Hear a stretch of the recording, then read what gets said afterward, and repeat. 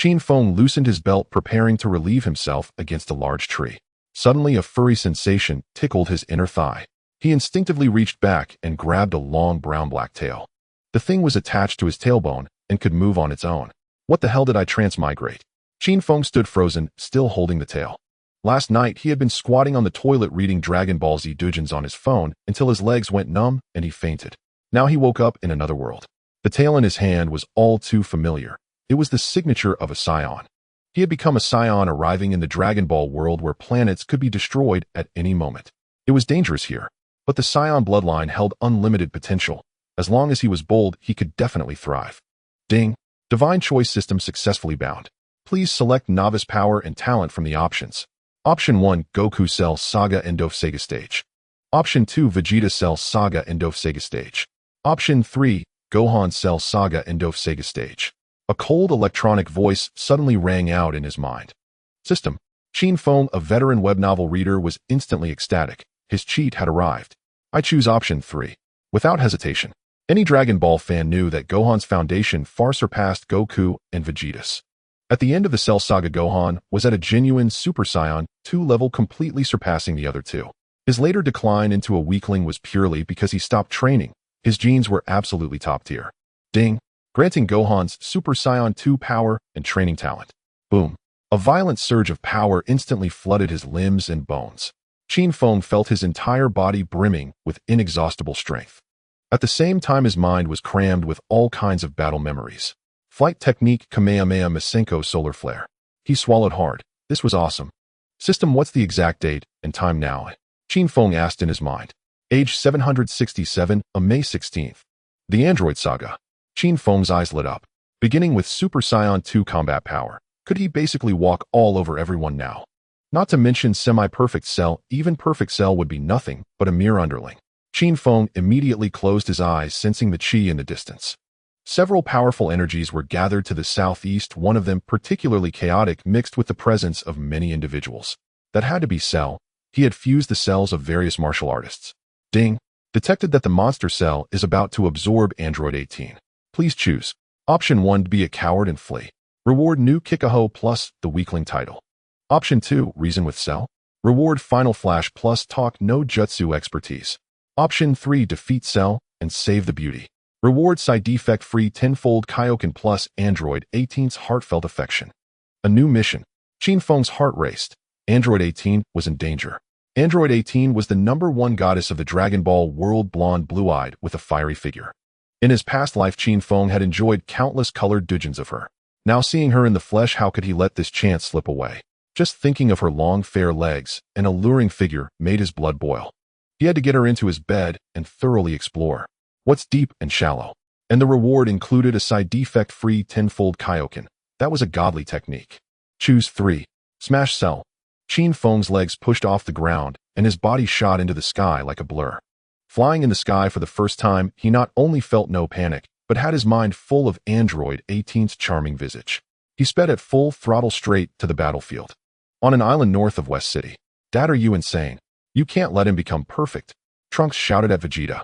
Vegeta, who had just emerged from the hyperbolic time chamber, was at the peak of his arrogance. He had beaten Cell, who had absorbed Android 17 into a dead dog. But he fell for Cell's provocation and actually agreed to let Cell absorb Android 18. Shut up. I've surpassed Super Saiyan. I'm invincible under heaven. No matter how he transforms, he's still trash. Vegeta folded his arms with an arrogant expression. Then he glanced at Cell. Go get on with your business. Cell smirked and was about to turn away. Whoosh. Trunks transformed into Super Saiyan and blocked the way. I will definitely kill you. In the future timeline, things were too tragic. Trunks absolutely wouldn't let this stupidity happen. Vegeta, control your son, or I can't do my job. Cell called back impatiently. No sooner said than Vegeta instantly appeared behind Trunks and kicked his own son square in the face. Now you can go, said Vegeta. Oh, lucky me. Cell suddenly turned his head, eyes gleaming.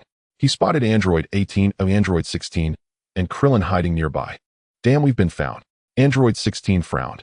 His body was severely damaged and he couldn't protect anyone. Run. If you get absorbed, it's all over. 16 shouted. Android 18's pretty face turned pale, her forehead glistening with a fine layer of fragrant sweat. Her tight denim outfit clung to her alluring figure, the soft flesh at her collar heaving with her rapid breathing. a sight that captivated all eyes. She bit her red lip, turned, and flew into the air. Her short skirt revealed two perfectly rounded, luscious long legs. Boom. Cell casually fired an energy wave that exploded midair just ahead of her. The violent shockwave instantly sent Android 18 tumbling back, slamming her heavily onto the muddy ground. Her tight clothes tore open in several places, revealing large expanses of snow-white, tempting skin. Even the edge of her undergarments could be faintly seen. Cell flickered and landed directly in front of Android 18, staring down at the gasping blonde beauty on the ground. He extended his long purple tongue, licked his lips, his gaze greedy. "Long time no see, my beauty. I can't wait to absorb you into my body. Long time no see, my beauty. I can't wait to absorb you into my body. Long time no see, my beauty. I can't wait to absorb you into my body. Long time no see, my beauty. I can't wait to absorb you into my body. Damn it, I won't let you succeed." Trunks gritted his teeth and soared into the air again, attempting to intercept Cell. Bang! A figure slammed into him, forcefully forcing him back. It was Vegeta again. "Get out of my way, brat. Don't ruin my fun." Vegeta's face was full of arrogance. After his tremendous power boost, his confidence had soared. He couldn't wait to see what the monster's perfect form looked like. "Dad, you have no idea how terrifying the perfect form is." Trunks' face turned pale, sweat streaming down his forehead. He was helpless. He couldn't even defeat his own father. "Oomph. Even if he achieves perfect form, he'll still end up crushed under my feet." Vegeta sneered. Nearby, Krillin and Android 16 were panicking, but their power levels would be useless against Cell. "Stop struggling, little beauty." Cell stepped closer to Android 18. "Let me absorb you willingly. It's an honor to merge with me. Get away from me, you ugly freak." Android 18 roared in fury. In a flash, her slender legs swept up with a gust of wind and kicked straight at Cell. But such an attack barely tickled the monster. Bang! Cell casually punched her flat, pale abdomen. The blow was heavy. Android 18 cried out in pain, her slender body doubling over like a shrimp as she collapsed into the muddy corner. Her tight jeans tore from the violent movement, revealing a large patch of dazzling fair skin. Her long, fair, shapely legs lay weakly bent, the hem of her skirt slightly rolled up, revealing a hint of black lace beneath. A seductive and provocative sight. Cell's long tail suddenly opened wide, turning into a huge, flesh-colored funnel, descending directly toward Android 18's fragile body. "It's over." Android 18's body went limp, her beautiful eyes filled with despair. Was her pure, perfect body about to be devoured by this slimy monster? How unfair. Whoosh. Just as the disgusting, dripping tail was about to touch Android 18's white thigh, a sharp sound of tearing air suddenly rang out. The next moment, a tall, straight figure flashed into existence, standing firmly in front of Android 18. Slap. A powerful hand clamped down on Cell's tail like an iron vice. Treating such a delicate beauty with a death blow. You really don't know how to cherish women. A clear voice rang out across the scene. "Who are you?" Swoosh. Everyone's gaze instantly converged on him. It was a completely unfamiliar young man. Sword-like eyebrows, starry eyes, handsome, features, a hint of casual smirk on his lips. The most eye-catching thing was the dark brown long tail coiled around his waist. Saiyan. Everyone gasped in unison. A tail. That is the exclusive mark of a Saiyan. Vegeta was thunderstruck, his eyes wide. Impossible. This is absolutely impossible. Except for us, how can there be another living Saiyan in the universe? Who are you? My Cell database has no information on you, Cell said in astonishment. Able to catch his attack with one hand, this young man was no ordinary fighter. His strength was definitely above Android 18's. But he had fused cells from all the major fighters, yet there was not a single trace of this man's data. That defied all logic. "It doesn't matter who I am. You just need to know that soon I'll beat you until you call me Grandpa." Qin Feng laughed contemptuously, his face full of disdain. "Arrogant fool. Do you think you can stop me? Since you're in such a hurry to die, I'll grant your wish." Cell's face darkened. He was only one step away from the perfect form he dreamed of. Anyone who stood in his way would die. Android 18, sitting on the ground, lifted her pretty face slightly, staring blankly at the broad, upright back in front of her. "Who is he? Why save me?" She panted heavily, her chest heaving. Biting her moist red lip, she gazed at Qin Feng's handsome profile, and a strange ripple stirred in her always cold heart. "You think you're worthy?" Qin Feng chuckled, then let out a sudden roar. H. Boom. A wild golden aura erupted from his body, shooting into the sky. His black hair instantly stood on end, turning into a dazzling golden blaze. Wind howled, lightning flashed. With Son Gohan's foundation, becoming a Super Saiyan was as easy as eating and drinking for Qin Feng. Super Saiyan. Seeing Qin Feng enveloped in golden light, Vegeta and Cell were dumbfounded. This guy could actually transform. He was no fake. But when did Earth get such a powerhouse? Such terrifying ki? Trunks was terrified, trembling all over. How can his energy be stronger than mine and Dad's? This person never existed in the future world. There was a Super Saiyan even stronger than Vegeta hiding on Earth. This completely overturned his understanding. Compared to Trunks' shock, Vegeta was filled with rage and jealousy. This wild kid who came out of nowhere actually had an aura that overwhelmed his own. A thunderous roar echoed through the air. Trunks' eyes nearly bulged out of their sockets while Vegeta trembled with uncontrollable rage. The once arrogant and invincible monster Cell was now kicked into a muddy pit by Qin Feng, who had forcefully carved out a massive crater. Qin Feng stood before Android 18, the wild golden radiance around him gradually subsiding. A shock of brilliant golden hair shot upward paired with pale green pupils. This was the full-powered Super Saiyan state. At the lookout, Piccolo and Tien Shinhan's jaws nearly hit the floor. That's incredible. Tien Shinhan clenched his fists tightly, his face brimming with excitement. Whoever this person is, as long as he's not on the monster's side, we're saved. The biggest problem now was Cell. Once that vile creature was dealt with, everything else would fall into place. Piccolo's face darkened like a storm cloud, his fingers interlocked tightly. Another Saiyan appears. Resentment churned within him. He recalled the days when he had once been a fearsome demon king ruling over his domain.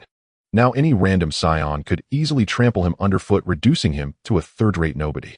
The sheer drop in status was agonizing. Hey, you two need to say something instead of just staring blankly.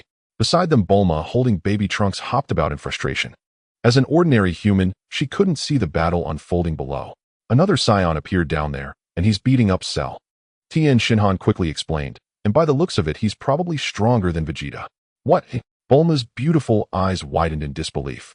There's another Saiyan on Earth who can outfight Vegeta. How have I never heard of this? A man that formidable couldn't have remained nameless all this time. At the center of the battlefield, Qin Feng was having the time of his life, experiencing the power of Super Saiyan 2 firsthand, and pummeling the villain into the ground was an intoxicating thrill. What's more, behind him lay the alluring Android 18. Her clothes were torn, revealing vast expanses of dazzling snow-white skin. Her skirt had split open with a high slit exposing the rounded, plump contours of her peach-shaped posterior. Her legs were weakly crossed, and her watery eyes were fixed on Qin Feng's broad back as she panted heavily, her full curves heaving violently. Qin Feng could even catch the faint fragrance wafting from her. Scum!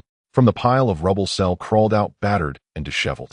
Flames of fury blazing in his eyes, he glared at Qin Feng and roared, "No one's going to stop me from draining Android 18 today. They'll kill you first." Is that so? Qin Feng cracked his neck and beckoned the monster with a curl of his finger. If you've got the guts, come at me. I want to see what you're made of. Die. Frantic with rage, Cell formed a massive energy sphere with one hand and hurled it viciously at Qin Feng. Without even a glance, Qin Feng backhanded the sphere, sending it flying away. Boom. The sphere struck a distant island, leveling it instantly, leaving not a trace behind. The moment the sphere was deflected, Cell transformed into a black blur, charging straight at Qin Feng's face. He knew this opponent was formidable, but he had to get his hands on Android 18 today. Once he became perfect Cell, everyone present would be nothing but trash. Slap. Qin Feng casually extended a single hand and caught Cell's full force attack without effort. Is that all the strength you've got? Haven't had your dinner. Qin Feng taunted with a shake of his head. The monster's fists felt soft and weak like a kindergartner's, scuffle utterly harmless. This contemptuous smirk drove Cell into a frenzy. He unleashed a storm of rapid punches from both fists. His speed was so immense that Krillin and the others could only see a blur. Yet Qin Feng stood his ground, not even shifting his feet. He countered every deadly strike with a single hand, creating countless afterimages as effortlessly as swatting flies. Impossible. How can you be so much stronger than Vegeta? Cell's panic grew with each blow. Are you done? My turn. A cold glint flashed in Qin Feng's eyes as his right fist shot out in an instant. Thud. A heavy punch landed on Cell's stomach without warning. Ugh. Cell's eyes bulged as a torrent of purple acid spewed from his mouth. His body hurtled backward like a cannonball, scraping across the ground and crashing through several mountains, sending debris flying everywhere. Whoosh. Before Cell could hit the ground, Qin Feng teleported directly above him. He raised his right fist and delivered another devastating blow, slamming it into Cell's abdomen. Blood gushed from Cell's mouth again as he was driven deep into the island's core. His energy plummeted rapidly, and he lay limp like a dead dog, completely incapacitated. Did that guy just cripple Cell with 2 hits? Vegeta, hovering in midair, swallowed hard, his face etched with disbelief. He could brutalize the monster too, but never with such ease. Could this guy's power actually surpass his own? Bullshit. I'm the #1 Saiyan in the universe. Vegeta ground his teeth audibly. With a flicker, he appeared directly in front of Qin Feng. What's up, Vegeta? Qin Feng crossed his arms and looked at him calmly. You want a piece of me too? Outwardly composed as an old dog, Qin Feng was inwardly ecstatic. Arriving in the Dragon Ball world with invincible strength, thrashing Cell with ease, and saving a stunning beauty like Android 18. What a perfect start. You bastard, where the hell did you come from?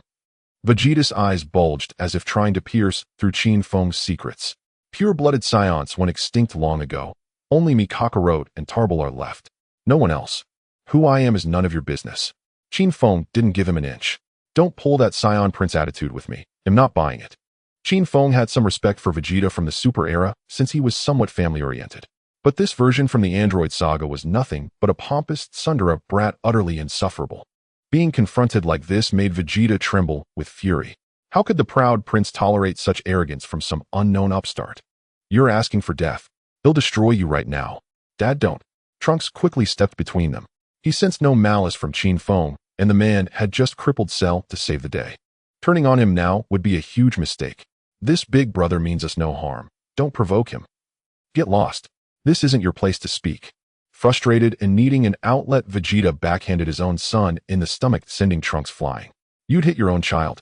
Qin Feng sneered, his disdain for Vegeta deepening. Since you're begging for a beating, I'll grant your wish today. Fool, once I crush you under my boot, well, see if you can still talk tough. Vegeta clenched his fists tightly. Ea! With his roar, the entire island began to tremble violently. Golden light surged skyward and his aura blazed ever brighter. In the distance, Krillin and the others turned pale, utterly terrified. Such a terrifying aura. The entire Earth is shaking. What has Vegeta been training for? This power definitely surpasses Goku. Raising his energy to its peak, Vegeta grinned with smug satisfaction. You see this? This is the power that transcends a Super Saiyan. Is that all? Qin Feng scoffed dismissively. Vegeta hadn't even touched the full power of Super Saiyan, yet while he himself was in a solid Super Saiyan 2 state. The gap between them was as vast as a chasm. Yet this fool dared to act like a big shot in front of him. Die! Whoosh! Vegeta's figure burst forward, the ground beneath his feet instantly collapsing. In the blink of an eye, he was right in front of him, throwing a punch at his face. Qin Feng tilted his body, slightly dodging with ease. Missing his strike, Vegeta immediately raised his knee, driving it upward viciously. Slap! Qin Feng pressed his hands down to block the knee. Then, interlocking his fingers into a fist, he swung his arm in a wide arc and smashed it directly into Vegeta's face. Boom! Vegeta flew backward like a kite, with a broken string crashing through over a dozen mountains before finally skidding to a halt hundreds of meters away. Trunks' jaw dropped in utter disbelief. He knew better than anyone how powerful his father was now, yet before this mysterious young man, he couldn't even last a single move. Bastard! Vegeta erupted in fury, his golden aura blazing as it shattered the surrounding rocks. Whoosh! He lunged at Qin Feng again. You don't know when to quit. Qin Feng's figure vanished instantly. In both speed and power, he completely dominated Vegeta. Bang! Another dull thud rang out as Vegeta was sent flying once more, carving a deep trench into the ground as blood coughed from his lips. Who is he? Why is he so strong? In the corner, Android 18 stared blankly at Qin Feng's tall and upright figure, her moist eyes shimmering with unspoken feelings. Though she was an android, deep down she still harbored a woman's emotions and desires. At the brink of despair, a warrior-like man descended like a god to save the day. How could a maiden's heart not waver? She bit her delicate rosy red lips tightly, her hands fidgeting as she covered her exposed chest. Her gaze lost its usual aloofness, replaced by a barely concealed tenderness and longing. Gazing at the handsome man radiating overwhelming power before her, she felt a warmth in her lower abdomen, her body already melting into a puddle of weakness. We're saved. Earth is safe. Beside her, Android 16, with only half his head remaining and sparks crackling from his metal coils, revealed a hint of relief on his face. He could clearly sense that the young man who had appeared out of nowhere possessed an unfathomable level of power. Neither Vegeta nor the monster Cell was even fit to polish his shoes. Most importantly, there was not a trace of evil aura emanating from this young man. Boom! A thunderous explosion. From the pile of rubble, Vegeta somehow forced himself to his feet. He was drenched in blood, his lips split, yet he still maintained his Super Saiyan golden-haired state. His eyes were bloodshot, his fury nearly blazing out. Damn low-class warrior. Daring to humiliate me like this, I'll never forgive you. Letting out a beastly roar, Vegeta charged at Qin Feng once more. Get lost, Qin Feng said with utter disdain. After 2 beatings, Vegeta's energy had dropped by more than half, his movements as slow as a crawling turtle. Qin Feng raised his right leg and delivered a powerful roundhouse kick directly to Vegeta's face. Bang! Vegeta's eyes rolled back, his golden hair instantly turning black as he collapsed unconscious. His body skidded across the ground for hundreds of meters before crashing into a large pit and stopping. Swish! The moment Qin Feng took a step, Trunks rushed over, arms spread wide, and dropped to his knees, blocking his path. Big brother, please spare his life, Trunks pleaded desperately. Have you lost your mind? Qin Feng sneered. He didn't care whether you lived or died, just now trying to kill you. If I hadn't arrived in time, Earth would have been finished by this arrogant fool. Keeping an idiot like him around will only cause trouble sooner or later. I understand. Trunks' eyes reddened as he begged earnestly. What he did just now was indeed reckless, nearly destroying the whole world, but he is still my biological father. Please have mercy and let him live. Watching Trunks kneel before him, Qin Feng waved his hand dismissively. All right, drop the pitiful act. I wasn't planning to kill him. If this world were to lose such a show-off who always ends up getting beaten, wouldn't it be far less entertaining? As things stood, Vegeta was arrogant and ignorant, but he didn't deserve death. Keeping him around as a clown to watch was fine. Thank you, big brother. Trunks expressed his gratitude repeatedly. Meanwhile, in the distance, Cell had quietly crawled out of the dirt pit. Where the hell did this nightmare come from? His power is insane. Cell gritted his teeth, his heart pounding with fear. There was no way he could absorb Android 18 in front of this terrifying being today. If he kept fighting, he'd lose his life. As long as I'm still alive, I'll find a chance to get 18 and evolve into my perfect form sooner or later. Cell cast a venomous glare at Qin Feng's back. Once I achieve my ultimate power, I'll tear you apart first. You little punk, just wait for me. Cell muttered a threat in his mind, then spun around and mustered all his strength to make a getaway. Swish! Before his feet could even leave the ground, a sharp, whistling sound pierced the air beside him. The next second, Qin Feng's tall figure materialized directly before him, blocking his escape. Trying to run. Qin Feng raised an eyebrow, smirking as he studied the terrified Cell. You? When did you get here? Cell was scared out of his wits, stumbling back 2 steps. When had this kid set his sights on him? His escape plan was completely ruined. Is your head filled with nothing but garbage? Qin Feng said calmly. Did you forget what I said earlier? What did you say? Cell was dumbfounded, completely lost. He had been too terrified earlier, his mind a blank, and hadn't caught a word this guy had said. Fine, I'll teach you again. Qin Feng stared at him, enunciating each word. I said today I'm going to make you kneel on the ground and sing Liang Liang for me. Sing Liang Liang. Cell was utterly bewildered. What the hell was Liang Liang? He had never even heard of it. Big brother. Cell swallowed hard, his legs trembling uncontrollably as he stammered, this Liang Liang. How do you sing it? If I sing it, will you let me go? As humiliating as the demand was, he was willing to do anything to survive. As long as I get through this ordeal, I'll make this bastard wish he was dead. Don't talk terms with me now, you're in no position to. Whether you live or die depends entirely on how well you sing Liang Liang. Got it? Looking at Cell's aggrieved and pleading expression, Qin Feng spoke in a calm tone. This monster, having fused cells from various masters, possessed Vegeta's pride, Goku's carelessness, Frieza, and his father's cunning, Piccolo's shrewdness, and Krillin's timidity. His personality was a chaotic mix. You understood. Please teach me how to sing. With no other choice, Cell bowed his head and conceded in humiliation. Good. Follow my rhythm. The cool night makes my longing flow like a river, melting into spring mud to protect me. Qin Feng began teaching the tune with an air of seriousness. Cool. The cool night makes my longing flow like a river. Cell let out a hoarse howl. The sound was shrill and grating, 100 times more unbearable than a pig being slaughtered. Your pitch is too high, and you're out of breath like you haven't eaten. Bang! Qin Feng kicked Cell in the side of the face, sending him flying dozens of meters away.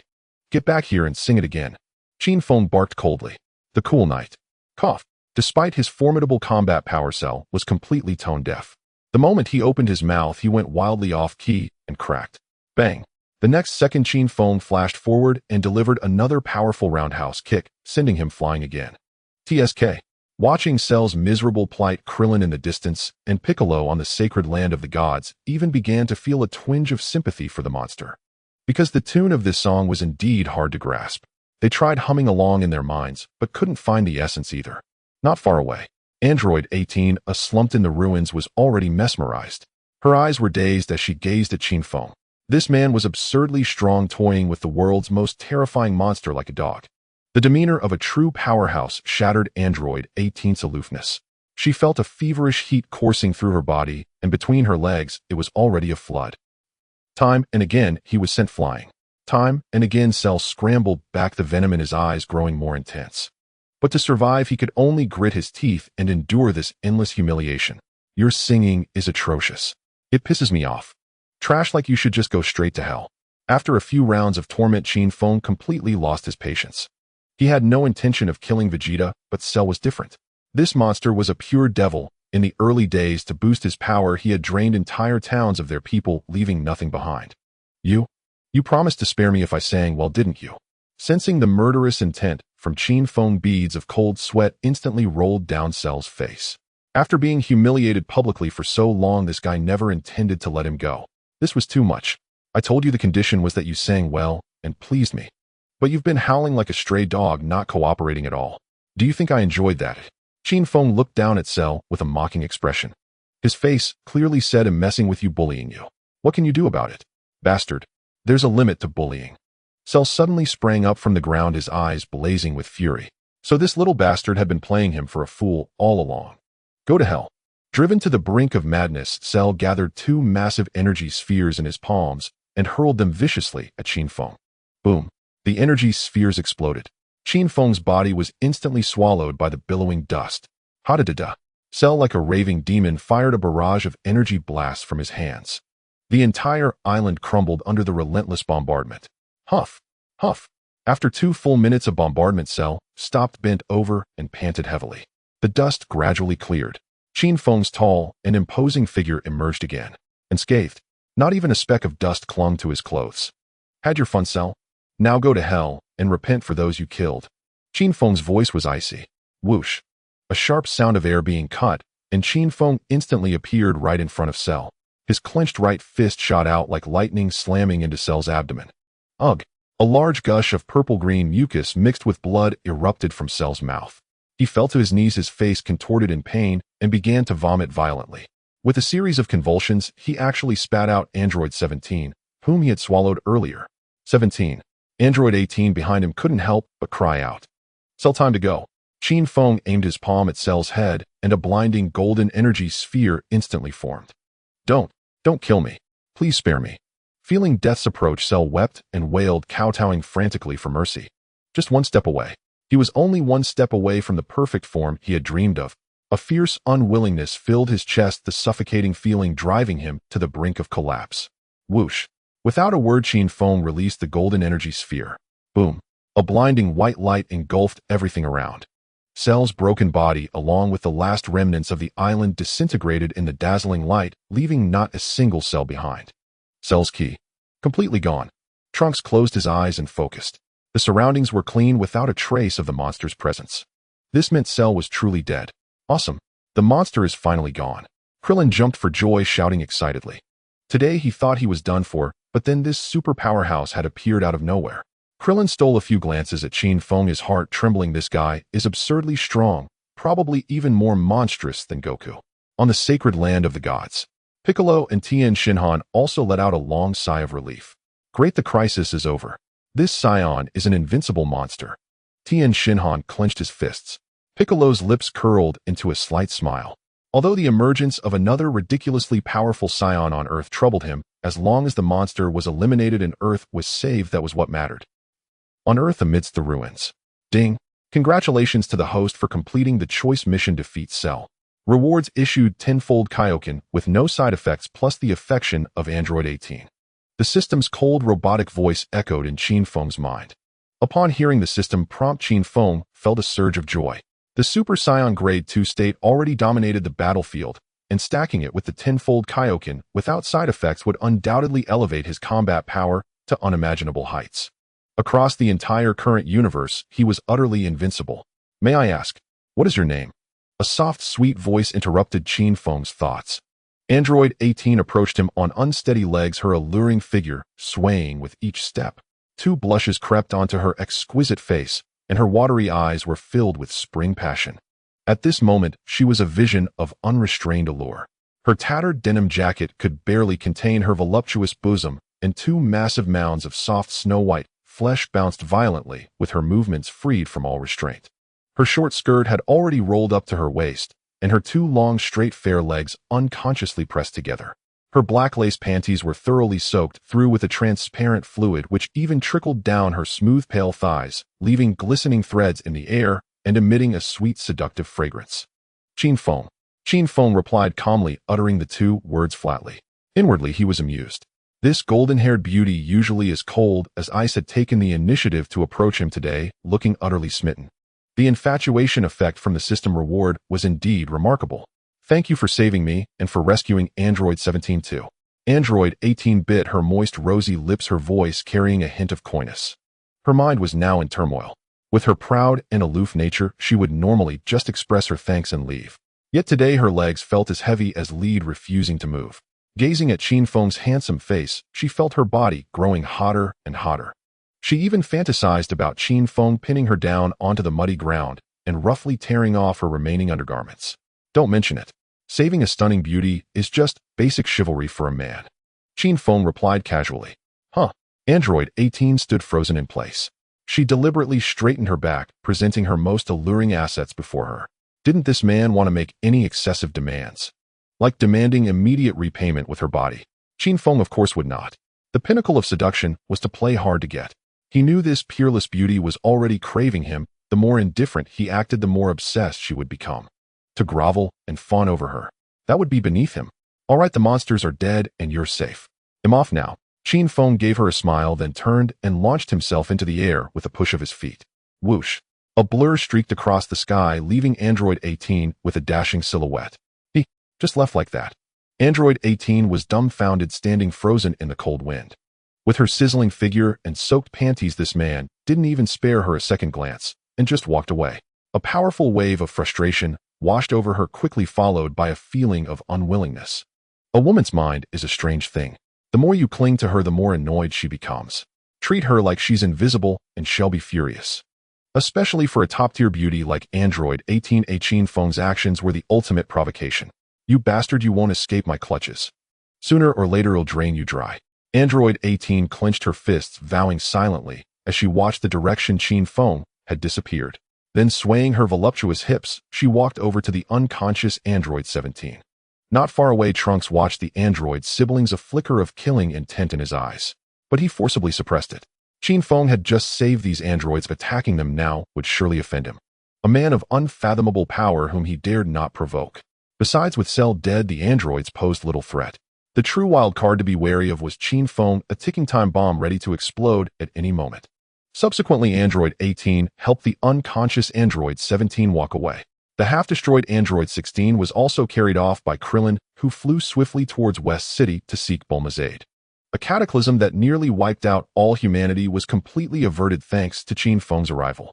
The only one with a darkened face was Vegeta, his features twisted as if about to drip with fury, his teeth nearly ground to dust. One day later, at the Lookout Plaza, Goku and Gohan pushed open the door to the hyperbolic time chamber and stepped out together. The father and son emanated calm energy, their hair a brilliant gold, clearly in their Super Saiyan full power state. Strange, why is there no trace of Cell's energy at all? Piccolo, what happened? Goku asked, looking around in surprise. He wondered if Vegeta, after a year of training inside, had grown powerful enough to crush the monster. Considering the timing, Vegeta might indeed have pulled it off. Half a day ago, Cell was killed instantly by some mysterious Saiyan. Piccolo replied coldly. Huh, it wasn't Vegeta. Goku was completely baffled. Besides him and Gohan, where else on earth could another Saiyan come from? Vegeta is nothing but a blundering fool who can't accomplish anything but ruin everything. His arrogance nearly dragged the entire human race to its doom. Piccolo cursed furiously, then gave Goku and Gohan a deep look. The one who one-shotted Cell is named Qin Feng, a Saiyan with an unknown background.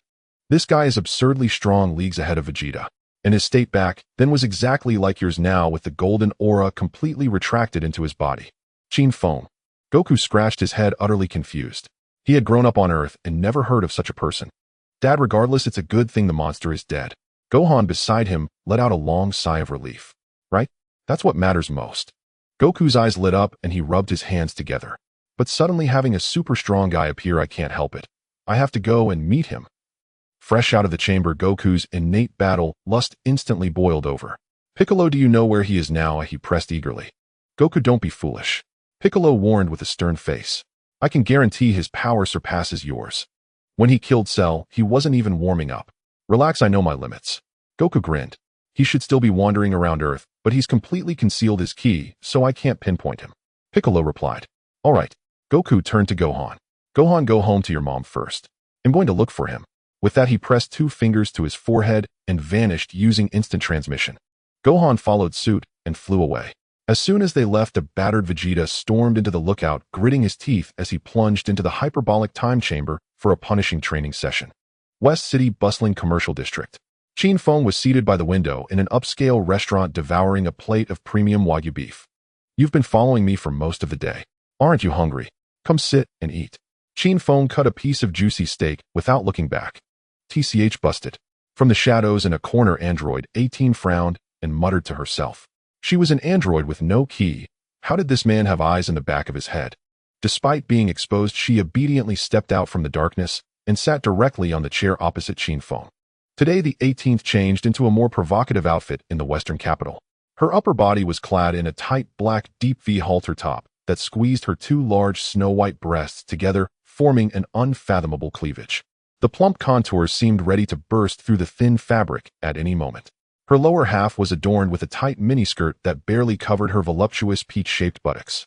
As soon as she sat down, large patches of fair, delicate leg skin were exposed to the air, and a tantalizing glimpse of black translucent lace beneath the skirt was faintly visible. Although she was an android, her feminine instincts made her uncontrollably aroused in the presence of Qin Feng.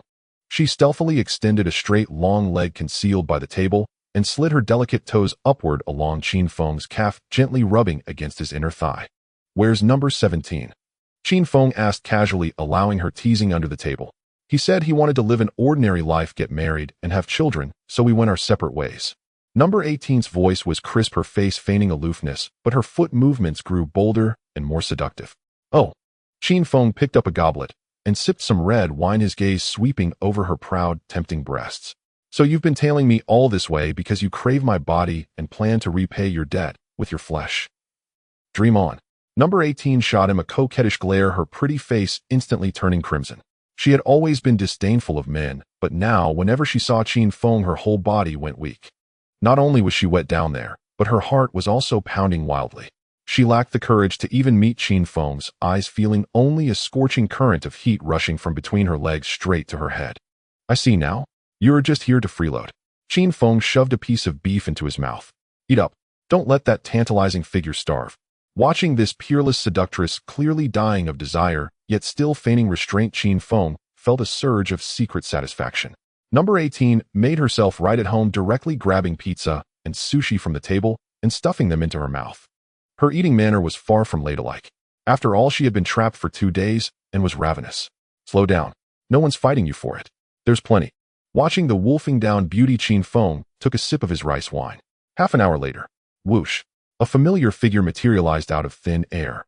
An orange martial arts uniform, blue innerwear, and a head of brilliant blonde hair tied high. Son Goku. Qin Feng and number 18 exclaimed in unison. Huh, you know me. Son Goku was astonished. It was only natural for number 18 to recognize him, as her default programming was to kill him. But this handsome young man before him was a complete stranger. Of course, you're the biggest celebrity on Earth. Who doesn't know you? Qin Feng set down his glass, his tone calm. Did you come all this way just to spar a few rounds? I really want to fight you. Son Goku's eyes lit up with excitement. But there are too many people here, we can't go all out. Your strength is immense. Just standing before you, I feel my blood boiling. To be brutally honest, at your current level, you're far from being a match. Qin Feng glanced at him, speaking bluntly. Fighting you holds no interest for me. Is that so? Don't underestimate me. Instead of getting angry, Son Goku grew even more excited. In 10 days, a world martial arts tournament will be held on Earth. I hope you'll come. Without you, the competition will lose a lot of its fun. The tournament was sponsored by a wealthy man named Qian Duoduo. Son Goku had heard about it from Krillin before and initially found it uninteresting. But now with the emergence of the unfathomable Qin Feng, he changed his mind and came directly to extend the invitation. World Martial Arts Tournament. Qin Feng muttered to himself. Cell had already been reduced to ashes, yet the tournament was still being held as usual. Ding. System Trigger Selection Mission. Choice 1. Participate in the tournament and win the championship. Reward time skip 0. 1 seconds. Choice 2. Participate and achieve any ranking. Reward Destructo Disc. Choice 3. Refuse to participate. Reward 5 billion in cash. The Golden Finger's voice reported on time. Qin Feng scanned the reward list and didn't hesitate for a second. Time skip. This was the signature technique of Hit the Assassin from Universe 6 in Dragon Ball Super. It allowed one to leap through time to launch attacks, an utterly broken ability. In the subsequent storyline, the far stronger Super Saiyan Blue Vegeta was unilaterally crushed by time skip without even a chance to counterattack. It forced Son Goku to activate the tenfold Kaioken just to barely cope. In comparison, the Destructo Disc was a trash skill. As for the 5 billion in cash, it held no allure for Qin Feng whatsoever. Choose one, win the championship. Qin Feng commanded decisively. Alright, I'll take this match. Qin Feng nodded. He agreed to participate, not to play games with Son Goku, but purely out of desire for the time skip. Great. He'll train like crazy for these 10 days. See you in the ring. Don't you dare take it easy. Son Goku grinned, excitedly pressed his index and middle fingers to his forehead, and vanished with instant transmission. With a 0. 1 second time skip, I can definitely use it as a trump card. Qin Feng calculated inwardly. I'm full. Go pay the bill. At that moment, number 18 wiped her seductive red lips with a napkin and spoke to Qin Feng with an air of entitlement. Pay the bill. Are you kidding me? Do I look like an ATM to you? Qin Feng spread his hands. All he had on him was a tight combat suit, not even a pocket for money. You came to eat without money. Number 18 rolled her beautiful eyes. Tit for tat. Did you pay for that sexy new outfit? Qin Feng retorted, his gaze unabashedly fixed on her heaving breasts. Come on, let's go dine and dash today for some excitement. With that, Qin Feng reached out abruptly and pulled number 18 into his arms. Aunt. Number 18 let out a soft cry as her entire body crashed into Qin Feng's solid embrace. Her full breasts pressed tightly against him, squeezing out 2 breathtaking mounds of snow-white flesh. Qin Feng took the opportunity to wrap his arm around her supple, willowy waist, even boldly, giving her firm, peach-shaped buttocks a hard squeeze. Number 18's body went limp and a coquettish moan escaped her lips. Qin Feng carried her as he dashed straight out of the restaurant. Compared to flying through the sky, sprinting through the streets with a peerless seductress in his arms, feeling the intense friction of her body pressed tightly against his, was an absolutely exhilarating thrill. 10 days passed in a flash. Today, the West Capitol Stadium was packed as the world's greatest martial arts tournament officially kicked off. By the roadside, Android 18 had her arm linked with Qin Feng's. Having spent these 10 days indulging in food, drink, and entertainment without ever parting, she had long cast aside all restraint. Today she changed into a cool outfit, her upper body barely covered by a tight, white bodycon mini dress. The fabric was scant, utterly failing to contain the 2 full snowy mounds of soft flesh. The hem was so short it reached her upper thighs, the edge of her black lace panties faintly visible, exuding an intoxicating allure. She deliberately pressed her heavy bosom against Qin Feng's arm, rubbing back and forth. Do you really have to fight in this lousy tournament? Why not? Sensing the astonishing softness transmitted through his arm, Qin Feng casually pinched her plump peach-like bottom. I heard first place comes with 100 million prize. I can't keep dragging you to eat without paying every day, getting chased down the street by restaurant owners, can I? Though he said this, Qin Feng's mind was set only on the instant transmission technique. Money was worthless. 100 million. That much. Android 18's eyes instantly lit up, her watery orbs fixed on Qin Feng. I want to sign up too. With that huge fortune, I can buy as many clothes as I want. She had grown tired of the amusement park these past days. Letting off some steam in the arena wouldn't be bad. Let's go. Qin Feng wrapped an arm around Android 18's slender wasp-like waist and suddenly shot into the sky. Midair, Android 18 swung her legs around to straddle him, her fair, straight thighs tightly clamping his waist. Their bodies pressed perfectly together, an enticing fragrance wafting straight into Qin Feng's nostrils. She even deliberately twisted her supple waist, rubbing against him through the fabric with bold, provocative movements. Finding the venue was simple. Just follow the key of Son Goku and the others.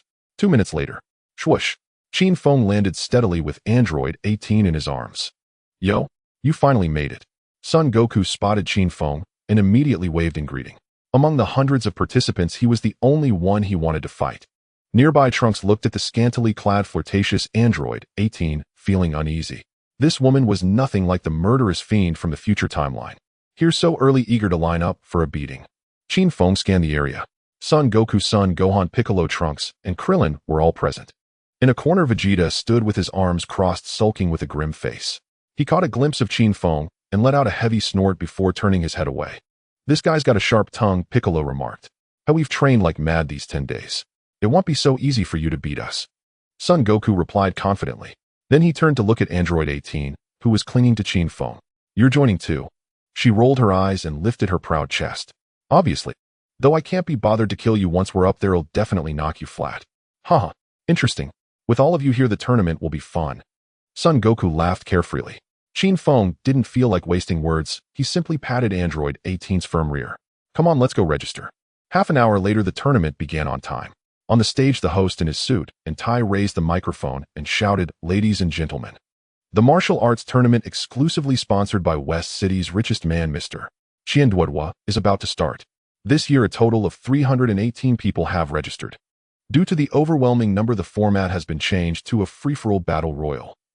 Over 300 fighters on the same stage. Whoever stands at the end is the champion." The crowd below roared with excitement, their cheers shaking the heavens. "All fighters, please come on stage." Whoosh, whoosh, whoosh. As the words fell, figures leaped onto the platform one after another. The already spacious stage was instantly packed with people. There are way too many people.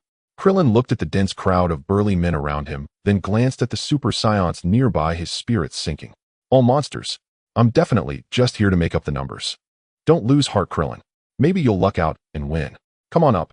Son Goku patted Krillin's shoulder and leaped onto the stage first. "Come on, let's go have some fun."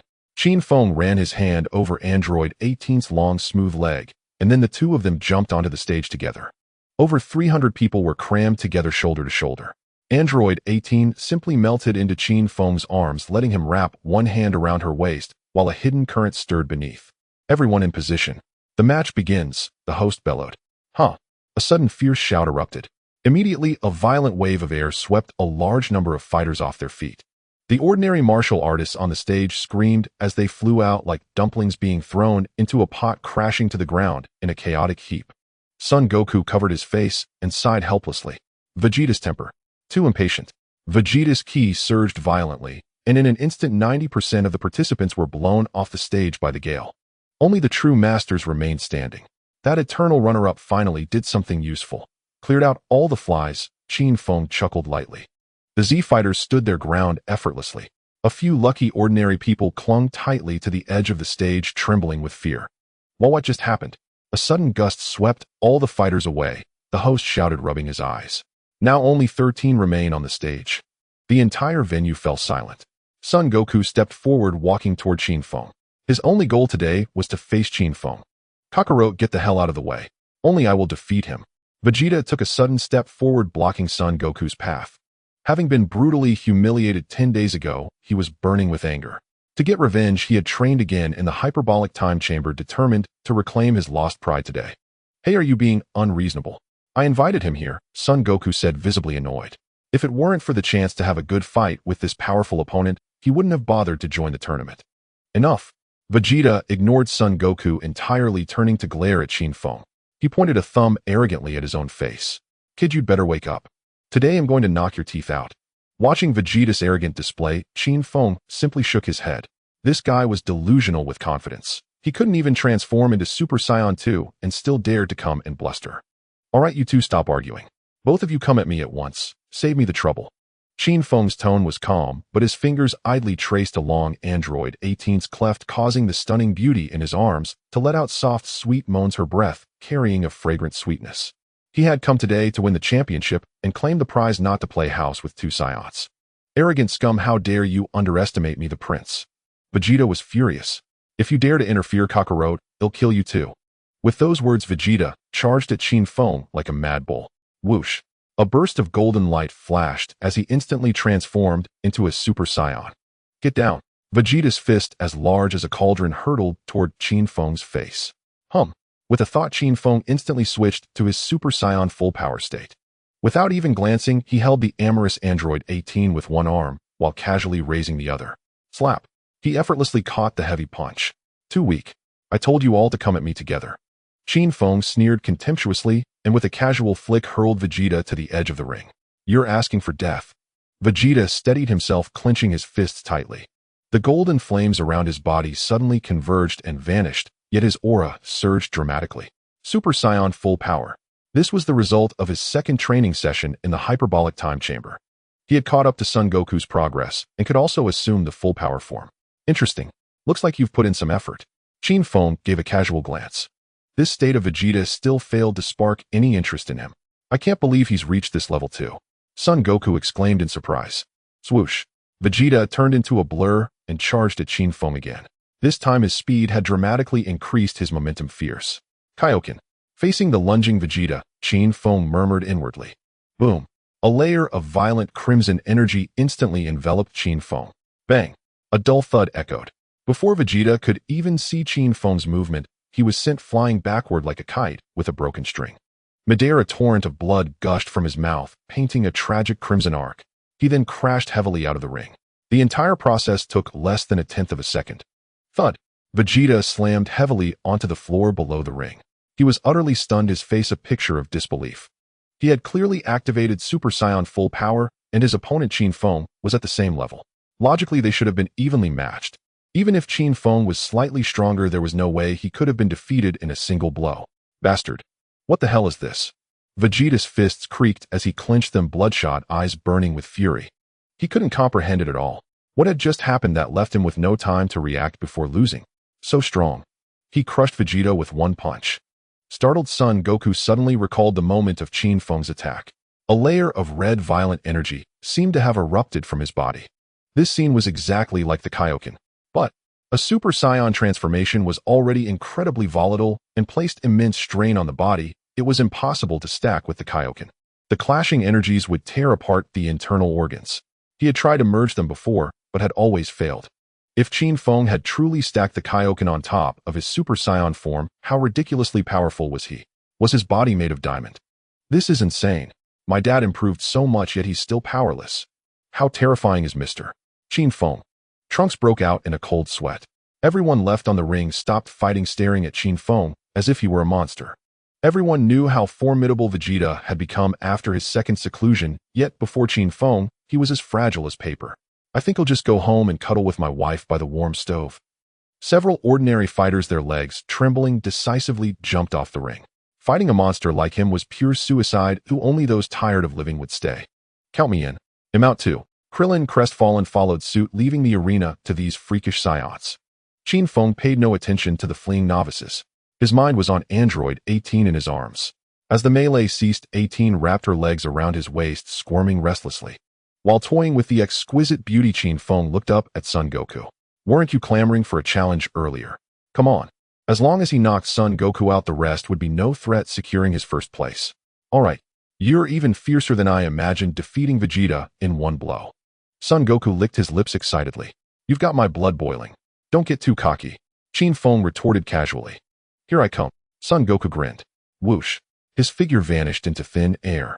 When he reappeared, he was behind Qin Feng, sweeping a powerful kick. Qin Feng, holding 18's plush peach-like bottom with one hand, simply stepped forward, effortlessly dodging the sneak attack. TCH. Missing his strike, Son Goku immediately turned to pursue. Rat-a-tat. A flurry of punches rained down like a violent storm. Fighting with one hand while holding 18, Qin Feng continuously retreated and dodged. Both were currently in their full power state. Qin Feng was reluctant to reveal his Super Saiyan 2 trump card early, so he didn't become too careless. This rapid retreat and intense movement created an extreme sense of friction. 18 clung tightly to Qin Feng, her eyes glazed over as she held his neck. The exchange on the ring was incredibly fast. The audience below couldn't even see the figures. They could only hear sonic booms echoing in the air, occasionally catching glimpses of two black lines. Gulp. The entire venue was dead silent, broken only by the sound of countless people swallowing hard. Shush, shush, shush. Son Goku attacked relentlessly with fists and feet. Qin Feng was pushed back to within just 3 or 4 meters of the ring's edge. Awesome. Dad has the upper hand. Gohan shouted excitedly. No. Piccolo shook his head gravely. Qin Feng hasn't even used half his strength. Your dad is only marginally stronger than Vegeta. He can't beat Qin Feng. Hey, race my chance. Just as Piccolo finished speaking, a smirk curled on Qin Feng's lips. Kaioken. The moment the thought crossed his mind, he repeated the tactic. A crimson violent aura instantly burst from his body, multiplying his speed and power. Bang! His movement was impossible to track with the naked eye. A dull impact rang out as Son Goku's jaw took a solid heavy punch, dislocating the bone on the spot. He flew off in a slanted line, smashing directly into a corner of the ring before landing heavily beside Vegeta. Ouch! Even I got knocked down. Sun Wukong rubbed his aching head, his expression one of sheer embarrassment. Qin Feng's explosive burst of speed moments ago was so absurdly fast that he hadn't even registered it before taking a solid punch. The timing of that kid's counterattack was too cunning. Had deliberately waited for the gap after his own punch was dodged when new force had yet to be generated, leaving no room to evade. Trash. Vegeta shot Sun Wukong a venomous glare, venting all his pent-up fury onto him. Don't you start with me. Weren't you eliminated too? And even faster than me. You've got some nerve to talk. Sun Wukong retorted without holding back. Vegeta's face turned green with rage, but he couldn't muster a single word to counter. Kakarot had at least tangled with the guy for a minute. He himself hadn't even finished warming up before being kicked off. When it came down to it, his loss was indeed more humiliating than Sun Wukong's. The chaotic melee on the stage continued. Yet Qin Feng felt somewhat disinterested. Son Gohan's genes were indeed top tier, but forcing him to ascend to Super Saiyan 2 was a challenge. Without thoroughly enraging him, his potential simply couldn't be drawn out. Over 10 minutes later, only 5 remained on the vast arena. Qin Feng's son Gohan, Trunks, Piccolo, and Android 18 nestled in Qin Feng's arms. Looks like it's time for the final showdown. Piccolo scanned the remaining fighters, his heart pounding with unease. Aside from Android 18, the other 3 were all formidable opponents. Qin Feng, a freak who could toy with Sun Wukong and Vegeta like balls, needed no mention. He'd certainly lose against him. Son Gohan was slightly inferior to Sun Wukong, but his foundation was still solid. Trunks, having trained with Vegeta in the hyperbolic time chamber, also possessed combat power not to be underestimated. It seemed his own path had reached its end. Trunks and Son Gohan also had furrowed brows. They were eager to test Qin Feng's depth, but witnessing their father's instant defeat firsthand sent chills down their spines. Stop dawdling. All 3 of you come at once. The sooner we finish, the sooner we're done. Qin Feng looked at the 3 on high alert, his tone flat. He hadn't forgotten the prize money for this tournament. The champion received 100 million and the runner-up 50 million. As long as he and Android 18 claimed the top 2 spots, that massive sum of 150 million would let them live lavishly for quite a while. Gohan, Trunks, let's join forces and give it our all. Piccolo frowned deeply and gave the order decisively. All right. Both nodded in unison. Boom. 3 figures simultaneously erupted with formidable auras surrounding Qin Feng and Android 18 from 3 directions. A storm of attacks rained down from all sides. It had to be said the combined might of the 3 was indeed impressive. Piccolo's power seemed to have sharpened even further than before. But in Qin Feng's eyes, this was nothing more than child's play. Just as he was about to finish Piccolo with a single punch, "Honey, leave this green-skinned freak to me. You handle the other 2 brats." Android 18 in his arms suddenly let out a coquettish cry, her beautiful eyes fixed on Piccolo with a provocative glare. She was a proud android, and after being nurtured by Qin Feng these days, her combat power had also improved. She was itching to use Piccolo as a training dummy. No sooner had she spoken than she slid down from Qin Feng. Whoosh! Android 18's long, slender legs exploded with power as she charged at Piccolo. Bang! Bang! Bang! Her attacks were fierce and ruthless, devoid of any feminine weakness. Every strike was lethal, forcing Piccolo into a flustered scramble. Though Piccolo's power had increased, he was still struggling against an android with limitless stamina. How is this woman so fierce? Piccolo cursed his luck inwardly. On the other side, Qin Feng effortlessly neutralized the combined assault of Son Gohan and Trunks. Time to end this game. Qin Feng watched Trunks' heavy punch coming at him, neither dodging nor evading, and threw a punch of his own. Bang! Fists collided. The alloy floor beneath Trunks' feet instantly cracked. The immense recoil sent him flying like a cannonball, crashing heavily outside the ring. The gap is too vast. Trunks rubbed his numb arm and shook his head with a bitter smile. Meanwhile, Son Gohan seized the moment of Qin Feng's strike to lash out with a spinning kick aimed at his side. But Qin Feng reached back and grabbed Son Gohan's ankle, then swung him violently. Whoosh! Son Gohan flew out of the ring like a rag doll. Just as he was about to hit the ground, he propped himself up with one hand and perilously rebounded back to the edge of the platform. As long as his body didn't touch the ground, he wasn't eliminated. They've all fallen. Still want to hold out. Qin Feng looked at the panting Son Gohan.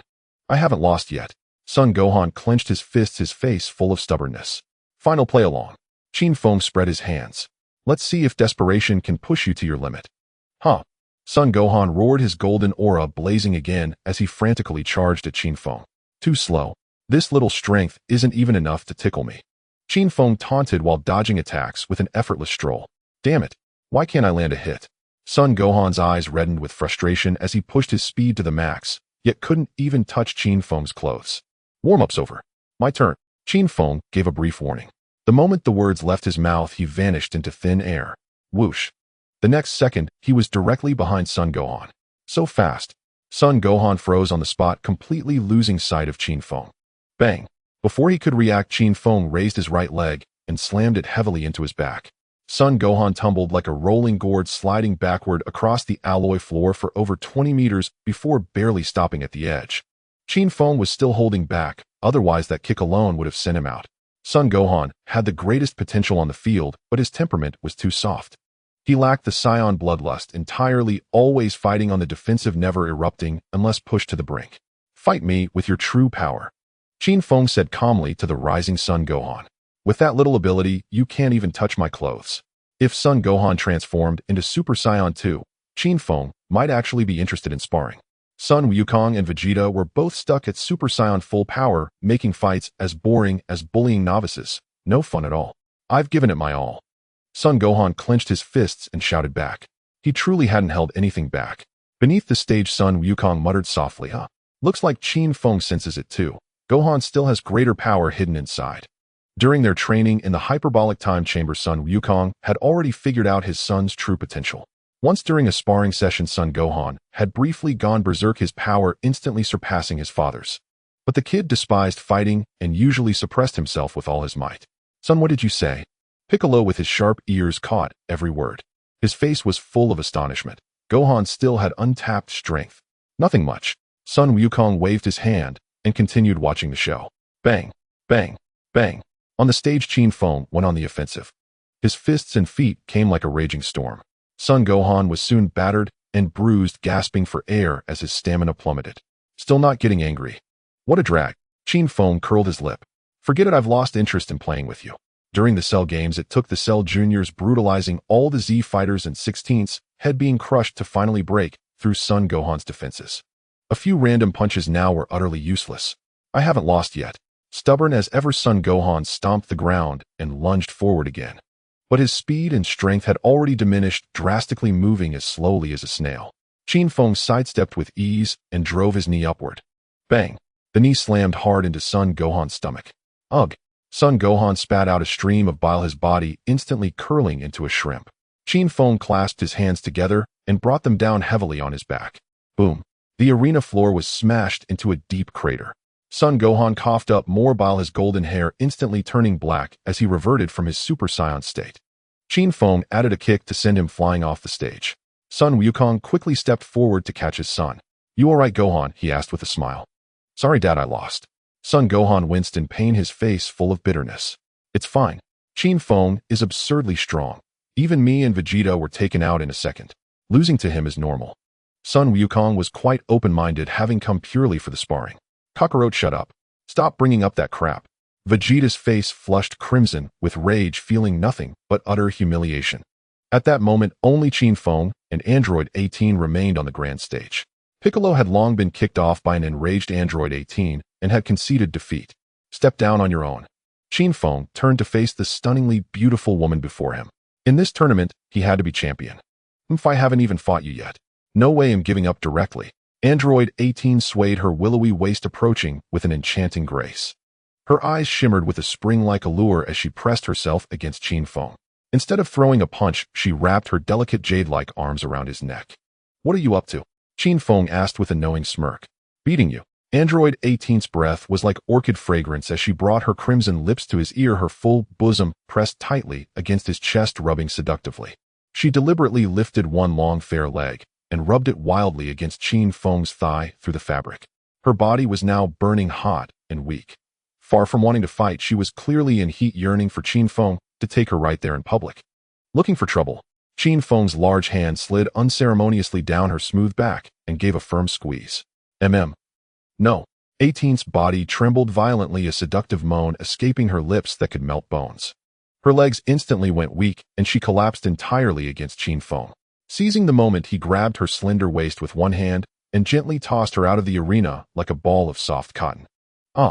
No. 18 steadied herself midair and landed lightly outside the ring. She shot Qin Feng a glare, her eyes brimming with resentment and an undeniable spring of passion. Out of bounds. The host was stunned, taking a full 5 seconds before bellowing, "The champion of this world martial arts tournament is born. He is Mr. Qin Feng." Roar.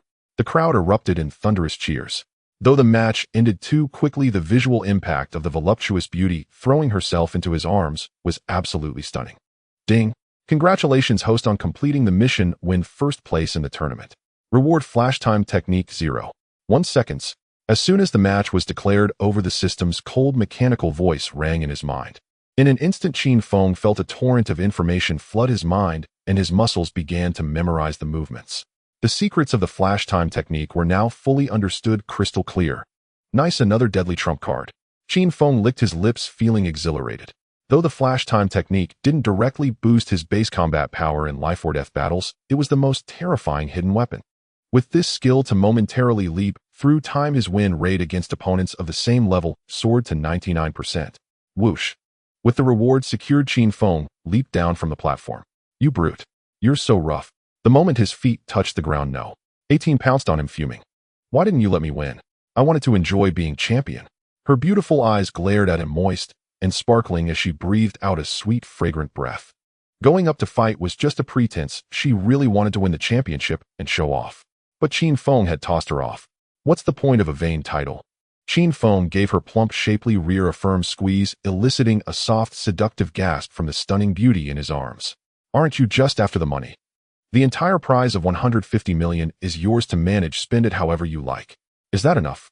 Qin Feng cut straight to the heart of her little scheme.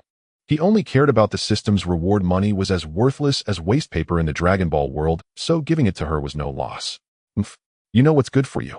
Hearing that all the fortune was hers, 18 immediately broke into a smile.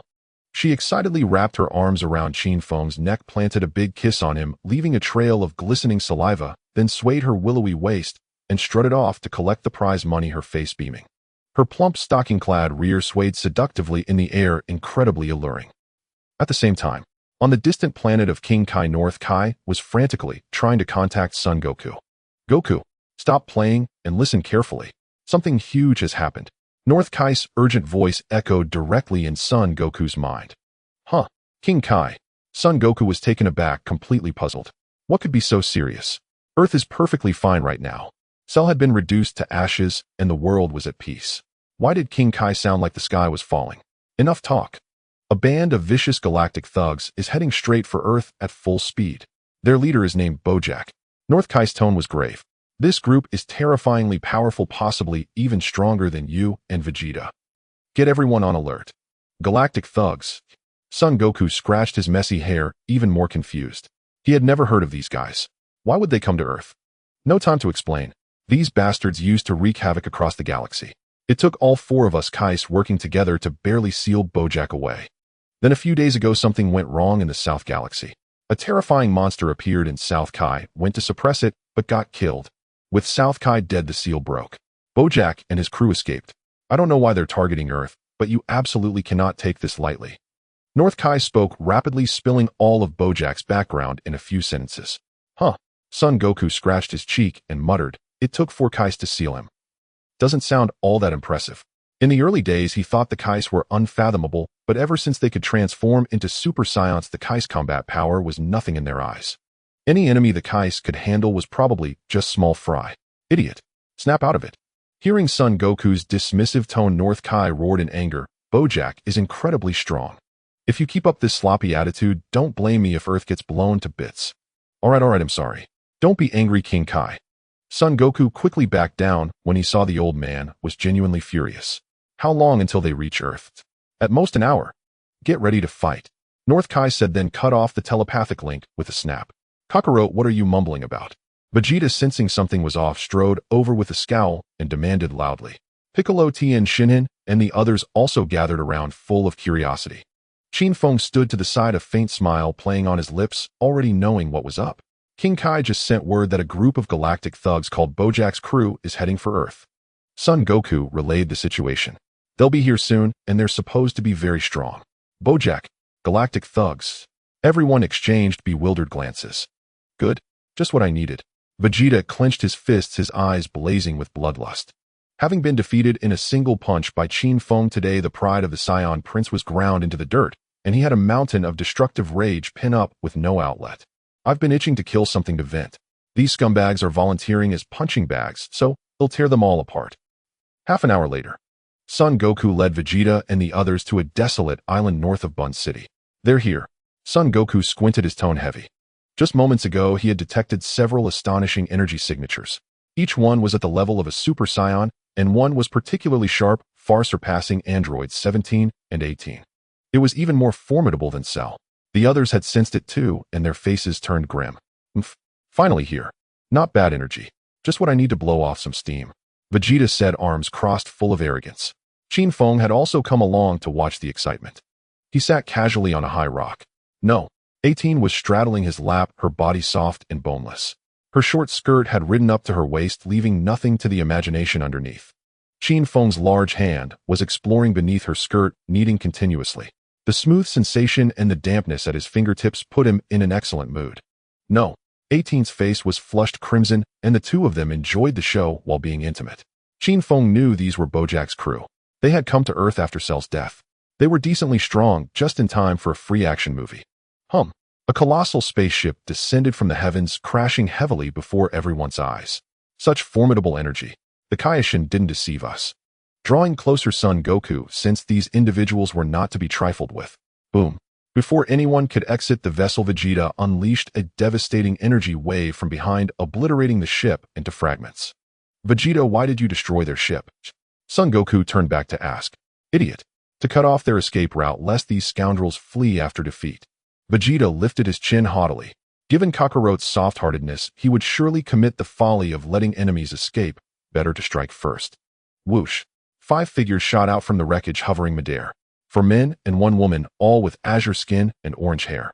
3 of the men were burly and ferocious, while the 4th, wearing a hat, was short and frail. The most striking was the woman in the center, Zanya. Her wavy hair cascaded, and her upper body was barely covered by a narrow bandeau.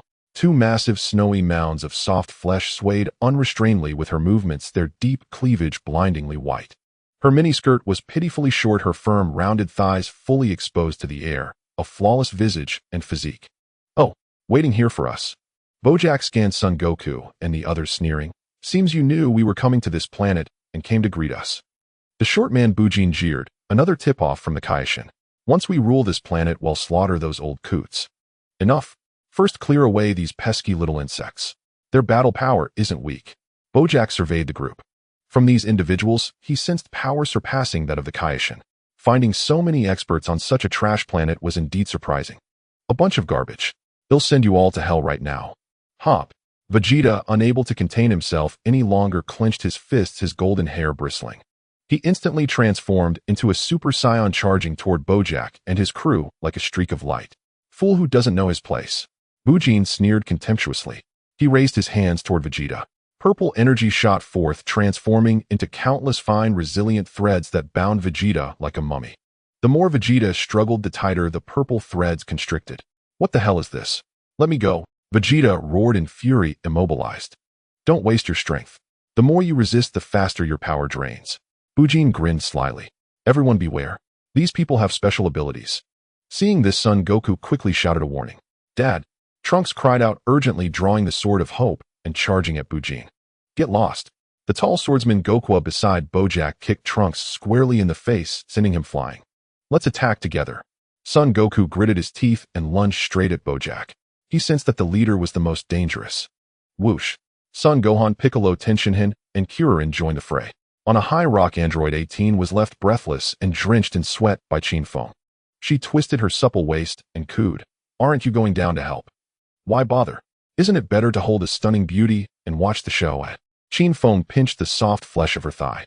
Unless Bojack proved overwhelmingly strong, he had no interest in stealing the spotlight. On the battlefield below, Piccolo and Kuririn teamed up against Zanya. This woman was not only alluring, but also fierce in combat. She raised her long fair leg, her skirt flipping up, instantly revealing a tantalizingly thin string covering her most private area. Bang! A kick landed directly on Kuririn's face, knocking him out of the fight. Then Zanya twisted her flexible waist, her long legs clamping around Piccolo's neck like a vice. Piccolo was dazed by the fragrant breeze and suffocating softness. In a few moves, he too was defeated. Meanwhile, Yamcha and Tenshinhan were also beaten to the ground. All these thugs were at Super Saiyan level or above. The Earth's warriors were no match. Bastards. They'll kill you all. Madare Vegeta seethed with frustration. Bound before even fighting, watching Kakarot battle fiercely, his eyes bloodshot and rage unvented. The proud prince subjected to such humiliation. Keep struggling, your energy is almost depleted. Bujin taunted maliciously. Controlling Vegeta drained considerable effort, but the Saiyans' energy was indeed rapidly diminishing. Die. Hop. Vegeta let out a furious roar, golden aura erupting from his body once more. The violent force shattered the purple energy threads. He broke free, but the sudden burst drained most of his stamina, leaving him gasping for breath after landing. What? It was broken. Bujin was shocked, but he reacted swiftly, waving his hands to telekinetically carve massive rocks into sharp stone spears, raining them down on Vegeta. Trash'll cleave you in two. Vegeta went berserk, charging straight into the stone spears. He swung his fists, shattering them into dust. Prepare to die. Vegeta roared, throwing a heavy punch at Bujin, who was now inches away. Bang! Before the fist could connect, Bojack appeared, planting his foot squarely on Vegeta's face. Vegeta plummeted like a meteor, crashing into a pile of rubble, instantly unconscious. Vegeta, Son Goku turned back in shock. Bojack had taken the time to deal with Vegeta moving so fast that even Goku couldn't react. In the moment Goku was distracted, Bujin sneered, aiming his hands at Goku. Purple threads instantly bound him tightly. Damn! Son Goku's expression changed drastically as his power began to drain. Bojack flashed a cruel smile at him. Whoosh! Bang! A fist slammed solidly into Son Goku's stomach. Ugh! He vomited a mouthful of bile, his features contorted in pain. Had he been at full power, he could have suppressed Bojack, but the moment of distraction had led to being caught off guard. Bang bang bang! Bojack struck Goku's face left and right, drawing blood from his lips. Damn it! Son Goku gritted his teeth, then burst with energy. Golden light blazed once more, tearing the energy threads apart. But the continuous exertion left him exhausted, his chest heaving violently. Impressive. Tougher than expected. Bojack mocked the panting Goku. But with this level of power, you're no match for us. With that, Bojack clenched his fists. Rip! The upper part of his clothes tore apart as his muscles bulged. His orange hair turned dark crimson, and his skin deepened in hue. He had transformed. Though the power boost wasn't as great as a Super Saiyan's, it was still a significant surge. I won't forgive you, bastards. Son Goku charged again, and the two clashed. But due to his depleted stamina and Bojack's transformation, Goku soon found himself at a disadvantage. Elsewhere, Son Gohan was pressuring Bido, but his reluctance to kill prolonged the fight. The only one with an advantage was Trunks. After transforming into a Super Saiyan, he swiftly dispatched the weakest Goku, then turned to face the alluring Zanya. The battle became a stalemate. Bujin's psychic abilities were a nuisance. He kept launching sneak attacks from the shadows. In a direct confrontation, the Z fighters had a good chance. But constant ambushes from behind were frustrating. Though everyone knew Bujin had to be dealt with first, they were all tied up by their opponents, unable to break free. Time flew by, and in no time Trunks collapsed to the ground, unable to hold on.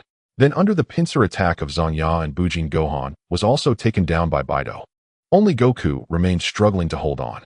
Damn, I'm out of strength. Gohan and Trunks lay sprawled in the muddy ground, their bodies limp, lacking even the strength to stand. Though Goku could still fight, being besieged by 4 opponents left him at the end of his tether. This monkey is about to give out. From a height, Android 18's sinuous body coiled around Qin Feng. She pressed her heavy snow-white breasts against his chest, rubbing them back and forth.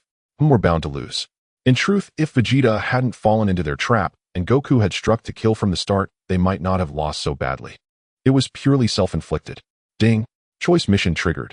Option 1, watch the show. Reward special beam cannon. Option 2, repel Bojack. Reward 100 times gravity chamber. Option 3, kill Bojack. Reward instant transmission. The system's voice abruptly rang out in his mind. More work. Qin Feng's heart leaped with joy. Scanning the rewards, the first 2 were pure trash. The special beam cannon required too long to charge and was a sitting duck against opponents of the same level. The gravity chamber could be built with money utterly worthless. Only instant transmission was a truly invaluable skill. Choose 3. Kill. Qin Feng made up his mind decisively. Just then Goku below completely lost his strength, his golden hair faded as he reverted to his base form. Boss, let me finish them off. Bido said smugly, turning to Bojack for orders. Do it. Bojack nodded in agreement. Once these annoying pests were cleaned up, this planet would be theirs. This place, with its picturesque mountains and clear waters, was perfect as their headquarters. Whoosh. Just as Bido was about to deliver the killing blow, Qin Feng appeared out of thin air, blocking their path. Oh, another fool coming to die. Bido sneered with disdain. This guy had been hiding up there watching the show. He thought he was a coward, but instead he came out to play the hero. Die? I'm here to send you all to the afterlife. Qin Feng grinned, his tone flat. Huh. This kid must be scared out of his mind. Bido doubled over with laughter. Oh, what a handsome young man, such a shame to kill him. Why not let me have some fun first? Zanya stepped forward. She deliberately thrust out her chest, her tube top straining, as if about to burst, her 2 massive mounds of pale flesh swaying violently, the deep cleavage eye-catching. She licked, her red lips winked, and her gaze was filled with wantonness. Enough talk, just kill him and take over Earth. Bojack urged. He sensed no energy fluctuation from Qin Feng and paid him no mind. Got it. Bido and Bujin nodded in unison. The two of them with malicious grins lunged directly at Qin Feng, seeking death. Huh. Qin Feng clenched his fists sharply. Boom. A brilliant golden aura erupted skyward, bursting forth. Dense blue lightning crackled around him. A strand of hair on his forehead danced in the wind, and his gaze turned razor sharp. Super Saiyan 2. Bang. Bang. With no wasted motion, Qin Feng threw a punch and a kick.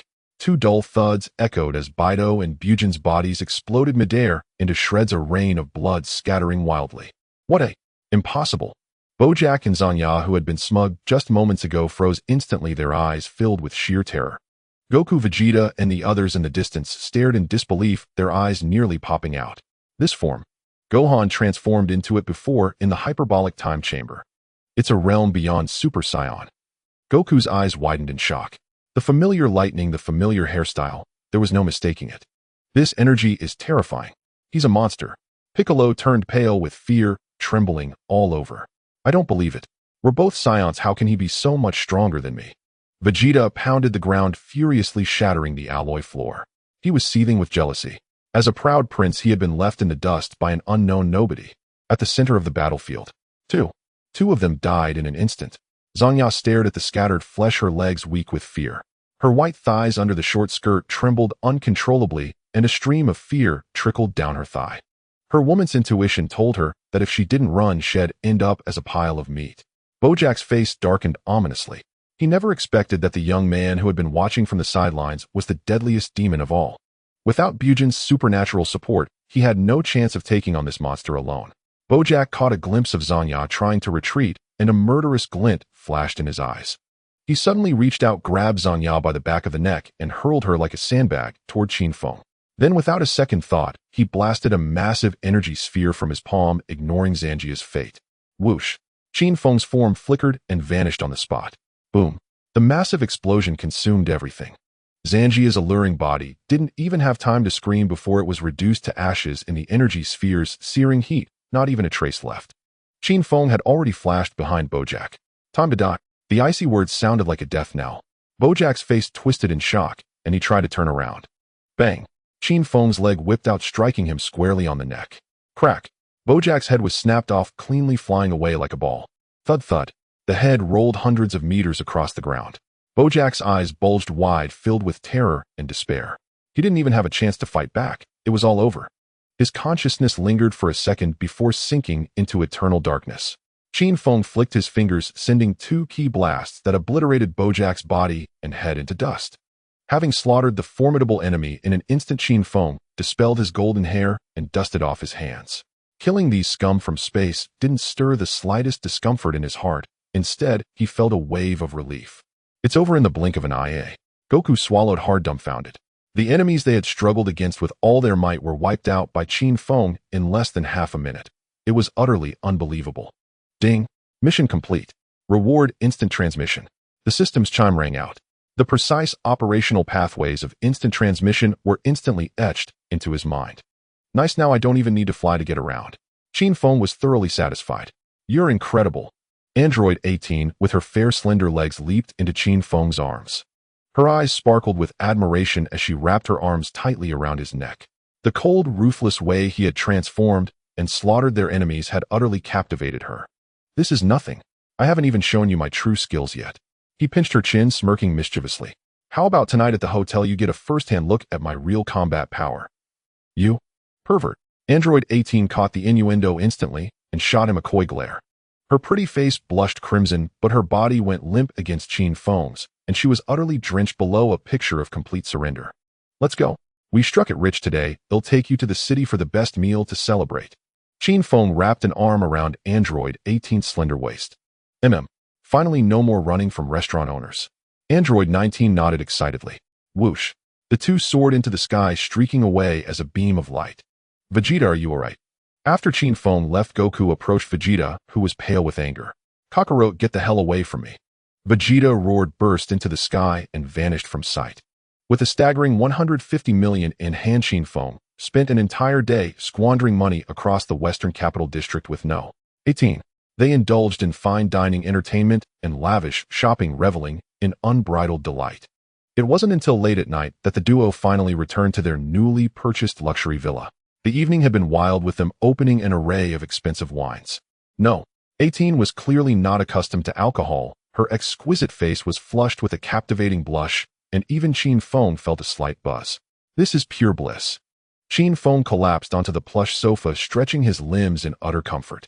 The life of the wealthy was indeed exhilarating, a dream he dared not even entertain in his past life. Leaning against the doorframe, No. 18 gazed at him with drunken, hazy eyes. Who's showering first? How about together? Qin Feng raised an eyebrow, a mischievous grin playing on his lips. Had he not been drinking, he'd never have dared to be so bold. Get lost. No. 18 shot him a disdainful glare, calling him a scoundrel, before swaying her voluptuous figure into the bathroom. Listening to the sound of water cascading in the bathroom, a wave of heat surged through Qin Feng. He should have taken a cold shower first to cool down. Half an hour later, the bathroom door creaked open. No. 18 emerged, wrapped only in a short white towel, with glistening droplets still clinging to her hair. Qin Feng swallowed hard. The towel could barely contain her tantalizing figure. Vast expanses of smooth, fair skin were exposed to the air, her heavy breasts straining against the fabric, revealing an endless snowy cleavage. Her long, slender legs stepped gracefully onto the carpet, exuding a lethal allure. What are you staring at? You're drooling. No. 18 let out a coquettish complaint, walked over to the living room sofa, and sat down to dry her hair. Go take your shower. Without a word, Qin Feng dashed into the bathroom. He let the cold water run for over half an hour. But the result was unexpected. Instead of being doused, the fire in his abdomen only blazed hotter, as if drenched in gasoline. The flames grew fiercer, utterly uncontrollable. This must be from cheap wine, probably spiked. Qin Feng cursed under his breath, grabbed a towel, dried off, and stepped out. In the living room, No. 18 was sprawled on the sofa watching a mindless soap opera. Qin Feng found it odd. The usually icy assassin robot actually enjoyed this kind of trash. It seemed women were all the same. But her position was dangerously alluring. Lying on her stomach, the towel had ridden up to her waist. Her plump round buttocks were almost fully exposed, her long white legs casually crossed, gently swaying in the air, hinting at the secret depths beneath. Hearing his footsteps, No. 18 turned her head. Done. We'll get you some fruit to cool down. Sure, Qin Feng nodded. Perhaps some chilled fruit would help with the intoxication. No. 18 got up and headed to the kitchen. Suddenly, the system's cold notification rang in his mind. Ding.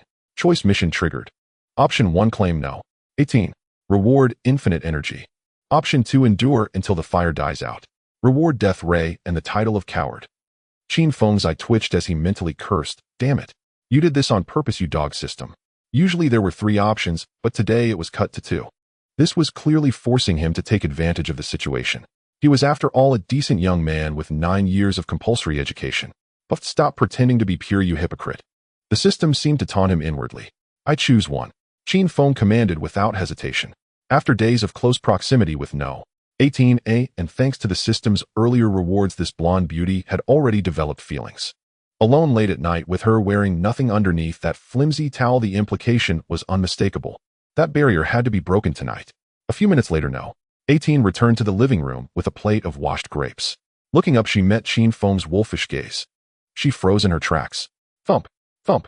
In the silent villa, their heartbeats were clearly audible. Qin Feng strode over and stopped right in front of her. Qin Feng. No.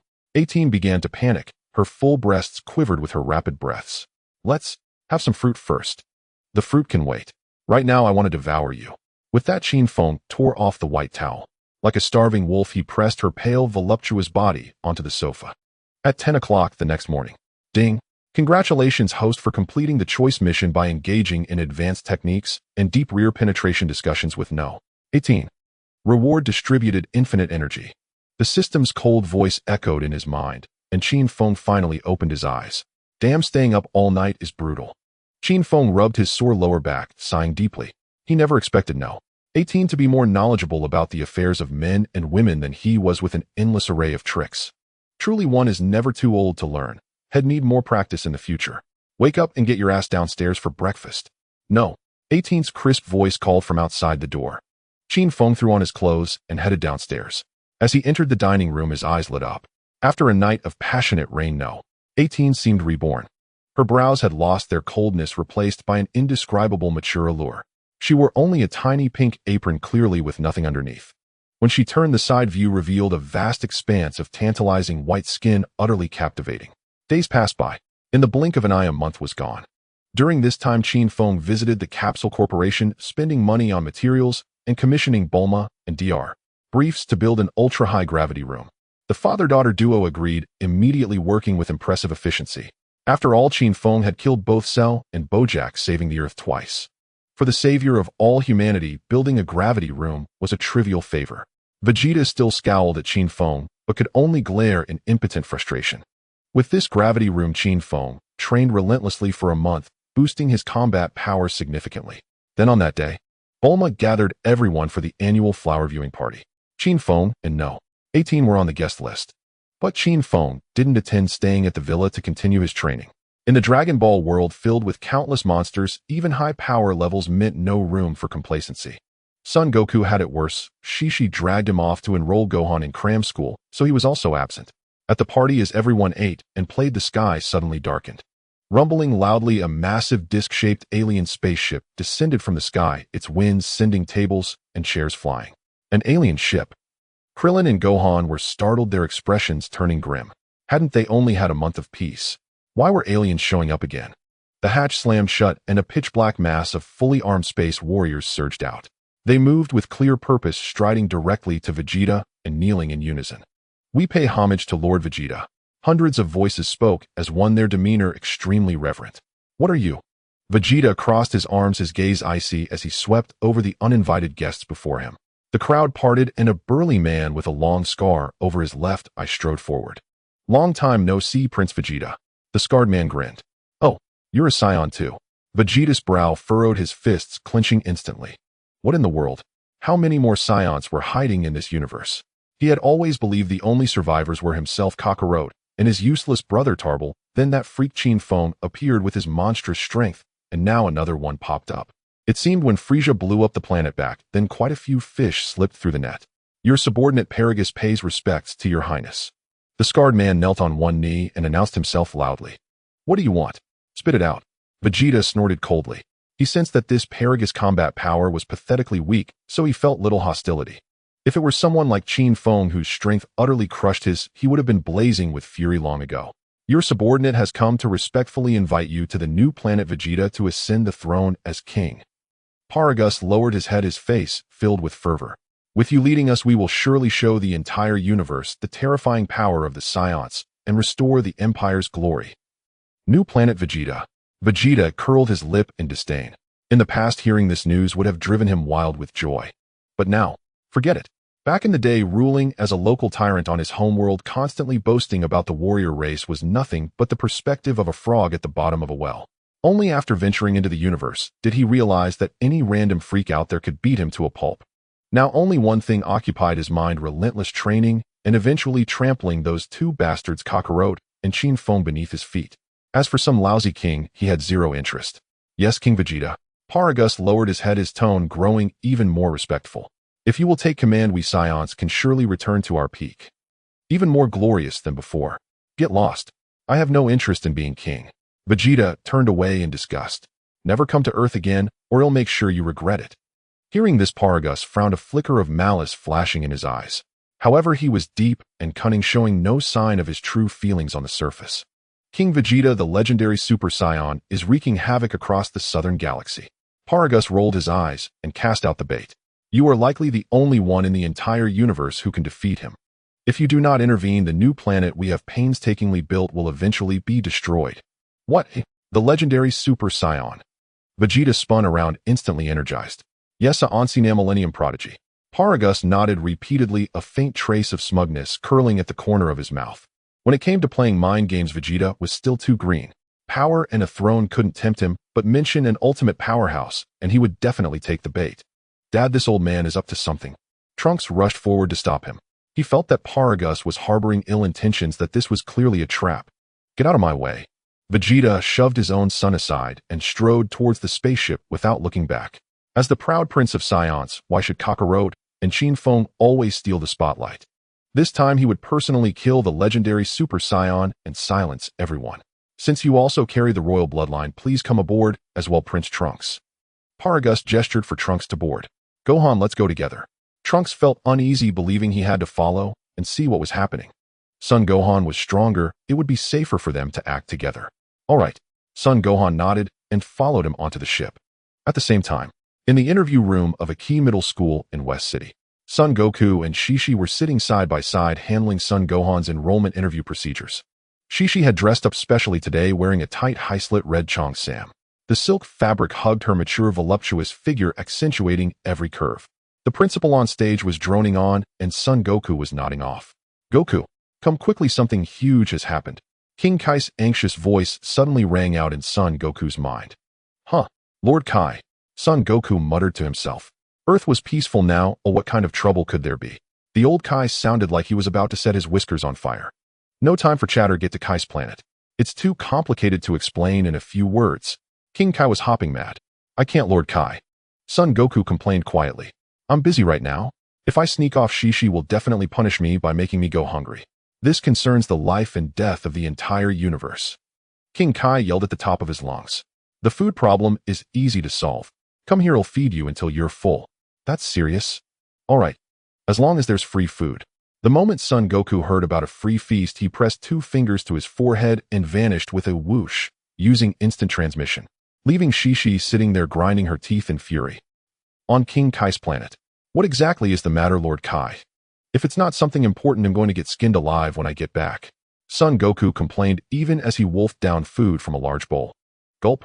The piles of food on the table vanished at a visible rate. He couldn't listen to nonsense on an empty stomach. You glutton. King Kai sighed, his expression turning very serious. Goku, I mentioned before that the South Kai was killed, which is why Bojack ran wild. Remember? Yeah, I remember. Son Goku nodded, his mouth full of meat. He had secretly laughed at the South Kai for being so weak back then. The one who killed the South Kai was the legendary Super Saiyan. King Kai's tone was immensely heavy. Hearing the words legendary Super Saiyan, Son Goku spat a mouthful of rice all over King Kai's face. The legendary Super Saiyan. Stronger than me. Son Goku's eyes lit up instantly. He dropped the meaty bone he was holding and jumped up in excitement. Of course, it's a monster that appears once in 1,000 years. King Kai roughly wiped the rice grains off his face and roared in exasperation. This madman is slaughtering his way through the southern galaxy, destroying countless planets, and even beat the South Kai to death. He's probably targeting our North Galaxy next. That fierce. My blood is starting to boil. Son Goku showed no fear at all, instead grinning widely as he started doing leg stretches to warm up. Whenever he encountered a freakish powerhouse like this, his inherent battle lust became unstoppable. Idiot. Don't get too happy. Seeing Son Goku's excitement, King Kai immediately poured cold water on him. This madman's power is bottomless, definitely surpassing both you and Vegeta. It's possible that even Qin Feng, the new guy on Earth, is no match for him. This wasn't an exaggeration. The legendary Super Saiyan appearing once in a millennium was not someone an ordinary Saiyan could trifle with. How would I know who's stronger without a fight? The thought alone gets me pumped. Sun Wukong completely disregarded the warning, continuing to flex his wrists. You fool. King Kai of the North sighed, his face full of helplessness. This brat's mentality was indeed overly optimistic. Lord Kai, where is this madman hiding now? Having finished his warm-up, Sun Wukong pressed on impatiently. I'm not sure of the exact location somewhere in the southern galaxy. Quickly sense his key and use instant transmission to investigate, urged King Kai of the North. By the way, Vegeta and Trunks seem to have already headed to the southern galaxy. All right, leave it to me. Sun Wukong nodded firmly. He immediately closed his eyes and began to search. Within a minute, found him. Sun Wukong's eyes snapped open. He pressed 2 fingers to his forehead, and his figure vanished from King Kai's planet in an instant. On Earth, Qin Feng switched off the gravity chamber's controls and stepped out drenched in sweat. Training needs balance. That's enough for today. As he pushed open the door, an intoxicating fragrant breeze assailed him. Android 18 was already waiting outside. She was dressed provocatively, wearing only a nearly transparent white silk chemise with nothing underneath. Her 2 full, plump mounds of white were exposed to the air, bouncing with each breath. The hem was pitifully short, hinting at the secluded valley beneath, emitting an alluring, subtle fragrance. Husband, you've worked hard training. Let me help you relax. Android 18's beautiful eyes shimmered with desire.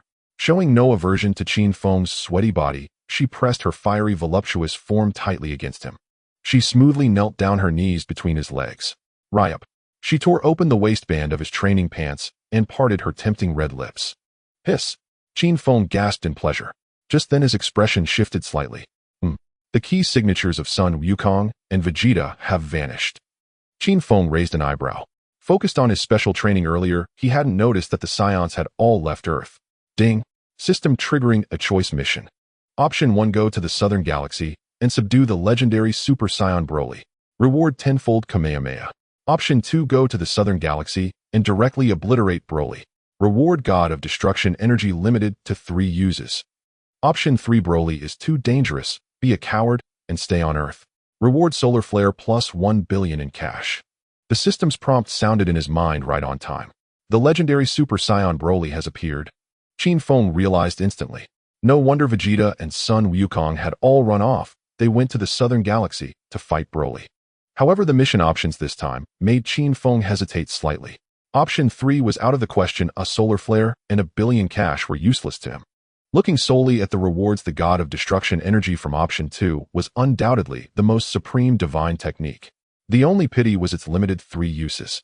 As for Option 1, the tenfold Kamehameha was mediocre, but if he could truly subdue Broly as a subordinate, he would gain an invincible fighter. The problem was that once Broly, this madman, went berserk, he wouldn't recognize friend or foe. The difficulty of beating him into submission and making him an obedient dog was far greater than simply killing him. Qin Feng deliberated in his mind while enjoying Android 18's diligent service below. System, hold the options for me. Qin Feng didn't rush to a decision. It was better to go to the southern galaxy first and meet this monster born once in a millennium. If he could be beaten into submission and become a subordinate, that would be wonderful. If this madman refused to appreciate kindness, then he would go for the kill and claim the God of Destruction energy. Either way, it was a win. Meanwhile, Vegeta and his group had already arrived in the southern galaxy. Their eyes met a dim, desolate, and ravaged planet. Yet incongruously, a magnificent palace stood on the barren ground. King Vegeta, this is the new royal palace built especially for you. Paragus bowed his head, his tone very respectful. Vegeta couldn't be bothered to even glance at it. He had no interest in some shabby palace. The only thing that brought him all this way was the rumored Super Saiyan. As they reached the palace gates, a figure came into view. This man was over 2 meters tall with a physique as burly as an iron tower. He was bare-chested, his muscles knotted. He wore a golden necklace, gold bangles on his wrists, and a conspicuous red scarf around his waist. But his eyes were vacant and dull, his face devoid of any emotion, like a puppet on strings. He's a Saiyan too. Vegeta glanced at him and remarked casually. In reply to King Vegeta, this is my son Broly. Paragus quickly stepped forward to introduce him. I am Broly. The giant bowed his head slightly, greeting them obediently. TCH, seems like quite a few useless ones slipped through when Frieza blew up our home planet. Vegeta snorted, his face full of disdain. King Vegeta, Lord Paragus, this is terrible. Just then a bizarre-looking alien came stumbling over, shouting loudly, we've found traces of the rumored Super Saiyan's activity in a nearby star sector. What? The rumored Super Saiyan? Vegeta's face changed drastically. He grabbed the man by the collar and roared, spare me the nonsense, lead the way immediately. Dad? Something's not right. Trunks rushed forward to block him. We should investigate first before acting. You're being too impulsive. He felt that the old man Paragus was up to no good, and this so-called intelligence was probably a trap. Get out of my way. Cowards should go back to Earth right now. Vegeta shoved his own son aside, his face full of impatience. Broly, follow me. With that, he strode onto the spaceship. After a roar of engines, the ship shot into space. Damn it. Dad is so stubborn. Watching the ship disappear, Trunks slammed his fist into a stone pillar. We can't just sit around. We have to uncover Paragus' scheme. Agreed. Son Gohan nodded gravely. I also feel this place is off, but Uncle Vegeta is too obsessed with fighting to listen to reason. Let's search the area and see if we can find any clues. Krillin suggested. The group immediately dispersed to look for leads on this barren planet. Elsewhere, Sun Wukong, following the remnants of a violent Qi, also arrived in the southern galaxy. He appeared on a planet reduced to complete ruins. His eyes met massive craters and fractured crusts, the air thick with a pungent, burnt smell. This destructive power is terrifying. Sun Wukong looked around, utterly shocked. How long has the culprit been gone? The residual Qi is still this frightening. There was no trace of life left on the entire planet. Even microorganisms had been eradicated. This rumored Saiyan was a complete and utter destroyer. I've found Gohan and the others' Qi. They'll go ask them what's happening. Sun Wukong closed his eyes and searched carefully. Everyone was in the southern galaxy not far away. He quickly locked onto Son Gohan and the others' location. He pressed 2 fingers to his forehead. Swoosh. The next second, Sun Wukong teleported right beside Son Gohan and Trunks. He pressed 2 fingers to his forehead. Swoosh. The next second, Sun Wukong teleported right beside Son Gohan and Trunks. Dad, and Uncle Wukong, and Wukong, what are you doing here? And all 3 were startled by Sun Wukong's sudden appearance. So you've all gathered here, huh? And Sun Wukong grinned broadly and scratched his hair. How's it going? Did you run into the legendary Super Saiyan? Paragus just claimed he had a lead. Prince Vegeta has already pursued him. Trunks frowned deeply, voice laced with worry. But I'm certain Paragus is lying. This is definitely a trap. Paragus. Sun Wukong looked utterly bewildered. And, let's go. I've already sensed Vegeta's Qi. He seems to have returned to this planet. Sun Wukong waved his hand. And instantly, they soared skyward, racing at full speed toward the source of the Qi. And before long, Vegeta's spaceship came into view. Damn it. Where the hell did he vanish? And Vegeta leapt from the ship, furious and seething. And had scoured outer space for hours, only to find not a single trace. A fruitless waste of time. Well, Vegeta. And Sun Wukong landed smoothly, greeting him with an easy smile. Did you encounter the legendary Super Saiyan? Kakarot, what the hell are you doing here? At the sight of his arch-rival, Vegeta's expression darkened instantly. Have you grown tired of life? Do you want me to send you straight to the afterlife? You always start off so hostile. Sun Wukong laughed heartily, utterly unfazed. And stop meddling where you don't belong. Vegeta clenched his fists, bones cracking audibly. And the legendary Super Saiyan shall perish only by my hand. Vegeta's. And Sun Wukong didn't respond. His gaze swept past Vegeta, locking onto the towering figure behind him. It was Broly. And Gur. At the sight of Sun Wukong, Broly jolted as if struck by lightning. Knee's hollow, dull eyes contracted sharply, then erupted with savage, bloodthirsty fury.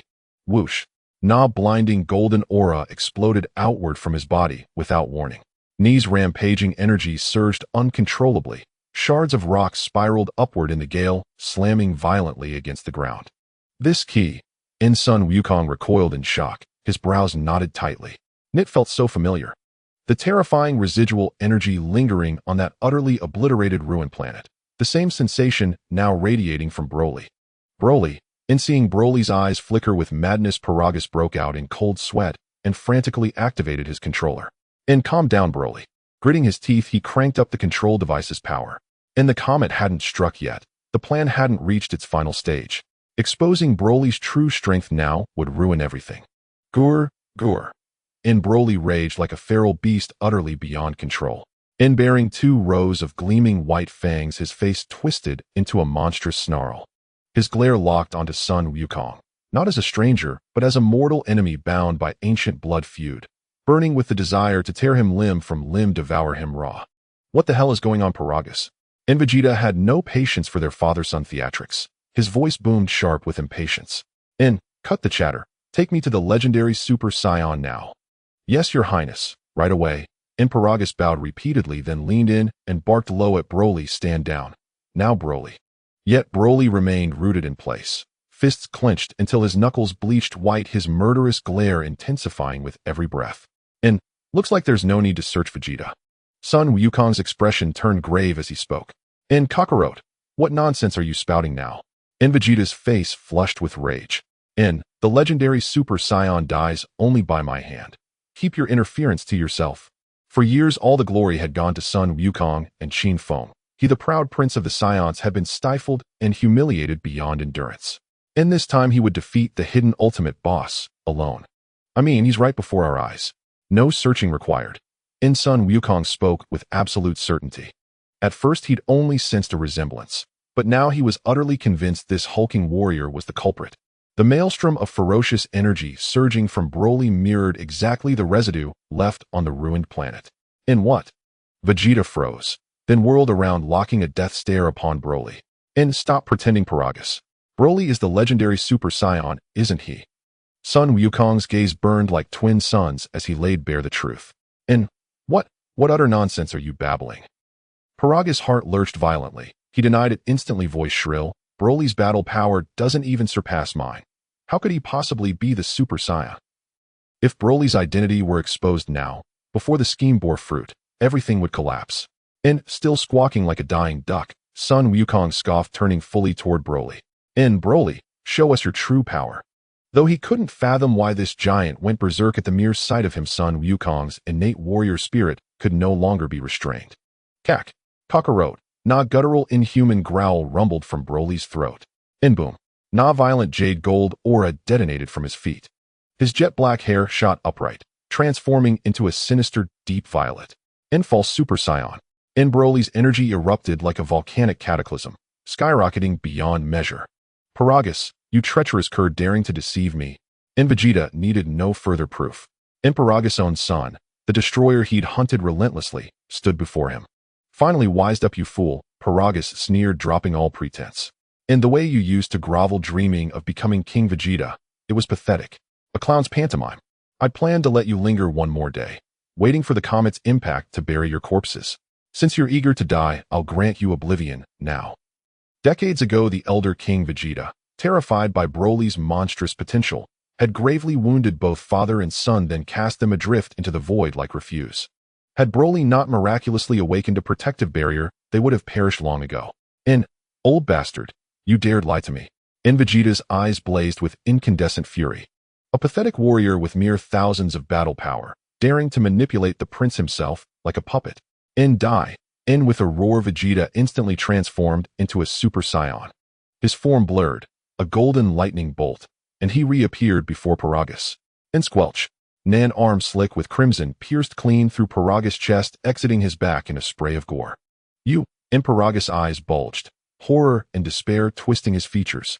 Nade never imagined Vegeta would strike without a word, without hesitation, without mercy. This wasn't how the script was supposed to go. Did you truly think I wouldn't see through your deceit?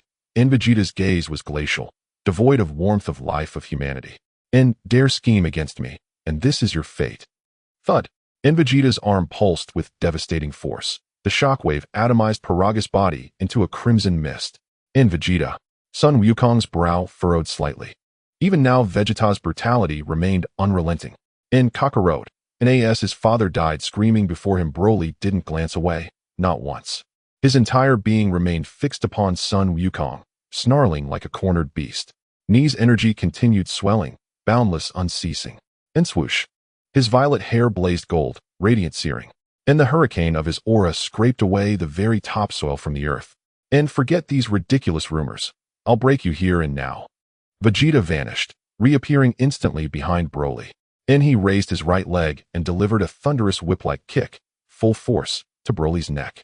Crunch. Na's sickening muffled impact echoed across the field, and everyone stood frozen, stunned into silence. Broly hadn't flinched, not even a tremor, despite taking Vegeta's absolute best blow. His energy kept rising, unabated, unstoppable, and unbelievable. He took Vegeta's full power strike and emerged untouched. Sun Wukong's face paled, disbelief bursting from his lips. Damn it. What kind of monster is this? Vegeta's face twisted in shock, his eyes bulging as if they might pop out.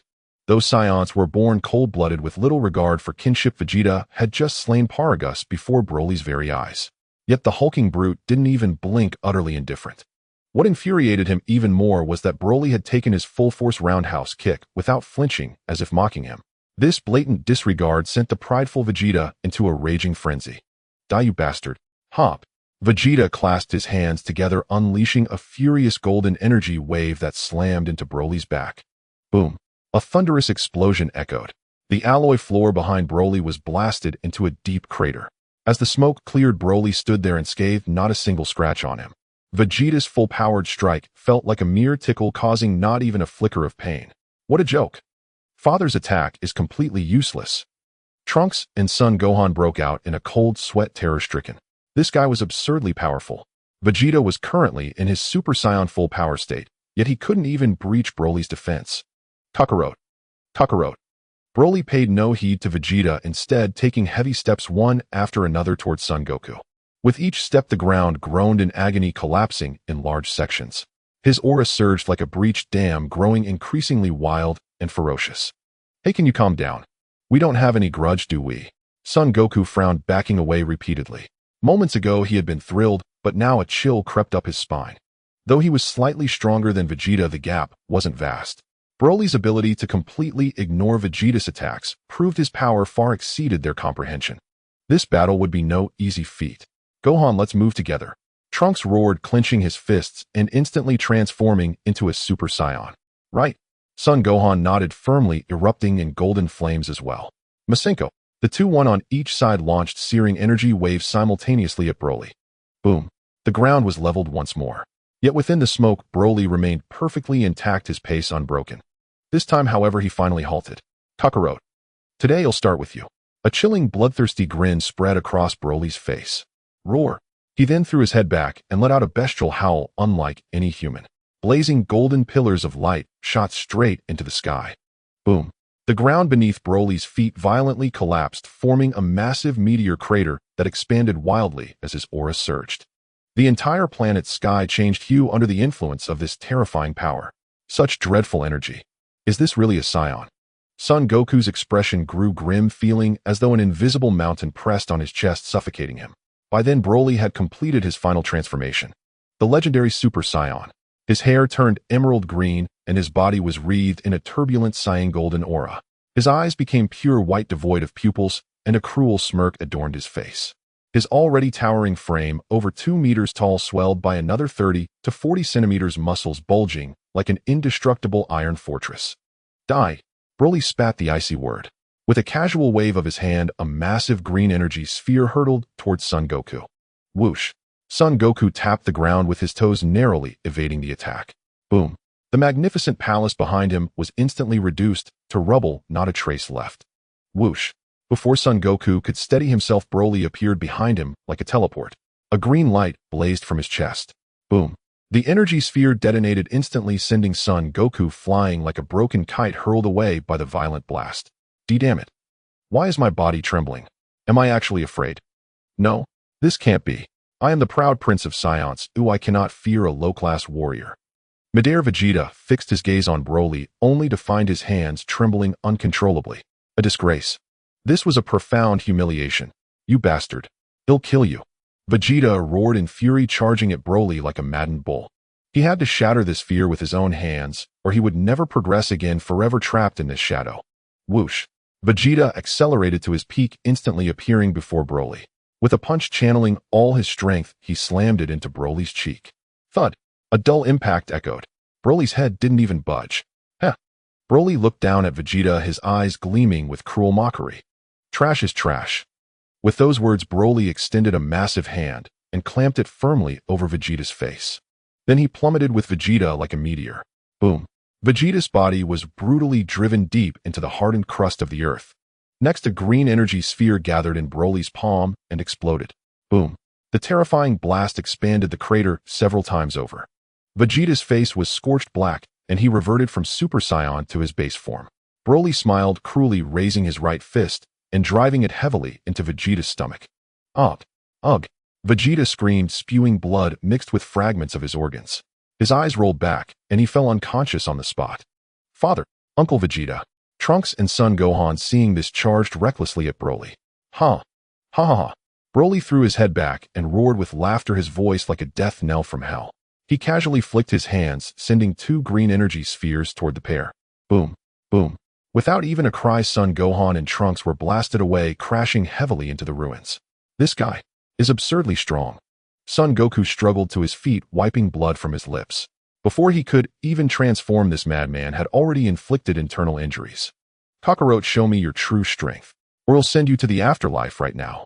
Broly turned, his white eyes fixed on Son Goku, his grin twisted. Huh. Son Goku clenched his fists, instantly erupting and transforming. Trunks and Son Gohan also gritted their teeth and flew back to Son Goku's side. Dad, this guy is a monster. Son Gohan frowned, his face pale. Even the fight against Bojack had been tough, but at least they could retaliate. Facing Broly, however, there was only profound despair. Every attack seemed laughably futile, like paper against steel. Let's attack together. Son Goku's gaze hardened, and he immediately brought his hands to his waist. Kamehameha, Kamehameha, Masenko, Haya. The three unleashed their ultimate techniques, simultaneously holding nothing back. Three massive energy beams merged into one, blasting straight toward Broly. Huh. A bunch of worthless scum. Broly laughed aloud, completely ignoring the terrifying energy incoming. He charged heat in through the blast wave, colliding with it. The alloy floor was gouged into a bottomless trench under his charge. What a... Before Son Goku and the others could dodge, they were sent flying by Broly's formidable body. Die, Kakarot. Broly spun around, casually flicking his right hand, sending three energy spheres precisely at the trio midair. Boom, boom, boom. Flames erupted into the sky. Thud, thud. Son Gohan and Trunks crashed to the ground, their golden hair fading to black as they fell unconscious. Son Goku clung to his Super Saiyan form, but he was battered and gasping for air. It's over. All our ultimate moves are useless, we can't win. Anxiety gnawed at Son Goku's heart. Even their combined energy wave was ignored. How could they fight this? Whoosh. Just then, at this critical moment, a sharp sound of piercing air suddenly rang out. In the next instant, a familiar figure materialized out of thin air. Qin Feng. Upon seeing the newcomer, Son Wukong cried out, as if grasping at a lifeline, his voice trembling with excitement. How did this guy suddenly appear? Qin Feng had naturally sensed the auras of Son Wukong and Broly, and had rushed over using instant transmission. You lot have taken quite a beating. Qin Feng glanced at Vegeta, who lay motionless on the ground, and the half-dead Son Gohan, and Trunks, his tone flat. This guy is insanely powerful. Son Wukong smiled bitterly. Even together we were toyed with like dogs. Maybe even you can't handle him. Though reluctant to admit it, the oppressive aura Broly exuded was far more terrifying than Qin Feng's. He is indeed strong. Qin Feng appraised Broly without hesitation in his acknowledgement. From this madman, he sensed a violent energy as vast as an abyss. This energy even surpassed his own Super Saiyan 2 state. In the movie, Son Wukong absorbed the energy of his weakened comrades to turn the tables on Broly, a pure stroke of protagonist's luck. In reality, this madman was absurdly strong. Oh, another piece of trash here to die. Broly turned his gaze to Qin Feng, his white eyes brimming with bloodthirsty madness. No matter how many came, the outcome would be the same. They would all be torn to shreds. Don't lump me in with these weaklings. Underestimating your opponent will cost you dearly, big guy. Qin Feng let out a scornful laugh. Though this monster's aura was formidable, he held many trump cards. The victor was still uncertain. Seeing Broly in this deranged state, trying to subdue him was nothing but wishful thinking. System, I choose the second option. Kill Broly. Since he couldn't be recruited as an underling, leaving him alive was like keeping a ticking time bomb. Eliminating him early and claiming the reward was the wisest course. Ding. Host has chosen to kill the legendary Super Saiyan Broly. Upon completion, reward destruction energy 3 uses. In his mind, the system's cold, prompt voice rang out on cue. Qin Feng, let's join forces. Son Wukong panted heavily, turning to look at Qin Feng. He knew Qin Feng's power far exceeded his and Vegeta's, but Broly defied even the term strong. This was nothing less than an irrational monster. Fighting alone meant certain defeat. As you wish. Qin Feng uttered only 3 words. Against a monster of this caliber, having Son Wukong by his side would hardly tip the scales. Trash piled together is still trash. Broly's face twisted in a sneer. Enough chatter. Qin Feng wasted no time clenching his fists. Boom. A dazzling golden pillar of light shot into the sky as he transformed directly into Super Saiyan 2. Facing a legendary Super Saiyan 1 would be nothing but cannon fodder, unable to even scratch his opponent. Qin Feng's body crackled with violent blue lightning, his bangs dancing in the wind as golden aura erupted like a fountain. This is insane. What has Qin Feng been up to this past month? His energy is even more terrifying than before. Sun Wukong's eyes nearly bulged out. Oh, it seems you're different from the trash lying on the ground. Sensing Qin Feng's awe-inspiring presence, a flicker of surprise crossed Broly's eyes. But to think this would be enough to defeat him. A mere fantasy. As his words faded, Broly thrust both hands forward. Two massive grass-green energy spheres materialized instantly, hurtling toward Qin Feng and Sun Wukong. The speed was astonishing. Whoosh! Qin Feng lightly tapped his toes and leaped into the air, dodging with ease. Sun Wukong, however, had no time to evade and was forced to brace himself, crossing his arms to withstand the incoming spheres. Boom! The massive explosion kicked up a cloud of dust. Sun Wukong's feet carved two deep trenches into the ground as he was sent sliding back hundreds of meters before finally stopping. His martial arts uniform was shredded into ribbons and blood trickled from the corner of his mouth. Hiss! Sun Wukong winced in pain, his face bitter. My boat is tough enough, but this guy is on a whole different level. Whoosh! Broly appeared before Sun Wukong like a teleport. His massive fist, the size of a cauldron, drove mercilessly towards Sun Wukong's face. Sun Wukong hurriedly raised his arms to block. There was no other choice. The gap in speed was too vast. He couldn't even counterattack. Thud! Sun Wukong was sent flying again, tumbling across the ground like a ball for dozens of rotations. Just as Broly moved in for the finishing blow. Whoosh! Qin Feng teleported directly behind him, raising his right leg to deliver a brutal kick to Broly's temple. Bang! An immense force erupted and Broly toppled like a collapsing iron tower sent flying hundreds of meters before crashing into the depths of the ruins. He landed a hit. Qin Feng's attack worked. Sun Wukong shouted in excitement. So this monster wasn't invincible after all, it was just that his and Vegeta's earlier attacks had been too weak. Boom! Before Sun Wukong could celebrate for 3 seconds, the distant ruins exploded. Dazzling pillars of grass-green aura shot skyward, pulverizing the surrounding rubble into dust. Huff! Huff! Broly's chest heaved violently, his breathing growing ragged. This monster's energy is skyrocketing again. Qin Feng hovered midair, his brow furrowing slightly. This madman had hardly trained, spending most of his life either controlled by his father or in a berserk state. If this guy had actually trained for a few years, his power would be enough to crush everyone in the entire universe. Roar! Broly let out a sky-shaking howl. A massive grass-green orb enveloped his entire body, lifting him into the air like a deity. Then a violent rain of green energy descended from the heavens. Boom! Boom! Boom! Energy spheres bombarded the ground relentlessly. The entire planet shook, crumbling apart as massive chasms opened up one after another. The bombardment lasted a full minute. When the dust finally settled, Broly's aura had become even more unfathomable. Interesting. This is what a real fight should be like. Qin Feng curled his lips into a smirk, then transformed into a streak of golden light charging straight at Broly. A bug seeking death. Broly's murderous intent flared as he conjured an energy sphere in his palm and hurled it down. Instant transmission. Qin Feng activated the technique with a thought vanishing from his spot. Boom. The energy sphere blasted a massive semicircular crater into the ground. Sun Wukong was caught off guard, once again thrown back by the shockwave, coughing up blood and unable to rise. In the next instant, Qin Feng appeared behind Broly. He clenched his right fist and drove it with all his might toward the back of Broly's head. Broly reacted swiftly, sensing the wind behind him, and spun around, throwing a heavy punch of his own. Bang! Their fists collided. A terrifying shockwave erupted in midair. Qin Feng was sent staggering back a dozen meters, his arm numb and his chest churning with turbulent energy. Tough as nails.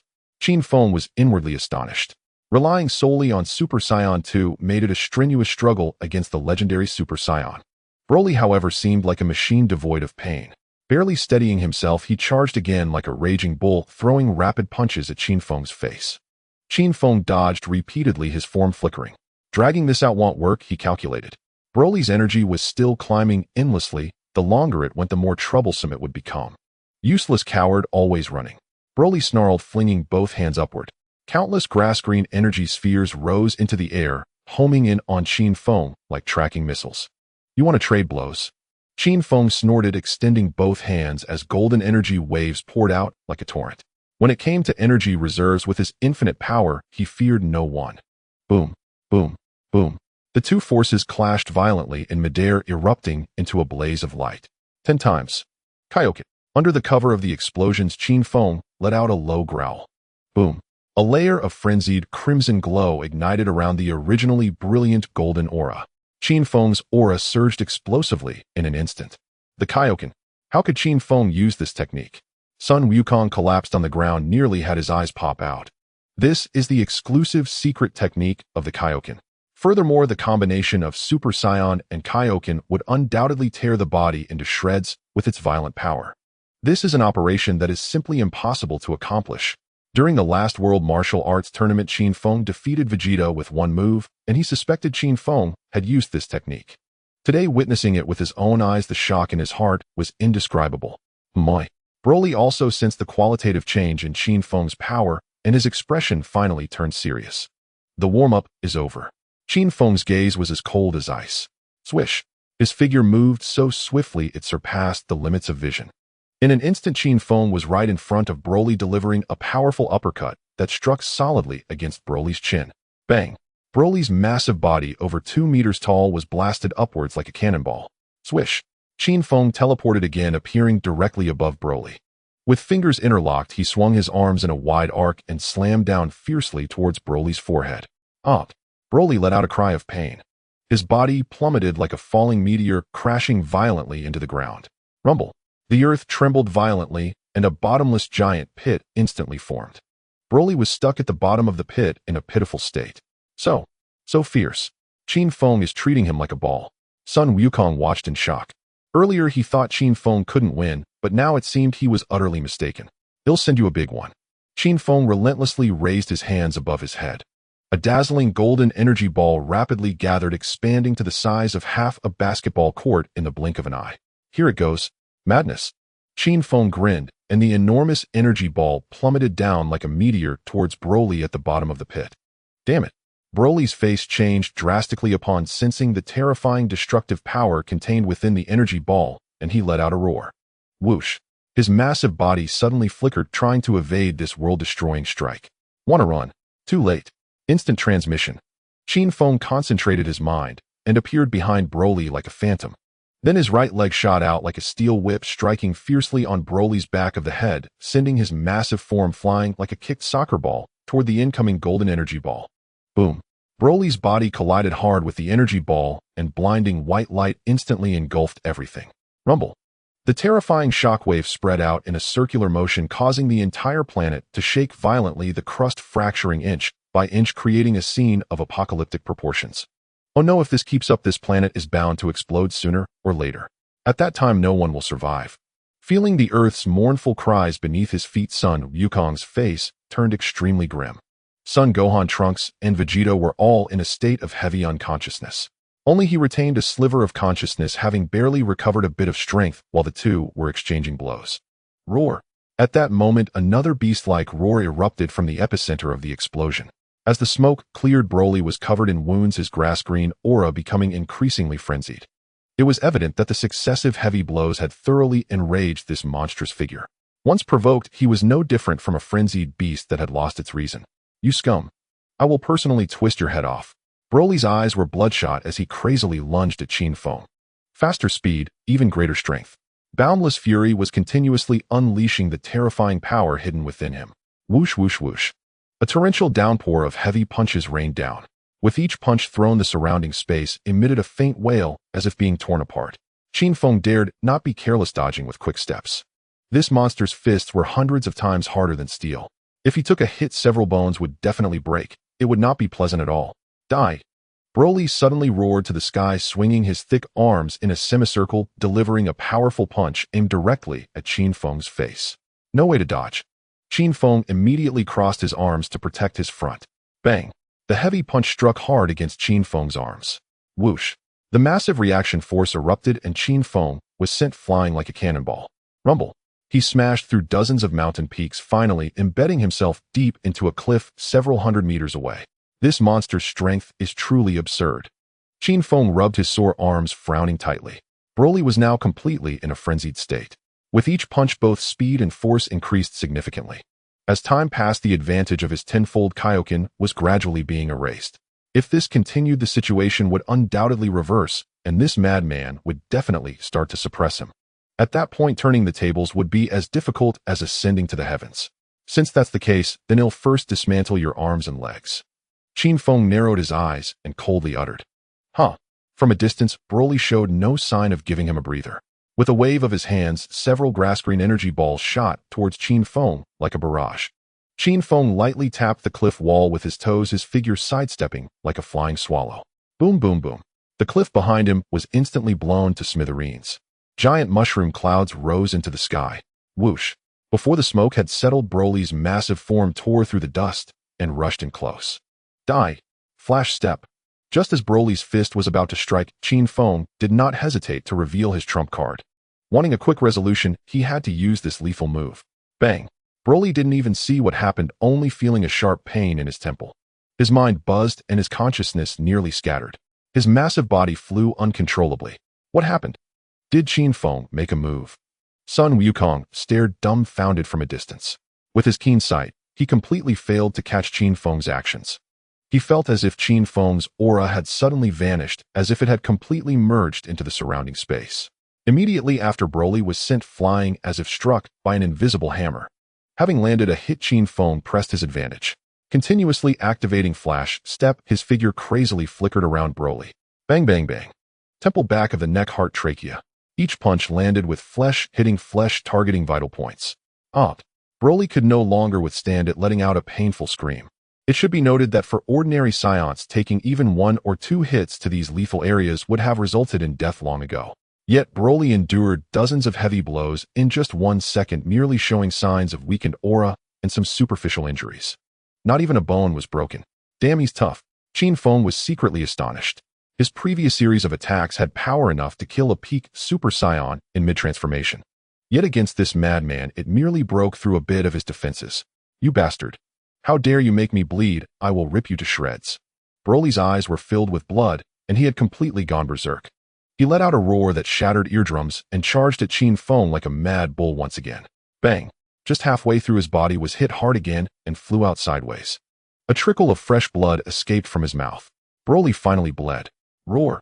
The fully enraged Broly's features twisted like a demon from hell. Since he was born, he had never suffered such a huge loss. The endless humiliation completely shattered the last shred of his sanity. A surge of green light erupted from his chest. A grass-green energy ball frantically drew in the surrounding air. In the blink of an eye, the energy ball expanded to the size of a grinding mill. The compressed energy within was enough to instantly obliterate an entire galaxy. Since you want to risk it all, I will accompany you to the end. Looking at the terrifying energy ball in Broly's chest, Qin Feng clenched his teeth. Although with his speed, he could completely evade it.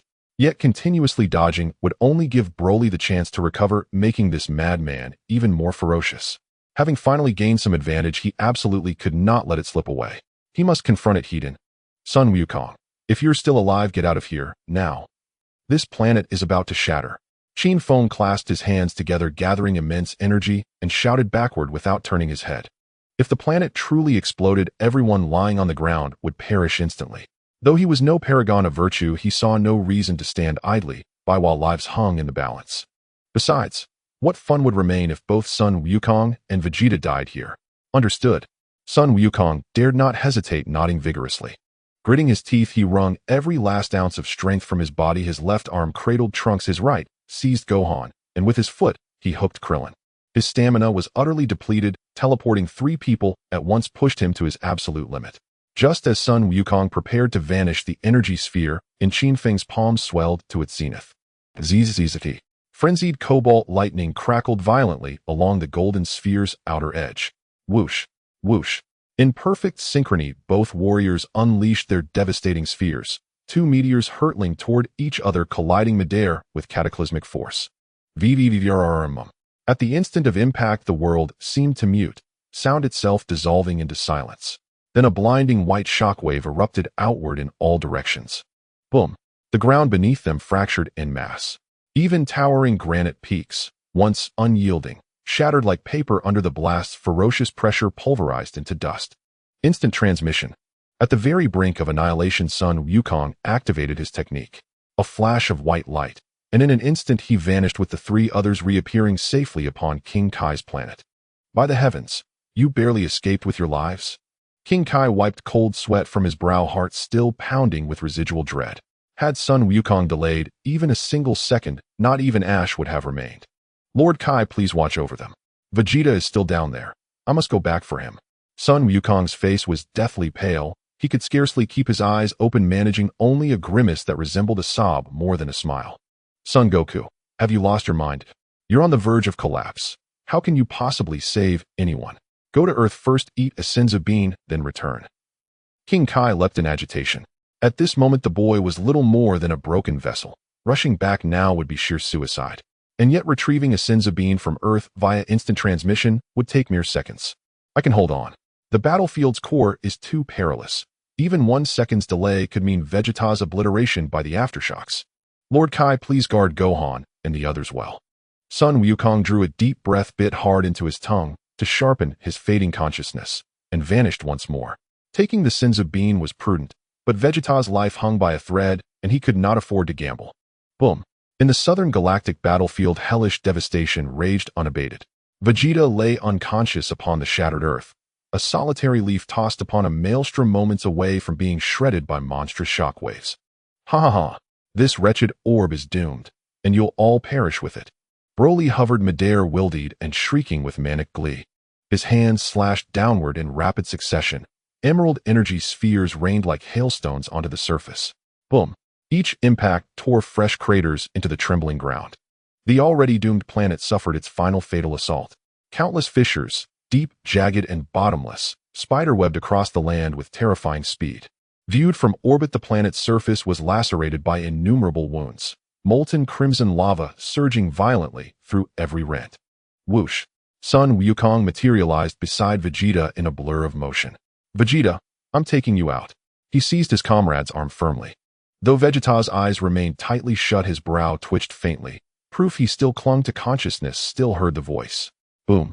At the very moment Sun Wukong began channeling his power, an emerald sphere detonated directly beside them.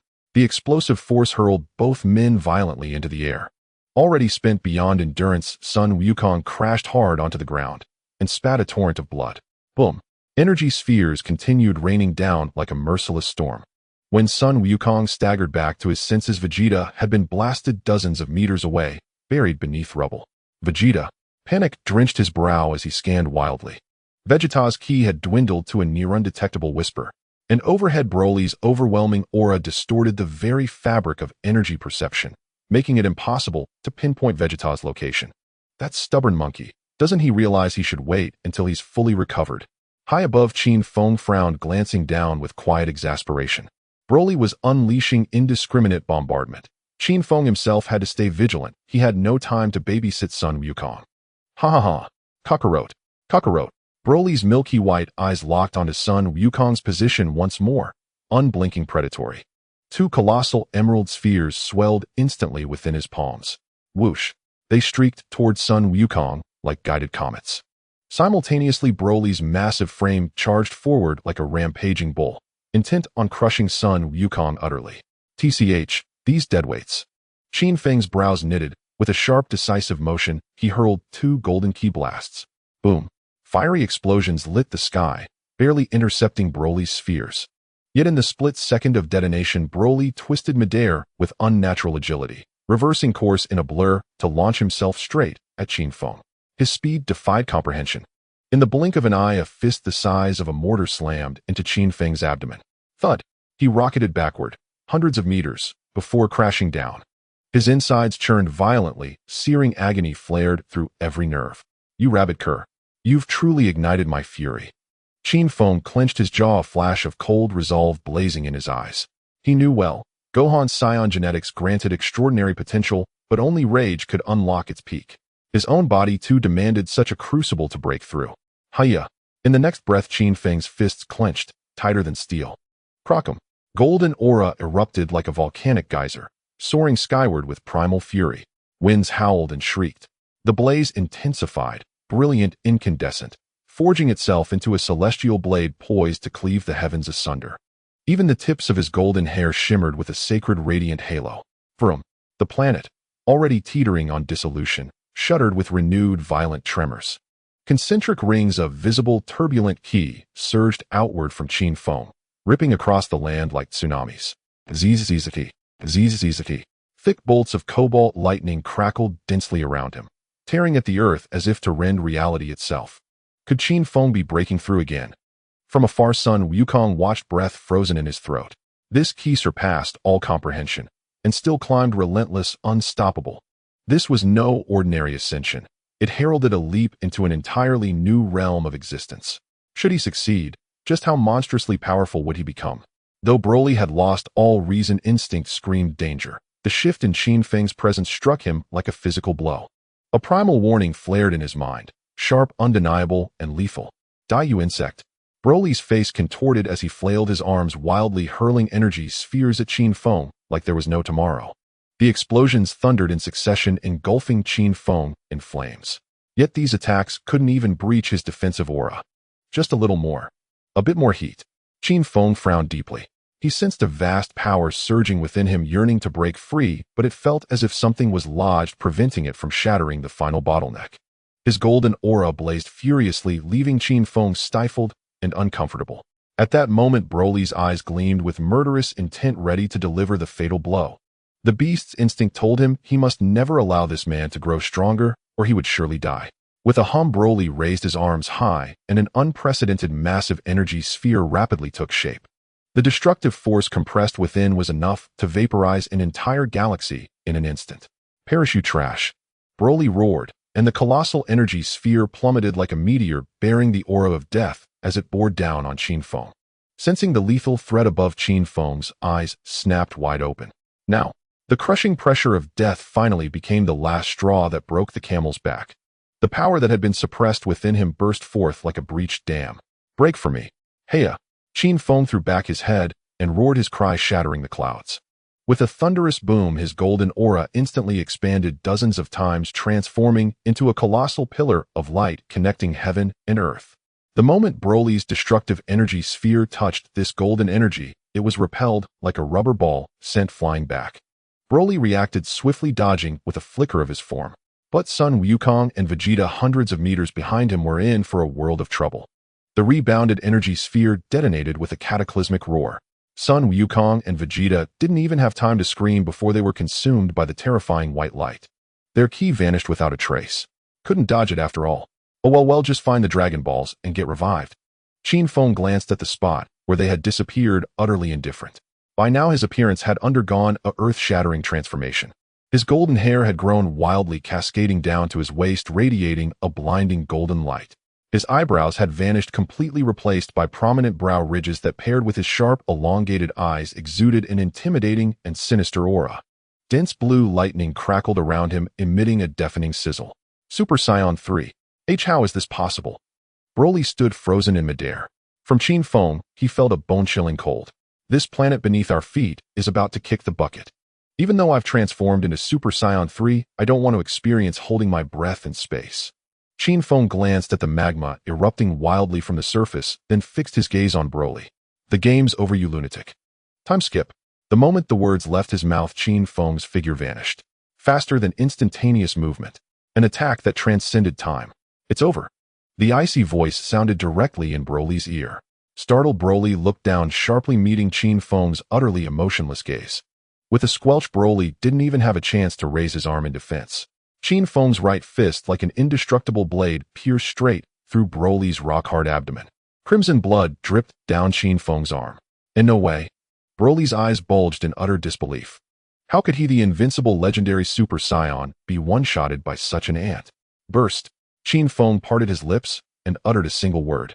With a boom, the arm piercing Broly's body erupted with a blinding golden light, tearing him apart from the inside out. Arg! A blood-curdling scream accompanied Broly's massive frame as it exploded in midair. As Broly perished, the ravaged planet beneath their feet finally met its end.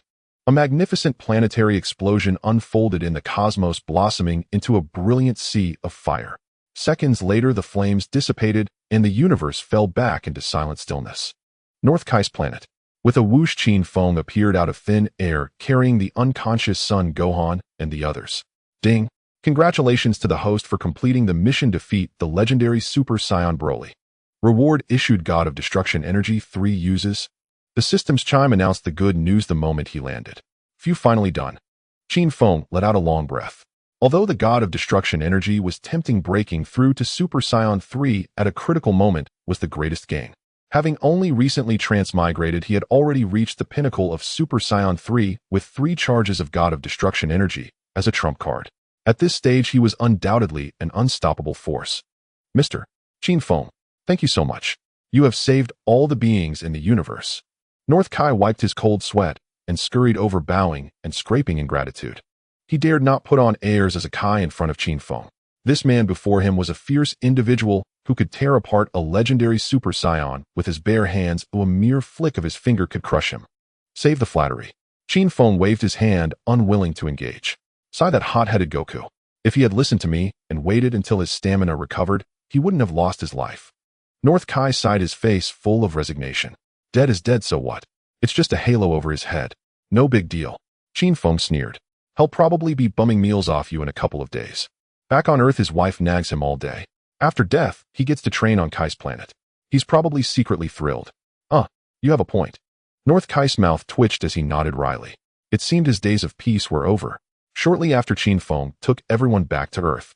When Son Gohan and Trunks woke up and clamored to use the Dragon Balls to revive their fathers, the 2 deadbeat dads, as Qin Feng had predicted, both refused resurrection, stubbornly staying in the afterlife for special training. Qin Feng, not one to be idle, took the opportunity to borrow Shenron and dismantled the remote bomb inside Android 18, eliminating the threat for good. Days passed one after another. In the blink of an eye, over a year had gone by. During this year, Qin Feng devoted all his efforts to consolidating the form of Super Saiyan 3. When he had forcibly broken through to Super Saiyan 3 while fighting Broly, the state had been extremely unstable. Moreover, the toll this form took on his body was utterly monstrous. Although Qin Feng possessed infinite energy, transforming into Super Saiyan 3 not only consumed energy, but also severely tested physical endurance. Thus, for this entire year, he immersed himself in the gravity chamber, relentlessly honing his physique. Fortunately, hard work paid off, and the results were quite gratifying. Have you trained enough? Come out and eat. Android 18's crisp voice rang out from outside the gravity chamber. Pushing open the door, Qin Feng immediately saw a busy figure by the dining table. After a year of nurturing, Android 18's aura had undergone a earth-shattering transformation. The once icy mechanical girl now exuded a mature, radiant charm in every gesture. She wore a loose white silk suspender nightgown today. As she busied herself in the kitchen, the hem of her dress rode up slightly, revealing 2 long, dazzlingly white legs. Most devastatingly, the silk fabric was extremely thin, and it was clear she wore nothing underneath, the full contours of her chest distinctly visible. Every time she bent over to set down a plate, her neckline drooped, exposing a deep, snowy cleavage directly before Qin Feng's eyes. Coming. Qin Feng walked over, his large hand expertly wrapping around her slender, willowy waist from behind, casually giving her pert, peach-shaped bottom a squeeze. You're incorrigible. You hole up in that gravity chamber all day long like a wooden dummy. Android 18 shot him a glare, wriggling her body, and pouted in feigned complaint. Ever since she had been with Qin Feng, this guy seemed to consider cultivation more important than his stunningly beautiful companion. It is rather monotonous. Qin Feng took the opportunity to slip his hand under the hem of her nightgown, caressing back and forth on her smooth, firm inner thigh, drawing soft gasps from Android 18. So, I was thinking of taking you on a vacation to another planet, a change of scenery. How about it? Of course, the travel was just a pretext. Qin Feng had another matter on his mind. He couldn't be certain which parallel timeline he was in. Was it Dragon Ball Super or Dragon Ball GT? Given the premature appearance of legendary Super Saiyan Broly, the odds heavily favored GT. But this was merely speculation. He had to venture into the universe to find concrete evidence. Travel to another planet. Android 18's beautiful eyes widened, her limpid gaze filled with surprise. You genuinely have the time to take me out? Over the past year, he could barely be bothered to go shopping with her, yet today, he was proactively suggesting an interstellar trip. This treatment left her feeling flattered. Absolutely. I've been so focused on training this year that I've neglected you. He'll make it up to you properly. Qin Feng lowered his head and playfully nibbled on her tender red lips. What a charmer. Android 18 blushed, pushing him away, though her heart was filled with joy. Pack plenty of provisions. We might not find palatable food on other planets. I need to go handle some things first. After a hearty meal, Qin Feng gave a brief farewell and left. West City Capsule Corporation. Well, a rare guest, Qin Feng. What brings you to my place today? Bulma walked over with a cup of coffee, greeting him familiarly. Although they had only met a few times, Bulma was naturally outgoing. Moreover, Qin Feng had single-handedly slain Cell and Bojack, making him the planet's greatest savior. I wouldn't come to your door without a reason. I need a favor. Qin Feng got straight to the point. I need you to build a dragon radar. A dragon radar. That's easy. I have a spare one here. Take it if you're in a hurry. Bulma turned to fetch it. Wait, I'm not finished. Qin Feng stopped her. I don't want an ordinary one. I need a super dragon radar. An upgraded version with a search range many times greater than the Earth radar. Ideally, it should be able to scan the entire universe. That's right, he was looking for the Super Dragon Balls. If he could detect the signal of the Super Dragon Balls in the universe, it would confirm this was the Dragon Ball Super timeline. And if he could gather one or two, they would undoubtedly prove incredibly useful later. I understand. You want a high-end model with a broader detection range, right? Bulma snapped her fingers. Exactly. How long will it take? Qin Feng nodded. Bulma rubbed her chin, pondering. Give me 3 days. If I get my dad to help me work overtime, we might be able to finish sooner. All right, no rush. Notify me when it's done. 2 days later, a courier from Capsule Corporation delivered a football-sized super radar to the villa. Efficient, Qin Feng stored the radar in his system space. After packing the prepared supplies, the two of them embarked on an impromptu interstellar journey. Space travel in the blink of an eye. Another 6 months passed. During those 6 months, Qin Feng took Android 18 to visit over a dozen planets of various sizes. The days were spent not only marveling at alien landscapes, but also within the private quarters of the spaceship, unlocking new positions with Android 18. Yet after exploring these dozen planets, the Super Dragon radar remained utterly silent. At that moment, the two were resting on a planet in the eastern galaxy named Chibizuo. The place was sparsely populated, but boasted breathtaking scenery with green mountains and clear waters everywhere. Qin Feng sat by a clear lake staring at the motionless radar in his hand, his brow slightly furrowed. After searching all these places without finding a single trace, it seems this really isn't the Dragon Ball Super timeline. In Dragon Ball Super, the Super Dragon Balls were scattered across the 6th and 7th universes. Having roamed for half a year without the radar picking up any signal was very telling. What's wrong? Didn't find what you were looking for? Android 18, now wearing a provocative black bikini, walked out of the lake. Water droplets traced paths down her pale flat stomach, disappearing into the edge of her tight bottoms. Her long legs gleamed white in the sunlight, her full, alluring figure on full display. She swayed her willowy waist as she approached Qin Feng and directly straddled his lap. No luck. It's a bit different from what I expected. I guess it's a dead end. Qin Feng wrapped his arms around her slender waist, burying his face in her fragrant, delicate neck. Don't be discouraged. Android 18 cupped his face, cooing comfortingly. The universe is vast. We've only seen the tip of the iceberg. If we visit a few more places, we might just run into it. You're right. Feeling the soft, warm body in his arms, Qin Feng grinned. I won't search deliberately anymore. From now on, ITLL, just be for pure sightseeing. After all, whether the Super Dragon Balls existed or not seemed irrelevant now. Days slipped by one after another. Qin Feng wandered across countless star systems with number 18 through the vast cosmos. Yet not a single trace of the Super Dragon Balls ever surfaced. His hope of finding the Dragon Balls faded entirely. Unnoticed, 5 years had already passed. Though he spent those years immersed in blissful companionship, cultivation remained as routine as breathing, and his combat prowess surged relentlessly. The Western Galaxy. Planet Parshir. How long have we been away? Qin Feng reclined lazily in the spacecraft's plush chair, smiling as he gently pinched 18's fair, delicate cheek. 5 years and 4 months, 18 replied with a soft, knowing glance from her glistening eyes. These 5 years, endlessly entwined with this fated man, had flown by in a blur. She wore only an exquisitely sheer black lace nightgown. Beneath it, no undergarments concealed her form. 2 generous snow-white curves rose and fell subtly beneath the delicate lace, while her long, slender legs rested gracefully atop Qin Feng's lap. 5 years, plus over a year spent earlier on Earth, means nearly 7 years have passed since Cell's demise. Qin Feng stroked his chin, calculating quietly. 7 years after the Cell saga concluded, Majin Buu would soon emerge onto the stage. It was time to return to Earth, for a visit at least. But before that, he needed one final ascension.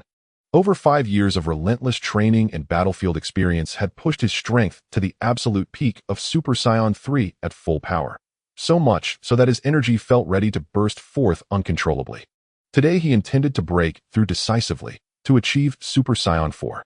With foundations solidly laid, the transformation itself would be seamless. His tail remained intact.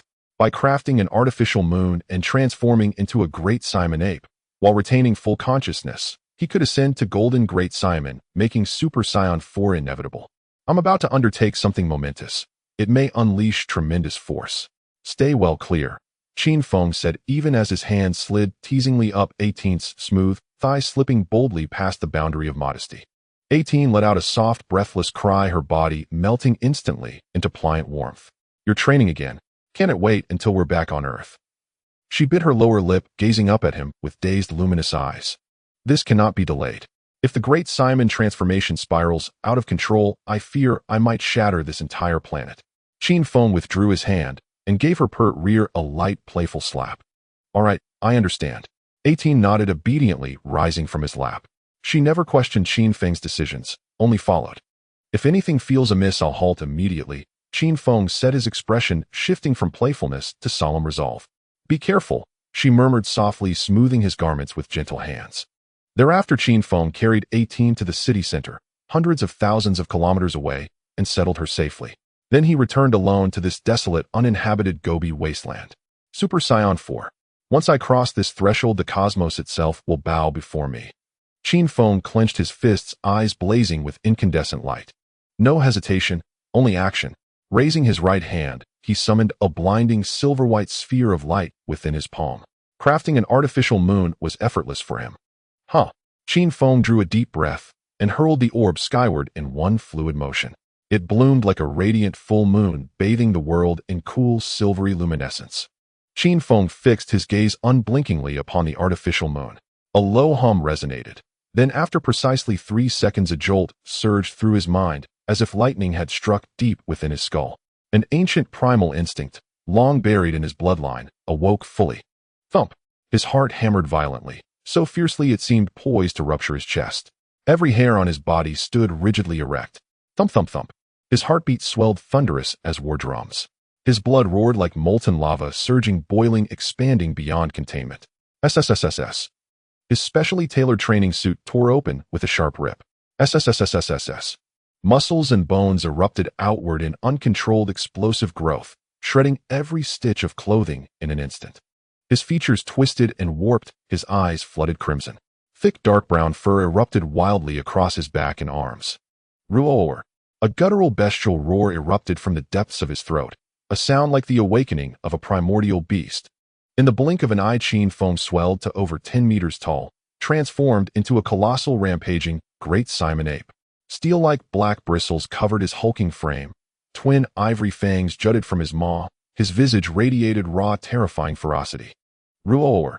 The ape threw back its head and unleashed a deafening howl, then slammed its massive fists against its chest. Kaboom! A cataclysmic shockwave exploded outward, sweeping across the land like an unstoppable tide. Nearby mountain peaks crumbled into dust under the onslaught.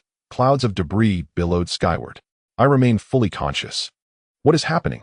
I recall Vegeta once boasting that only scions of royal blood retain rational thought after transforming into the Great Simon ape. Qin Feng, now a towering, wrathful ape, was not consumed by bestial instinct. Instead, his mind had never felt sharper, clearer, more lucid. He was deeply surprised. When Son Goku and Son Gohan transformed into giant apes, they surrendered utterly to bloodlust, becoming nothing but mindless killing machines. Either his soul, forged in another world, possessed extraordinary resilience, or the system bore responsibility. In any case, remaining sane was the best possible outcome. No need to fear destroying the planet. Since reason holds, I shall now ascend directly to Super Saiyan 4. Qin Feng, now a mountain of muscle, clenched his enormous fists. Crockum! Blazing golden aura erupted from his colossal form in searing torrents. In an instant, his titanic frame was enveloped entirely in dazzling gold light, radiant as a newborn sun, flooding the planet's night sky with brilliance so intense it turned darkness into day. Whooshed! A long, drawn-out breath echoed from within the glowing orb. Gradually, the golden radiance began to shrink and dissipate. When the light faded completely, a tall, wild new figure was revealed, suspended in midair. His black hair had grown longer and thicker, cascading down like a lion's mane.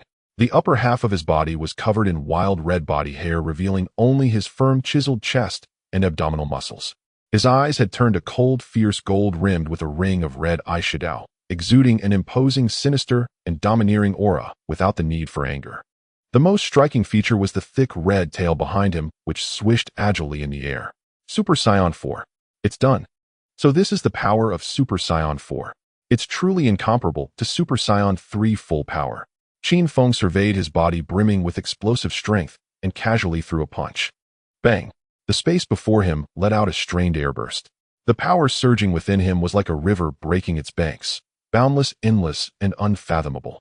Compared to Super Saiyan 3A, this was a complete qualitative leap. Finally, I've stepped into the realm of Super Saiyan 4. Though please, Qin Feng did not let pride get the better of him. His foundation had long been solid. The accumulation of Super Saiyan 3 full power combined with the ability to retain rationality in his great ape form made advancing to Super Saiyan 4 a natural progression. It's time to head back to Earth and take a look. Qin Feng clenched his fist and with a thought withdrew from his Super Saiyan 4 state, returning to his base form. Swish. Activating instant transmission, he flashed directly back to the city center hotel hundreds of thousands of kilometers away. Are you alright? There was quite a commotion outside. Did the breakthrough succeed? As soon as he entered the room, Android 18 greeted him. Though her tone was calm, her sparkling eyes were full of concern. Yes, it worked. It went even smoother than I expected. I didn't lose control at all. Qin Feng smiled and pinched her supple cheek. That's great. I'd really love to see your new form. Is it handsome? Hearing of Qin Feng's success, Android 18 was genuinely delighted. The stronger Qin Feng became, the more secure she felt. Handsome? Absolutely. A mischievous grin curled at the corner of Qin Feng's mouth. And this new form isn't just powerful, its stamina is astonishing. Tonight in bed, I'll let you experience just how formidable it is. As he spoke, Qin Feng wrapped his arm around her slender wasp-like waist, pulling her firmly against him. You lecher. A blush instantly bloomed on Android 18's pretty face as she shot him a coquettish glare. This man couldn't go 3 sentences without talking about sex. Yet feeling Qin Feng's solid chest, she couldn't help but feel her legs go weak, and she unconsciously rubbed her thighs together, clearly stirred. Over the past 5 years, she had grown accustomed to being drenched by Qin Feng day and night. Hearing such teasing, now her body couldn't help but heat up. All right, pack up. We're heading back to Earth today. Qin Feng patted her perky peach-shaped bottom. Having drifted through space for over 5 years, he was indeed a bit tired of it, and the alien cuisine just didn't suit his taste. Counting the time, Majin Buu was about to awaken. Returning to Earth might trigger some god-tier selection missions and snag some good loot. I've been wanting to go back for a while. I want to see how Android 17 is doing. Android 18 nodded eagerly. Earth was after all her home. Not seeing her brother for 5 years had made her miss him dearly. Good, let's get ready to go. Meanwhile on Earth, the 25th World Martial Arts Tournament was in full swing. This year's tournament was unprecedentedly lively, with Son Gohan and the others registering. Son Goku and Vegeta had even taken a day off from the afterlife, sporting golden halos over their heads to join in the fun. This tournament's preliminary rounds used punching machines to measure strength. For non-humans like Son Goku and Vegeta, passing was a breeze. Hey Kakarot, I hope we can have a real no-holds-barred fight on the arena this time, and settle who's stronger. Below the stage, Vegeta stood with his arms crossed, glaring coldly at Son Goku. Huh, didn't we fight every day while training on Grand Kai's planet? Haven't you had enough, Vegeta? Son Goku scratched his head, looking uninterested. The two of them had sparred daily in the afterlife. They already knew each other's cards. They could predict each other's next move with their eyes closed. Fighting was just boring. The most crucial point was that Vegeta's strength was always a step behind his. Bullying him brought no sense of achievement. Son Goku's sole purpose for returning this time was to find Qin Feng for a fight. He had trained hard on Grand Kai's planet over the past few years, making tremendous progress, and was itching to test his skills against Qin Feng. Hey Gohan, where's Qin Feng? Didn't you guys notify him to come and compete? Son Goku looked around, unable to sense Qin Feng's ki at all, and couldn't help asking his son. Dad, you mean Mr. Qin Feng? He disappeared 7 years ago. Son Gohan scratched his head as he replied. 7 years ago, Qin Feng had suddenly left Earth with Android 18, and there had been no word from him since. Huh, Qin Feng left Earth. That's no fun. I was hoping to have another match with him at the tournament. Son Goku deflated like a punctured balloon, his face full of disappointment. He had traveled all this way with his halo just to have a bout with Qin Feng. Now that he wasn't here, what was the point of the competition? He might as well go back to the afterlife and keep training. You idiot Kakarot.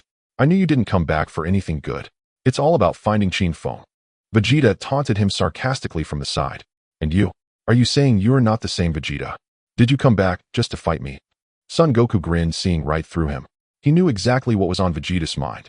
Both of them had trained hard in the afterlife for 7 years, their strength now incomparable, and they dreamed of seeing just how strong Qin Feng had become.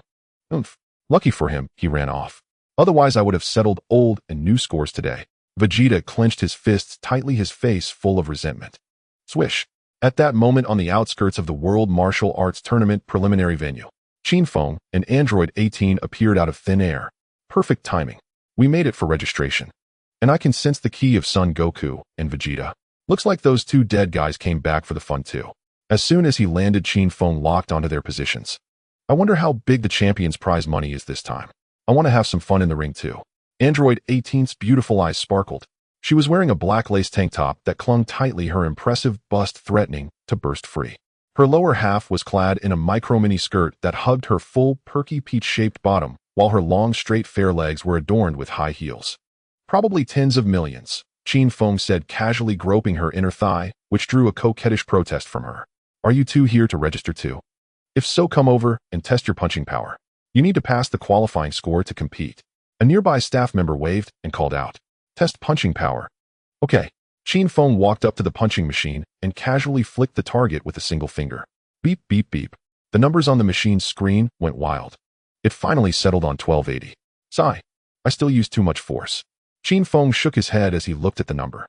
An ordinary person could barely hit over 100. Controlling his strength to be this weak was actually quite the effort. Huh. The staff members' eyes nearly popped out of their sockets. This was the latest model testing machine, definitely not broken. Over 1,000 with just one finger. When Android 18 stepped up and casually slapped out a score of 888, the staff member completely collapsed in their chair, questioning their life. What kind of monsters had shown up today? The muscular men waiting in line behind them took one look at the screen and fled in terror. There was no point in fighting. They would just be walking to their deaths. Qin Feng is here. I can sense his energy. Sun Wukong suddenly jumped up in excitement behind the arena. Turning around, he saw Qin Feng approaching with his arm around No. 18's slender waist. Finally decided to show your face. I must settle the score today.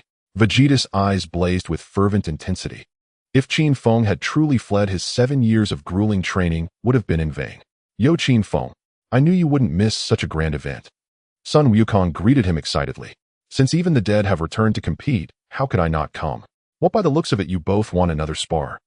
Qin Feng's gaze swept over the two, a meaningful smile curling at the corners of his mouth. He saw through their intentions at a glance. Without you, this tournament is utterly boring, Sun Wukong said bluntly. Let's talk. Today I will trample you underfoot. Vegeta stepped forward, his face full of arrogance. After 7 years of hellish training in the underworld, both he and Kakarot had become far more powerful than before. Qin Feng had no idea how terrifying they had become. Have any of your threats ever come true? Qin Feng shot him a contemptuous look. Then his eyes fell on the halo above Vegeta's head. That little ring actually suits your hairstyle. With that, he led No. 18 straight to the contestants' area. As No.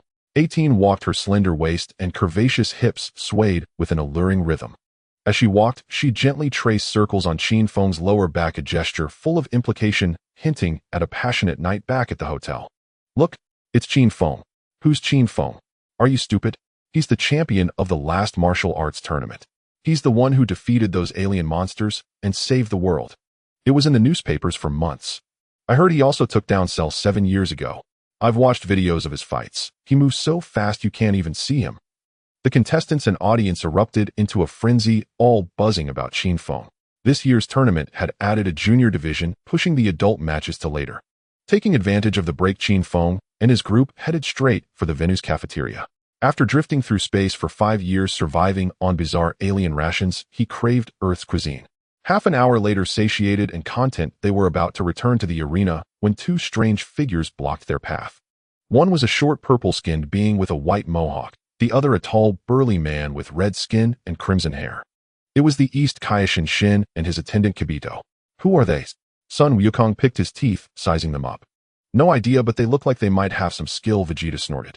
Piccolo, however, broke out in a cold sweat, his face pale. After fusing with Kami, he was extremely sensitive to the hierarchy of deities. The dimensional pressure emanating from these two made it hard for him even to breathe. Uncle Piccolo, are you feeling unwell? Gohan noticed his discomfort and asked quickly. No, it's nothing. I just sense these two are no ordinary beings. Piccolo forced himself to remain calm. Excuse me, are you Mr. Sun Wukong? Shin floated off the ground, his face amiable as he addressed Sun Wukong. That's me. What's the matter? Sun Wukong dropped his smile, turning serious. These two were definitely not ordinary. During the upcoming matches, we may take some unusual actions. No matter what happens, please do not intervene or resist, Shin said solemnly. Why should we? Who exactly are you? Sun Wukong asked, baffled. To ask someone not to resist. It was absurd. Just a pair of pretentious fools. Qin Feng suddenly laughed, scornfully cutting off their conversation. He held no goodwill toward these so-called Kaishin. They always put on airs of supreme authority, yet when faced with a demon like demeanor, who wasn't even as strong as Super Saiyan 2, they wet their pants in fear. And upon seeing Majin Buu, they turned to jelly. How could such beings claim to be the gods of the universe? They were a disgrace. Insolent wretch. How dare you show us disrespect? Kibito roared, glaring at Qin Feng. They were the supreme deities of the universe, and a mere human dared to speak so rudely. Don't put on airs with me, East Kaishin Shin, and you fool Kibito. I know all about you. If you get in my way again, I'll tear you apart, bones and all.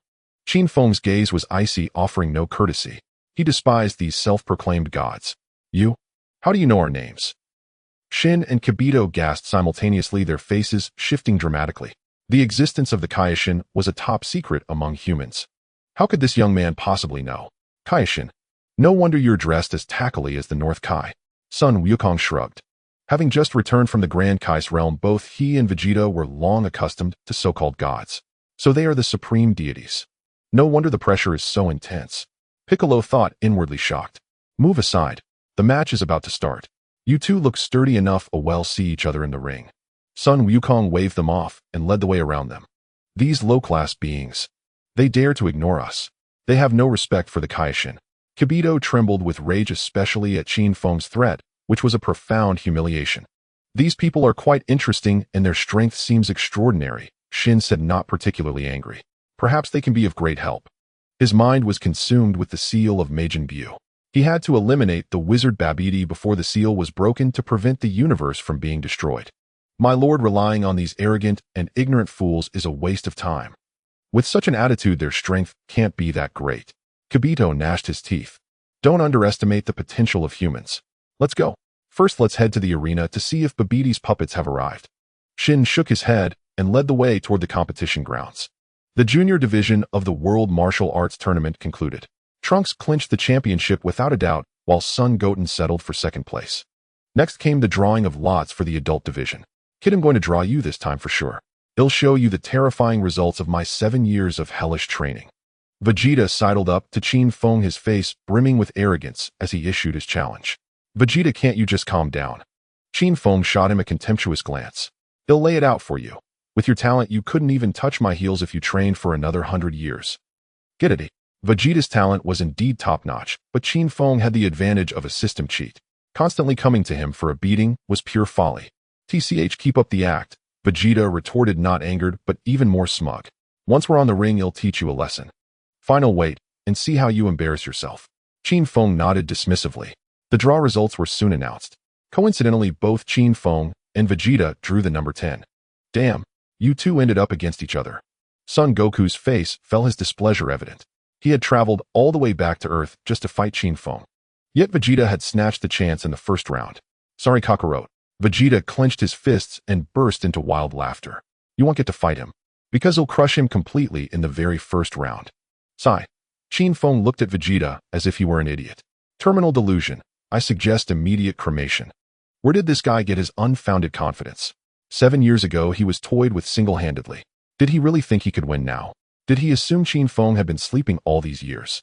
Ladies and gentlemen, dear contestants, the 25th World Martial Arts Tournament Adult Division now begins. First match, Krillin versus Yak. The blonde host's passionate voice echoed through the arena. The audience erupted in thunderous cheers. Lucky break. I didn't get matched with those freaks like Goku. Krillin exhaled in relief. As long as he avoided the Saiyans and Piccolo, he was sure to win the first round and save face. His opponent Yak was just an ordinary brute who had scored barely over 70 on the punch machine. As expected, Krillin secured an easy victory. Among ordinary humans, he was undoubtedly the pinnacle. Then the second match commenced. Son Gohan faced off against the Supreme Kai's attendant Kibito. Mr. Goku, we might need to use your son for a moment. Rest assured there's no ill intent. Please everyone, do not interfere. Supreme Kai-Shin suddenly approached Son Goku and whispered. Son Goku furrowed his brows. He had no idea what the short figure was planning. Still, he sensed no killing intent from him. All right, Son Goku agreed casually. If those two dared to cause trouble, he would act immediately. Ding. System triggered a choice mission. Option 1, prevent Majin Buu's seal from being broken. Reward Supreme Kai Identity Card. Option 2 indirectly help you break the seal and defeat him. Reward Z Sword. Option 3 help break the seal and completely annihilate Majin Buu. Reward Infinite Regeneration Ability surpassing original Buu. The Golden Finger's voice chimed in on time.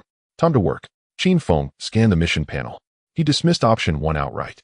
The identity of a weak and cowardly Supreme Kai was something he wouldn't take even if offered. The Z-Sword from option 2 was also a piece of junk, useless in combat except for hiding an old pervert. Using a melee weapon in the Dragon Ball world was just ridiculous. Only the reward from option 3 was truly tempting. Regeneration ability surpassing original Buu. Original Buu could revive from a single cell without losing power.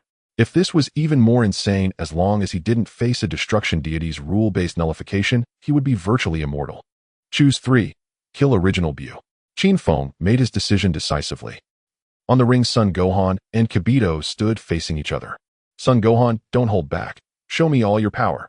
Kibito shouted provocatively. Though he wasn't there to test strength, he was curious about the low-class being's capabilities. You want to see? Fine, I'll oblige. Son Gohan's eyes sharpened. Since his identity was about to be exposed, he might as well fight with all his might. Huh. Son Gohan clenched his fists tightly. Boom. The entire ring shook violently. Thick blue lightning slithered across the ground like raging serpents. Though he had neglected training for 7 years, he had occasionally trained hard after his father and Vegeta's deaths. His current power had already surpassed the limits of a Super Saiyan. Huh. With a roar, Son Gohan erupted in a dazzling golden aura. A fierce gale swept through. Blue lightning crackled wildly. His golden hair stood on end. Super Saiyan 2. Impossible. How can a low-class being possess such terrifying power? This energy even surpasses Lord Supreme Kai. Across from him, Kibito stumbled back 2 steps, his face filled with terror. He had always looked down on humans, but today he was thoroughly humbled. Gohan's impressive. Son Goku exclaimed in delight. He knew his son's lazy nature well. He hadn't expected him to reach the threshold of Super Saiyan 2 in 7 years. TCH, that's all he's got. If he trained harder, his strength would be far beyond this. Vegeta sneered sourly from the sidelines. The moment Son Gohan unleashed his energy, Babidis' 2 puppet minions, Yamu and Spopovich, lunged at him like hungry wolves from the ring's corner. Everyone please cooperate, and don't move, Supreme Kai Shin called out, raising his hands to use his psychic power to immobilize Son Gohan. Whoosh. Qin Feng appeared out of nowhere, gripping Shin's arm tightly. What are you doing? Shin panicked, struggling desperately, but found Qin Feng's grip as unyielding as iron. Hadn't they agreed not to interfere? Why was this guy breaking the rules? You just needed to find a wizard. Why go through all this trouble? In fact, if you 2 useless beings hadn't kept showing up, Majin Buu's seal would never have been broken, Qin Feng mocked without mercy. In the original story, those 2 were nothing but bunglers. But Shin broke out in a cold sweat. Shut up. From now on, your only job as a so-called god is to lead the way. Qin Feng shoved his arm away. On the ring, without Shin's interference, Son Gohan knocked both Yamu and Spopovich to the ground with 2 punches. The 2 puppets, seeing their disadvantage, leaped up and fled into the air. They're escaping. We must follow them to find Majin Buu's hiding place. If any of you wish to help, follow me. Shin shouted urgently, giving chase first. Sounds thrilling. They'll join the fun. Son Goku followed without a second thought. Piccolo, Krillin's Son Gohan, and Kibito also trailed behind. To complete the system mission, Qin Feng naturally went along. Damn it, Qin Feng is definitely afraid of making a fool of himself in public and wants to sneak away. I finally managed to return to Earth today, and you're going to take this beating. Watching Qin Feng fly away, Vegeta clenched his fists in fury and transformed into a streak of light, chasing after him directly. Android 18, however, obediently remained at the martial arts tournament venue. Qin Feng had informed her beforehand that there would be unexpected changes at the arena today, so she should stay and compete for the prize money. After more than 10 minutes of aerial pursuit, the group followed Yamu and Spopovich and landed in a remote, desolate valley. Swish, swish, swish. Supreme Kai Shin and Kibito quickly found rocks to conceal their aura. Not far away, Spopovich and his companion ran to a strange building shaped like a giant snail shell. Lord Babidi, the task has failed. We encountered some tough opponents. Oh, we couldn't defeat them at all. Spopovich knelt on the ground, trembling all over as he reported to a monster. This wizard named Babidi looked like a bizarre hybrid of an armadillo and a caterpillar, exceedingly ugly. What a pair of useless fools.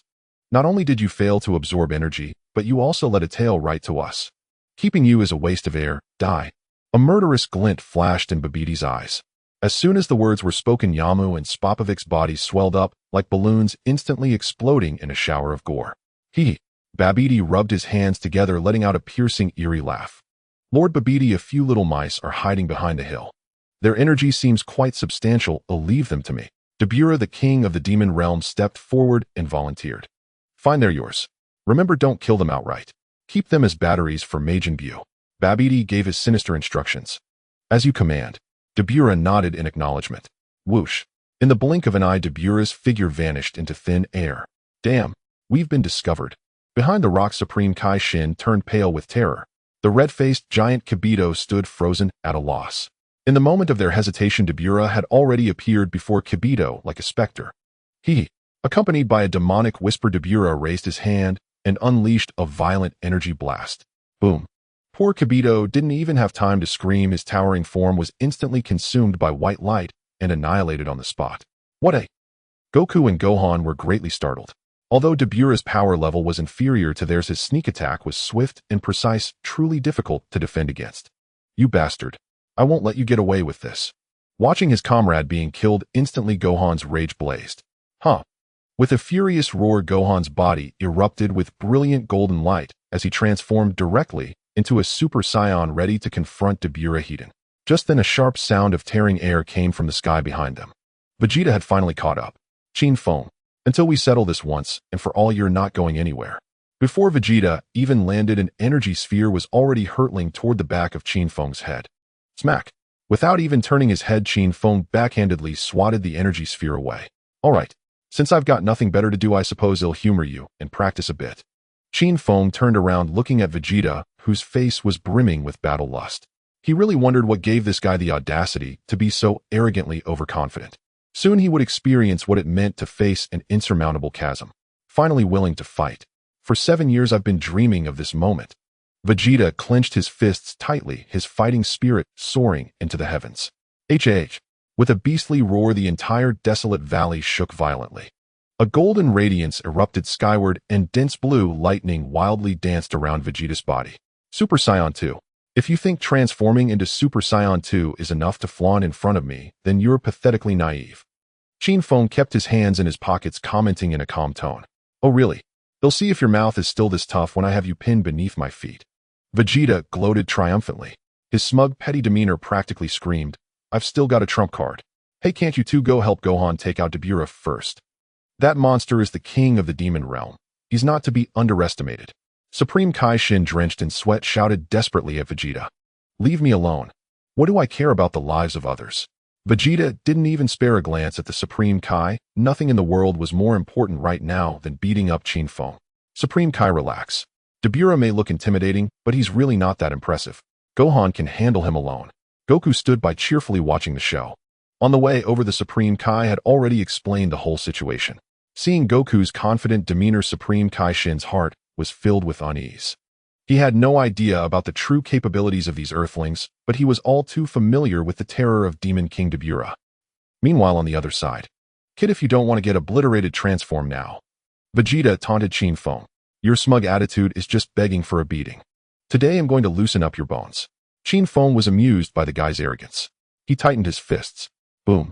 A dazzling golden light erupted as well, and violent blue lightning burst from his body.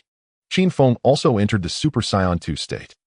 Since Vegeta has already engaged Qin Feng, this is the perfect opportunity to see how much Qin Feng has improved over the past 7 years. Goku's gaze was locked onto the arena. Qin Feng's potential far exceeded his and Vegeta's. After 7 years, there was no way he had remained stagnant. Still just Super Saiyan 2, huh? Vegeta sized up Qin Feng, a hint of contempt curling at the corner of his mouth. Then his body shot forward like an arrow from a bow. His speed was astonishing. In the blink of an eye, he was already in front of Qin Feng, a fist the size of a boulder slamming toward Qin Feng's face. Qin Feng's feet slid slightly as he leaned back, effortlessly dodging the heavy punch. Almost simultaneously with his dodge, Qin Feng's right leg shot up, delivering a sharp whip-like kick. Whoosh! The piercing sonic boom was enough to make one's scalp tingle. So fast. Vegeta's expression shifted dramatically. He had put all his strength into that punch. With his momentum spent, and no time to gather new strength, he had no choice but to hastily raise his arms to block. Bang! Qin Feng's kick, like a solid steel pipe, slammed heavily into Vegeta's crossed arms. The immense impact sent Vegeta flying. His feet plowed 2 deep furrows dozens of meters long into the alloy arena floor before he finally managed to stabilize himself. Vegeta felt a numbing ache in his arms, his bones trembling, and his face twisted in pain. Damn it! How can this brat's speed and strength be this ridiculous? Vegeta ground his teeth, a storm of shock raging within him. Both of them were at the Super Saiyan 2 level, but from that single exchange, he could clearly feel that Qin Feng's base combat power completely overwhelmed his own. Too fast. If it were me, I definitely couldn't have dodged that kick. Goku, watching from below, also wore a grave expression, silently marveling. After 7 years apart, Qin Feng had indeed become even more monstrous. Die! Vegeta's fury boiled over as he aimed his hands at Qin Feng. Hop! Golden energy blasts poured out like machine gun fire.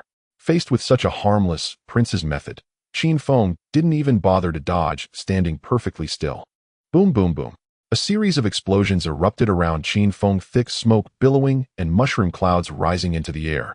Vegeta knew full well that such attacks couldn't harm Qin Feng. He was merely using the smoke as cover for a feint. Whoosh! Taking advantage of Qin Feng being swallowed by the smoke, Vegeta turned into a blur and charged into the haze, driving a heavy punch toward Qin Feng's vital point. Smack! Unfortunately, his plan completely failed. A powerful hand like a vice clamped down tightly on his fist. Then Qin Feng raised his knee and drove it hard into Vegeta's solar plexus. Ugh! A large gush of stomach acid sprayed from Vegeta's mouth. Vegeta's vision went black as he was launched high into the air. Whoosh! Qin Feng's form vanished, instantly reappearing above the midair. Vegeta, clasping his hands together like a sledgehammer, he smashed them down onto Vegeta's back with brutal force. Bang! Boom! Vegeta plummeted like a falling meteor, crashing through the arena floor and creating a massive bowl-shaped crater. He lay at the bottom like a dead dog, utterly pathetic. I know you're still hiding a trump card, Vegeta. Qin Feng hovered in midair, looking down at Vegeta in the crater from a lofty height. Stop holding back and show me your true skills. Otherwise, I won't play this game with you anymore.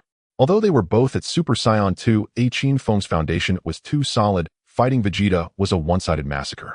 Damn it. Why is this happening? We're both Super Saiyan 2. Why is he so much stronger than me? Vegeta's fist slammed into the pit's bottom, his eyes filled with resentment and humiliation. He had intended to save his ultimate move for Kakarot. Now it seemed he had no choice but to use it. Vegeta staggered to his feet, wiped the blood from his lips with his hand, and a wild, arrogant smile suddenly appeared on his face. I admit you do have some skill. Being at the same Super Saiyan 2 level, your power is indeed infuriating. But from now on, you're definitely going to lose. Because my realm has long surpassed Super Saiyan 2. Vegeta clenched his fists, pointing arrogantly at his own nose with his thumb. Open your dog eyes wide. The strongest Saiyan will always be me, Prince Vegeta. This arrogant and flamboyant demeanor was even more overbearing than the King of Heaven himself. Is Vegeta going to transform into Super Saiyan 3? Sun Wukong from below instantly saw through Vegeta's confidence. After all, Super Saiyan 2 was completely no match for Qin Feng. But he had a bad feeling even if Vegeta transformed into Super Saiyan 3, he would likely still be ground into the dirt by Qin Feng. Idiot. The harder you boast now, the harder your face will be slapped later. Qin Feng yawned in boredom. Seeing this guy's pretentious demeanor, he had clearly trained to reach Super Saiyan 3 in the underworld. Huh. At that moment, Vegeta suddenly struck a pose and let out an ear-splitting roar. Violent golden light surged wildly from within his body. Visible waves of energy radiated outward like a tidal wave. Rumble. As Vegeta's aura soared madly, the entire earth began to tremble violently. My God. What kind of monstrous power is this? Even the earth is shaking. The distant Supreme Kai Shin was sweating profusely with fear. Although he had anticipated these Saiyans were strong, this was ridiculously beyond reason. Just releasing his energy could trigger a global earthquake. What a terrifying aura. What kind of evil technique did Uncle Vegeta practice in the underworld? How could he become this powerful? Son Gohan, locked in fierce combat with Demeanor, was also startled by this overwhelming energy fluctuation. This? Impossible. How could mere humans unleash power of this level? As the king of the demon realm, Demeanor's worldview was shattered. He was already struggling just to handle this Son Gohan before him. He never expected there was an even more monstrous being hidden far away. When did this damn Earth start mass-producing Super Saiyans of this caliber? Incredible. Vegeta actually possesses such terrifying energy. He. But this suits me perfectly. With such immense energy, Majin Buu is absolutely craving it. Keep erupting, unleash your power to your heart's content. The faster boost seal breaks the better. But Beatty, hidden in the shadows, was equally shocked, but more than that he was overjoyed. The more these Scions fought, the more energy Majin Buu absorbed.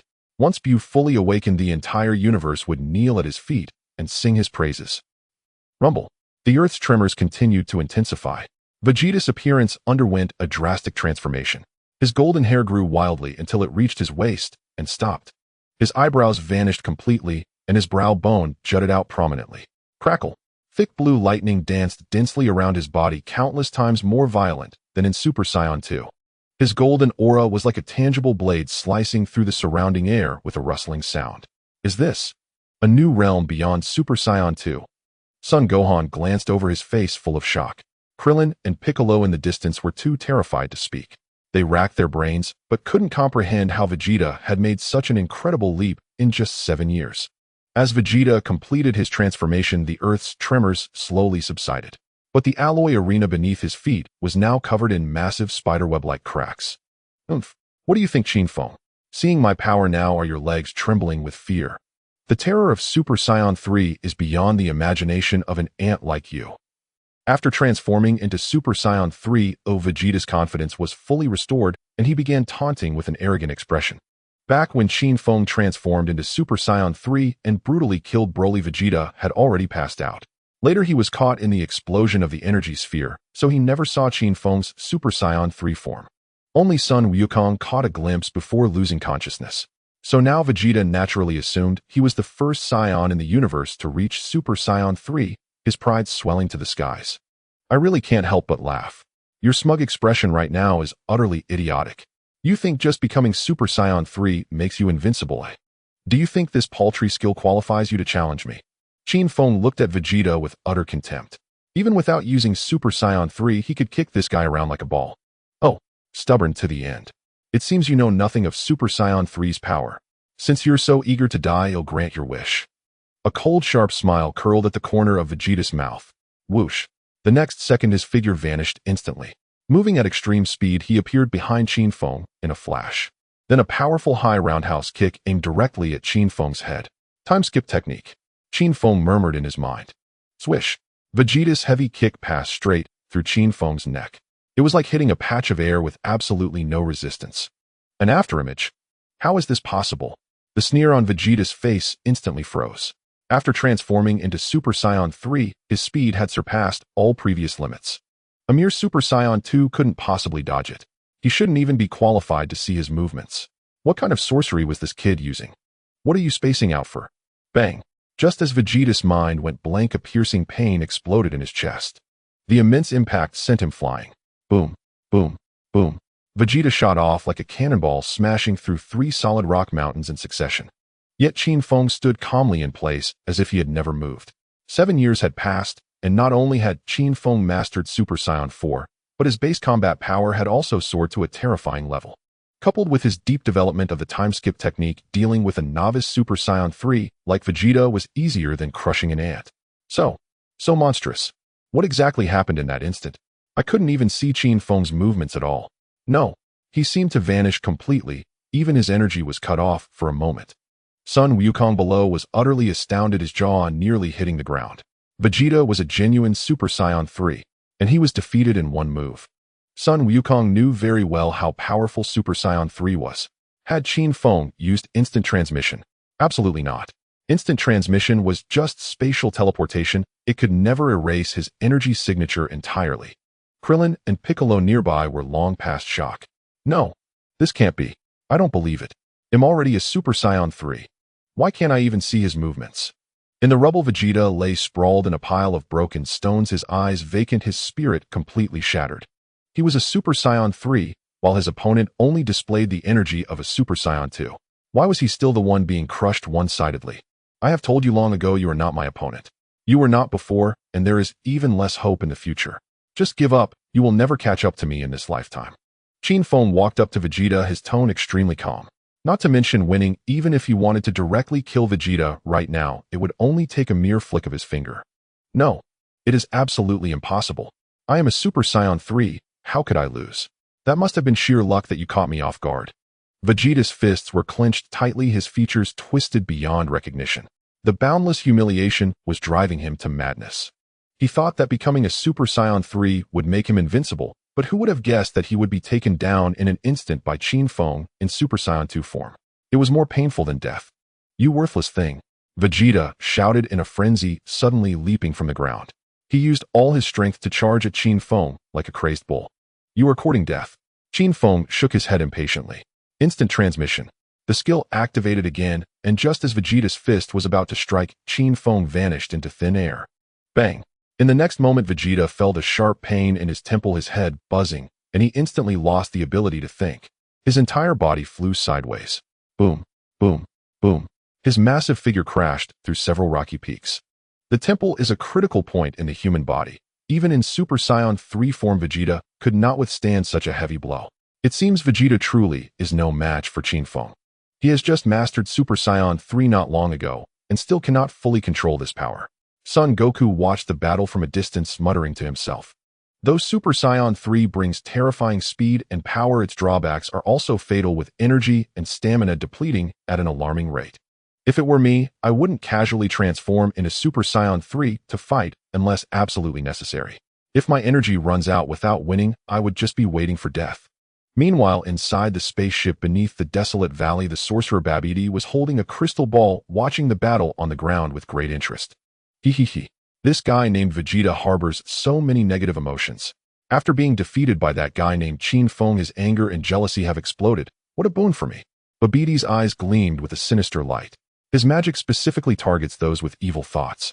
The darker one's heart, the easier it is for him to take advantage.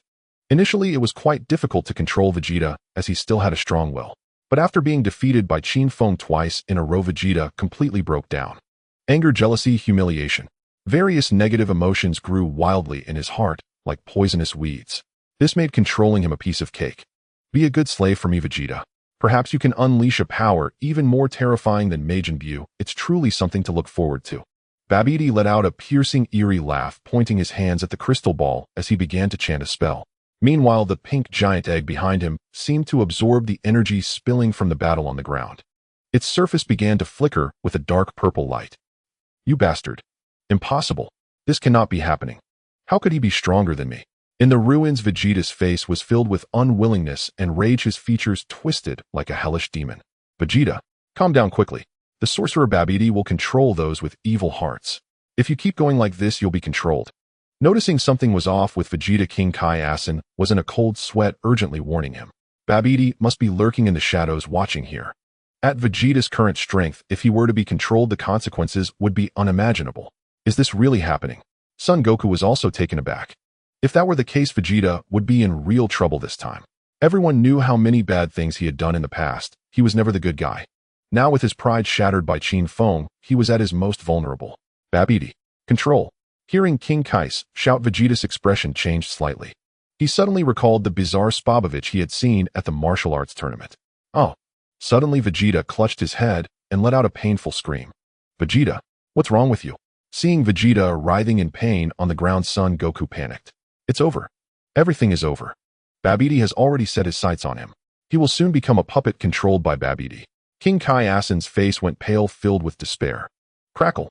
Just as he finished speaking, a blinding light purple lightning suddenly exploded around Vegeta. At the same time, the energy on him began to surge explosively. TCH, this guy really is stubborn as a mule. Watching Vegeta's pained expression, Qin Feng frowned slightly and coldly commented. At this moment, a cursive M mark appeared on Vegeta's forehead, flickering with an eerie red light. This was the sign of being brainwashed by the sorcerer Babidi. Who would have thought that the proud prince of the Saiyans would willingly become someone else's puppet? Given Vegeta's intense pride, as long as he didn't want to, a mere Babidi could never control him. It was clear that he had intentionally let down his guard, willingly accommodating Babidi's black magic.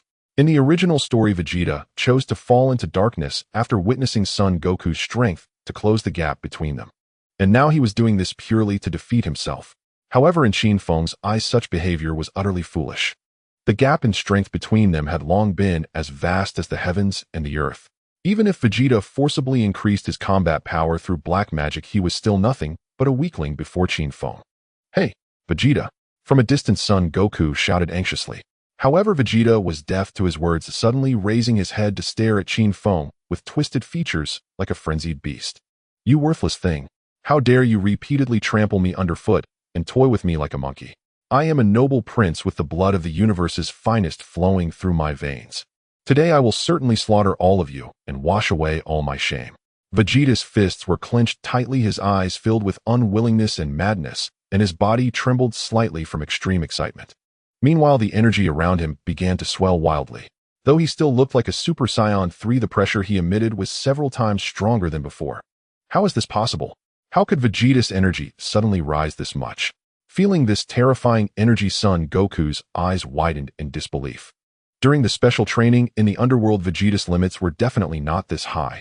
Now this energy was even faintly overshadowing his own. Mr. Goku, erase the thing.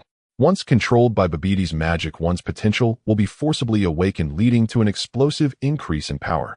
Just like those two humans at the martial arts tournament, their actual strength was pitifully weak. Seeing Son Goku's puzzled expression, King Kai Asin hurriedly explained. I see. It seems Vegeta has long understood this principle. That's why he is willing to be controlled. What are you saying? He did this on purpose. How is that possible? King Kai Asin's jaw nearly dropped in shock. What's so surprising about it? Vegeta values his pride more than his life. If he were to stubbornly refuse, how could a sorcerer do anything to him? Son Goku sighed with a bitter smile, shaking his head. No one understands Vegeta better than he does. But what is he trying to achieve?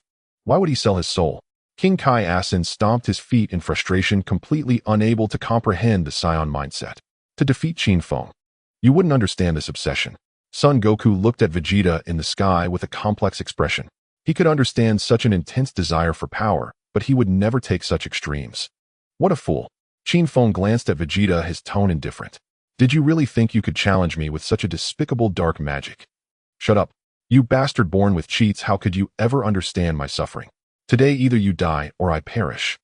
Struck a nerve, Vegeta flew into a rage. Huh. With a heart-wrenching roar, a terrifying shockwave of tangible energy erupted from Vegeta, blasting outward. The violent storm instantly flattened the surrounding hills, sending sand and stones flying into the sky. Since you refuse to give up, let me show you what true despair really is, so that you will never dare to challenge me again in this life. Qin Feng casually clenched his fists. Boom. A dazzling golden pillar of light shot into the sky, piercing through the clouds. Without any charge-up, Qin Feng instantly transformed into a Super Saiyan 3. He had mastered this form for a full 7 years. Now transforming into Super Saiyan 3 was as easy as breathing, and he immediately unleashed its full power without holding back. What? How is this possible? You bastard, when did you learn to transform into Super Saiyan 3? The madness on Vegeta's face instantly froze. The ultimate power he had obtained through desperate struggle, even selling his soul, was wielded effortlessly by his opponent. Saiyans. They're simply monsters that defy all reason. Where exactly is the limit of these guys? The Supreme Kai, Old Kai, collapsed to the ground in terror, his worldview shattered. The power displayed by Qin Feng and Vegeta had long surpassed the comprehension of even this universe's highest deity. Meanwhile, Goku remained relatively calm. Over 7 years, both he and Vegeta had touched the threshold of Super Saiyan 3. It was unthinkable for a freak like Qin Feng to stagnate. Moreover, when they had faced the legendary Super Saiyan Broly, he had already sensed signs of Qin Feng's breakthrough. It was entirely reasonable for him to now wield Super Saiyan 3 with ease. I don't believe it. I will kill you today. Vegeta had completely lost his reason, his eyes bloodshot. Fueled by dark magic, he turned into a wild golden lightning bolt, charging recklessly at Qin Feng. Courting death. Without even blinking, Qin Feng watched Vegeta approach, then suddenly swung his right fist. Bang! Crack! The moment their fists collided, the rocky ground beneath them shattered like fragile glass, collapsing into a bottomless pit. A massive recoil erupted, and Vegeta couldn't hold on for even half a second. He was sent flying backward like a cannonball. Boom! The terrifying shockwave turned into a visible ring of energy, sweeping indiscriminately in all directions. In the distance, Gohan, who was locked in combat with Demeanor and the Supreme Kais, watching from the sidelines, turned pale with fear. They desperately fled further away, terrified of being caught in the cataclysmic aftermath. Boom, boom, boom. Vegeta, like a broken kite, plowed a deep trench hundreds of meters long into the ground. Ugh! He spat out a mouthful of blood, his fierce aura instantly wilting to its lowest point. The golden light faded, and he reverted to his base form. Amen. Vegeta's eyes were bloodshot as he struggled with all his might to get up, only to find his limbs unresponsive. He couldn't accept it. He had made sacrifices, traded everything for such immense power. Why in front of Qin Feng was he still as fragile as an ant? Just one punch. It took only one punch to completely cripple him. He had even abandoned his Saiyan pride, willingly becoming a puppet of evil, only to lose so miserably. This gap was truly despairing. How terrifying. Even as a Super Saiyan 3, Vegeta couldn't withstand a single move from Qin Feng. It seems I don't need to embarrass myself up there. In the distance, Goku shook his head with a bitter smile. He had traveled all the way back to Earth with the greatest wish to fight Qin Feng. Now looking at Vegeta on the ground, he completely abandoned that thought. After being brainwashed by the wizard Babidi, Vegeta's power had skyrocketed, reaching the peak of Super Saiyan 3's full power, far surpassing Goku's current self. Yet even so, he was effortlessly wiped out by Qin Feng. If he were to challenge him now, his fate would be exactly the same as Vegeta's, pure masochism. On the other side, Gohan had already pushed the Demon King Demeanor back step by step. Unfortunately, he wasn't ruthless enough to deliver a killing blow, allowing Demeanor to slink back into the underground spaceship. Deep inside the spaceship, Lord Babidi, why did you suddenly summon me back? Just give me a little more time, and he'll tear that brat outside into pieces. Demeanor gritted his teeth, his face full of unwillingness. The king of the demon realm being dominated by a mere human boy was a supreme humiliation. Forget those worthless ones, Demeanor. My Majin Buu is about to hatch. Babidi's eyes narrowed into slits, trembling with excitement. After waiting for thousands of years, this day had finally come. Once Majin Buu awakened, the entire universe would kneel at his feet. Strictly speaking, it would kneel at his feet alone, since Majin Buu was merely an obedient enforcer. Hum, hum, hum. The pink egg behind them began to flash with purple light frantically, its frequency increasing. Just one last bit of energy. Demeanor, quickly transfer your power into it now. Watching the flashing egg, Babidi commanded urgently. As you command, Lord Babidi. Demeanor dared not delay, immediately raising his hands to channel his magical energy continuously into the egg. On the ground, Goku flashed over to Qin Feng's side. What? Got an itch to spar with me? Qin Feng glanced at him and asked casually. When I first returned to Earth, I really did want to fight you. But after seeing you knock out Vegeta with one punch, I know I couldn't win even if I gave it my all. So let's skip it. Goku scratched the back of his head, admitting it with some embarrassment. Although he was a battle maniac, he wasn't a glutton for punishment. Facing an opponent with no visible chance of victory, charging in recklessly was pointless. Mr. Qin Feng. Mr. Goku. We need to figure out how to deal with Babidi quickly. Your fight just now released too much energy. Majin Buu has likely absorbed enough and could break free from his seal at any moment. Old Kai rushed over frantically, as anxious as an ant on a hot pan. Is Majin Buu really as formidable as you claim? Goku was skeptical. This Supreme Kai was too timid. Even a simple Super Saiyan transformation scared him senseless. His words were surely exaggerated. Absolutely true. Unimaginably powerful. In the past, there were 5 Supreme Kais, any one of whom could crush Frieza with a single finger. Yet Majin Buu killed 4 of them. Old Kai explained desperately. Save it. It's too late to go now. Majin Buu has already emerged. Qin Feng looked up at the spaceship's entrance, his tone calm. Just a second ago, he had sensed an extremely evil mass of energy. This energy was quite substantial, no weaker than the controlled Vegeta, undoubtedly Majin Buu. Indeed, I felt it too, a very evil energy. But its intensity is nothing special, nothing to fear. Goku nodded as well. The energy was indeed stronger than Demeanor's, but that was all. It wasn't as terrifying as the Supreme Kai had claimed. Maybe he could take him down just by transforming into Super Saiyan 3. You don't understand the horror of Majin Buu. Old Kai stumbled back in fear, his face pale. Look at you, such a coward. If you're scared, get out of here. Staying only gets in the way. Qin Feng sneered without mercy. As his words fell, Babidi flew out from the spaceship entrance with a sinister grin. Following behind him was a round, pink, chubby figure. Majin Buu. Upon seeing the plump pink figure behind the wizard Babidi, the Supreme Kai Shin had his eyes bulging like brass bells. Beads of cold sweat instantly covered his forehead. His legs turned to jelly as he instinctively stumbled backward, as if he had encountered the most terrifying demon in the world. Lord Supreme Kai, is it necessary to be so dramatic? If this is Majin Buu, I'd say his strength is rather mediocre. Son Gohan looked Fat Buu up and down and casually remarked. This fat man's ki did exude a certain sinister quality. But with his current power, he figured he could knock him down without much trouble. Indeed, Lord Supreme Kai. This fellow doesn't seem like much. Son Goku nodded in agreement as well. You have no idea how terrifying Majin Buu is. It's over. Majin Buu has revived, and we're all going to die here. Supreme Kai Shin remained utterly petrified, trembling all over. This bone-deep fear had taken root thousands of years ago. Now seeing that face again, he simply could not shake the shadow in his heart. Yo, you three look pretty tough. Come let me formally introduce you. This is my Majin Buu. Babidi boasted in a grating, affected tone, pointing triumphantly at Qin Feng and the others. Then he turned his head and glared at the Supreme Kai. And you, Supreme Kai? Years ago you killed my father. Today I'll have Majin Buu devour you whole. Majin Buu suddenly narrowed his eyes and flashed an innocent, childish smile at the Supreme Kai. That single smile sent a violent shudder through Shin's entire body. Annoying trash. In the way, Qin Feng cast a cold glance at Babidi. Without another word, he raised his right hand, and a blinding golden beam shot instantly from his fingertip. Babidi didn't even have a chance to react. The golden beam pierced straight through his forehead. He didn't even manage to let out half a scream. Babidi's withered corpse was sent flying backward, dead on the spot. Well, that was rather swift, wasn't it? Son Goku was taken aback, clearly not expecting Qin Feng to act so decisively. Without a word, he had instantly eliminated the wizard Babidi. Should we keep such trash around for the new year? Qin Feng asked flatly in return. Scum like Babidi, who only resort to dirty tricks from the shadows, did not deserve to exist in this world. Moreover, his power was pathetically weak, and Qin Feng felt not the slightest interest in him. Fair enough. Since that's the case, could I have a go at this Majin Buu first? Son Goku rolled his neck and turned to Qin Feng to negotiate. He had traveled all the way back to Earth with the original intention of having a good fight with Qin Feng.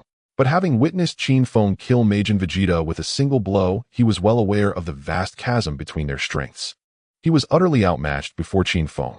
A suicidal duel would be pointless. This Majin Buu before him, however, looked like a decent punching bag. As you wish. But don't say I didn't warn you. Never underestimate him. With your current level, killing him won't be easy. Qin Feng spread his hands nonchalantly. In his Super Saiyan 3 state, Son Goku might be slightly stronger than Fat Buu in raw power. But Majin Buu's true horror lay in his regenerative ability. Completely eradicating him would be as difficult as reaching the heavens. Unless Son Goku could conjure up a super spirit bomb. Oh, if even you say so, this fat man must have some tricks up his sleeve. Hearing that only makes me more excited. Son Goku grinned and his arms flexed with sudden force. Boom. A violent golden aura erupted from his body. His golden hair stood on end with a single strand falling over his forehead, and dense blue lightning crackled wildly around him. He instantly transformed into Super Saiyan 2. Majin Buu tilted his head and looked at Son Goku. The expression on his chubby pink face suddenly changed. His eyes narrowed into crescent-shaped slits. A brutal and malevolent aura was completely exposed. Whoosh! Son Goku's form flickered, and in an instant he was right in front of Majin Buu. His right fist, like a cannonball, slammed fiercely into Majin Buu's rotund belly. Thud! A deep, clear fist-shaped indentation appeared. Majin Buu's obese body was sent flying. Zing! Son Goku gave chase without a moment's pause, his form flashing repeatedly. Bam! Bam! Bam! In just 1 second, Son Goku's fists became a blur, unleashing over a dozen heavy blows in rapid succession. Majin Buu's body was instantly covered with more than a dozen shocking fist marks. Incredible! Goku is unbelievably strong. The Supreme Kai is always exaggerating. This fat guy is no match for Goku. Kuririn shouted, his blood boiling with excitement. As long as Goku was fighting, nothing would go wrong. Don't celebrate too soon. Look closely. Majin Buu hasn't taken a single bit of damage. Goku's attacks are indeed fierce, and it seems like Majin Buu is just taking a beating. But after all those heavy punches, he hasn't shown the slightest sign of pain. Piccolo, his brow furrowed, stared intently at the battlefield and coldly cut off Kuririn's cheers. This pink fatty was definitely a tough nut to crack. Uncle Piccolo is right. Dad's attacks are having no effect. Son Gohan also noticed the problem, his expression turning grave. To withstand a barrage from Super Saiyan 2 without flinching, Majin Buu's endurance was terrifying. Thump! Son Goku landed another powerful uppercut, sending Majin Buu flying into the sky. At that moment, Majin Buu's body resembled the surface of the moon, covered in craters and hollows. Suddenly, Majin Buu took a deep breath and tensed every muscle in his body. A soft sound was heard, and the deep fist marks instantly bounced back, restoring themselves. His pink skin became smooth and flat again, as if the fierce bombardment had never happened. Are you done having your fun? If you're finished, it's my turn now. Majin Buu grinned at Son Goku, his eyes once again narrowing into dangerous slits. Boom! Before his words had even faded, his obese body shot forward like an arrow from a bow. His speed was so immense that only a pinkish-purple afterimage could be seen streaking across the sky. So fast. Son Goku's expression shifted drastically. He quickly raised his arms and crossed them in front of him for defense. Thud. The next second, an overwhelming force struck him, and Son Goku was sent flying by a single punch from Majin Buu. Boom. Sun Wukong was deeply embedded in the hard stone wall hundreds of meters away with debris falling around him. Hee hee, the evil laugh of Majin Buu echoed once again. Suddenly he bent down and plunged his short, stout arms directly into the ground. What is this fat guy doing? Son Gohan and Krillin were utterly confused, completely unable to grasp the situation. Piccolo's expression changed, instantly realizing the trick. As a Namekian, Piccolo could stretch his limbs freely. He immediately understood that Majin Buu's move was definitely utilizing the extendability of his body to strike from a distance. Bang bang. Just as expected. Before anyone could react, Majin Buu's fists suddenly burst through the stone wall behind Sun Wukong. Two solid punches struck fiercely at the back of Sun Wukong's heart. Cough. This fat guy is really strong. Sun Wukong was knocked out of the stone wall, wiping the blood from the corner of his mouth. Rather than feeling scared, excitement flickered in his eyes. He had only taken 3 hits and was already bleeding. It seemed that Majin Buu's strength was far beyond what he had anticipated. Continuing to fight in Super Saiyan 2 form would surely lead to defeat. Since he could only stay on Earth for a day thanks to the reincarnation time, encountering such a level of monster, he might as well go all out and have a good fight. Hop. Sun Wukong's eyes suddenly became incredibly sharp, letting out a low, deep roar. Boom. The entire Earth trembled violently once again. Waves of violent golden energy surged like a level 12 hurricane, sweeping madly around Sun Wukong. Son Gohan, Piccolo, and Kaioshin were blown back by this terrifying storm, barely able to stand firm. As expected, Wukong has mastered the Super Saiyan 3 state, Piccolo said, raising his arm to shield himself from the wind and sand, squinting slightly. That's obvious. Even Vegeta can do it, how could Wukong not? Krillin chimed in proudly from the side. Watching him act so smug, it was as if he was the one transforming. The earth-shattering noise lasted several seconds before the surroundings gradually calmed down. At this moment, Sun Wukong had undergone a tremendous transformation. His golden hair flared out down to his waist, his eyebrows vanished, his brow bones protruded, and his entire body crackled with dense blue lightning. Without a doubt, it was Super Saiyan 3. Huh. Majin Buu tilted his head, looking at him with a hint of surprise. You seem to have gotten stronger. He pointed a chubby finger at Sun Wukong. That's right. This is the form of Super Saiyan 3. With this power, it should be enough to deal with you. Sun Wukong's lips curled slightly upwards, his tone exuding absolute confidence. In the Super Saiyan 3 state, both speed and destructive power completely overshadowed Super Saiyan 2. This fat guy certainly had some tricks, but he could never be a match for Super Saiyan 3. Majin Buu was unafraid, showing Sun Wukong a dangerous smile once more. That smile of yours really makes my hands itch. Just as Sun Wukong finished speaking, whoosh, he vanished from his spot, leaving only a few lingering blue arcs of electricity. Bang! In the next instant, Sun Wukong's fist slammed hard into Majin Buu's face, directly caving in his plump features. Boom, boom, boom. Following that was a relentless barrage of strikes. In just a few seconds, Majin Buu's massive body was turned into a pile of mush resembling a piece of chewed gum, hanging grotesquely in midair. The Super Saiyan 3 form consumes too much energy. Oh, I can't drag it out. Let's finish this quickly. Sun Wukong took a deep breath, swiftly gathering his hands at his waist, forming the classic Kamehameha gesture. Came. Haim. Huh. Waved. With a loud shout, a thick blue beam shot out fiercely. The terrifying energy instantly engulfed Majin Buu's distorted body. Under the violent impact of the Kamehameha wave, Majin Buu's pink form was blown away like a wisp of smoke, leaving no trace behind. Did we win? That's amazing. Wukong blasted the monster into pieces. Seeing this shocking scene, Krillin was so excited he was jumping around, shouting with enthusiasm. Don't celebrate too soon. Majin Buu isn't dead at all. Piccolo coldly doused cold water on him. You were too busy celebrating that you forgot to sense his energy. Upon hearing this, Krillin's smile froze instantly. He quickly closed his eyes to sense. Sure enough, Majin Buu's energy not only hadn't disappeared, but there was not even a hint of it weakening. Uncle Piccolo is right, Majin Buu is still alive. Son Gohan's face turned extremely grim. This means the full power Kamehameha wave my dad just used had no effect on this fat guy. Before, Son Gohan thought Majin Buu was nothing, that he could deal with him easily. But now it seemed he was gravely mistaken. This monster's recovery ability was so abnormal that it was despairing. He took the Super Saiyan 3 Wukong's ultimate move Hedon and didn't even suffer a scratch. Gurgle. Just as everyone was stunned, a mass of purple-pink smoke began to rapidly coalesce in midair. Sun Wukong looked up and couldn't help but smile bitterly and shake his head. What a tough nut to crack, not even the Kamehameha wave can kill him.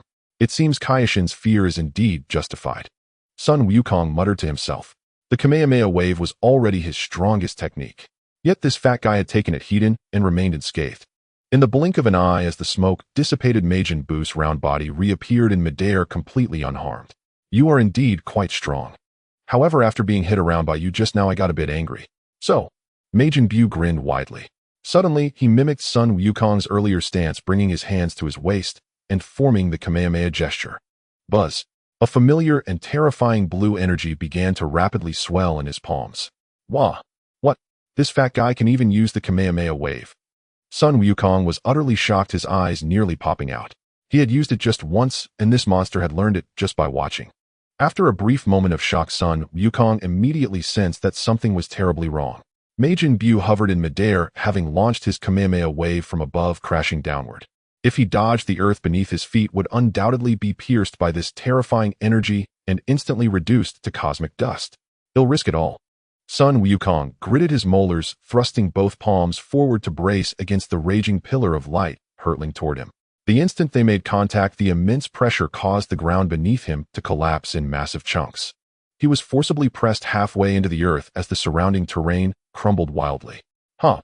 Sun Wukong's face flushed crimson as he pushed his ki to its absolute limit. With a resounding bang, the blue Kamehameha wave was finally deflected off its course, soaring into the sky, breaking through the atmosphere and exploding in the cosmos. Panting heavily, Sun Wukong gasped for breath, his stamina nearly depleted. The transformation into Super Saiyan 3 was inherently a bottomless pit. If he weren't already dead, relying on a living Buddha's physical endurance, he could never have lasted this long. Wukong, if you keep fighting like this, the one day you have left on Earth will be used up. In his mind, King Kai and the Supreme Kai Shin urgently reminded him. This fat guy really is a tough nut. Sun Wukong wiped the sweat from his face and broke into a grin instead. Being able to have a good brawl with a monster like this makes this trip worthwhile. Let the time run out, after all it's just a fight here. Before he could catch his breath, Majin Buu charged at him again with a strange cry. This monster possessed an incredible learning ability in battle. After the warm-up, his moves became more cunning and his aura grew even more formidable. As one side waned and the other waxed, Sun Wukong soon found himself at a disadvantage. The intense drain of Super Saiyan 3 slowed his movements, while Majin Buu, seemingly unfazed, only grew fiercer. With a bang, Majin Buu seized an opening, sweeping his fat leg and kicking Sun Wukong away like a soccer ball. Sun Wukong tumbled through the air several times, and upon landing, his golden hair faded back to normal. He could no longer hold on. If he forced himself to maintain Super Saiyan 3, his time in the afterlife would instantly reset to 0, and he still couldn't defeat this monster. You're no fun. They'll turn you into chocolate and eat you. Majin Buu stuck out his tongue at Sun Wukong, and the flesh-colored antenna on his head suddenly aimed at him. A dazzling pink-purple electric bolt shot forth. Sun Wukong instinctively sensed extreme danger and swiftly sidestepped. The pink bolt missed, striking the pile of rubble behind him. A miraculous sight unfolded as the hard rocks instantly transformed into colorful candy. So this fat guy can do that. Sun Wukong frowned in dismay. If he got hit and turned into a snack, that would be a truly pathetic way to die. Qin Feng, this monster is yours. I'm out of strength. Sun Wukong shamelessly shouted to Qin Feng, who was in the distance. He didn't have Vegeta's stubborn pride of suffering in silence. If he couldn't win, he couldn't win. Head call for backup without hesitation. All right, the warm-up should end. Qin Feng rolled his neck. This farce had gone on long enough. It was time to wrap it up. With a soft step, he moved like a phantom, instantly closing in on Majin Buu. He swung his right fist without mercy and struck. A dull explosion echoed as Majin Buu's round head burst like a watermelon. Pink flesh and slime splattered everywhere, writhing on the ground like disgusting maggots. Such overwhelming power. Behind him, Son Gohan and Piccolo gasped in shock. A single punch to blow the monster's head off. This combat prowess was on an entirely different level. Don't be too optimistic, mister. Qin Feng, Supreme Kai Shin, shouted anxiously. Majin Buu's true horror lies in his regeneration. As long as a single cell remains intact, he can revive infinitely. The Supreme Kai is right. This fat guy didn't even get a scratch from my Kamehameha earlier. A fist alone won't kill him, Sun Wukong added. Sure enough, The pink slime on the ground rapidly coalesced, and in the blink of an eye Majin Buu's head regenerated perfectly. However, two small clumps of pink flesh did not rejoin. They silently turned into two patches of pink slime slithering like snakes along the ground, stealthily creeping towards Sun Wukong and the distant prone Vegeta. Qin Feng paid no heed and closed in again. A storm of iron fists rained down on Majin Buu.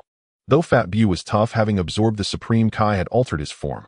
In terms of pure regenerative ability, he was far inferior to the original Kid Buu.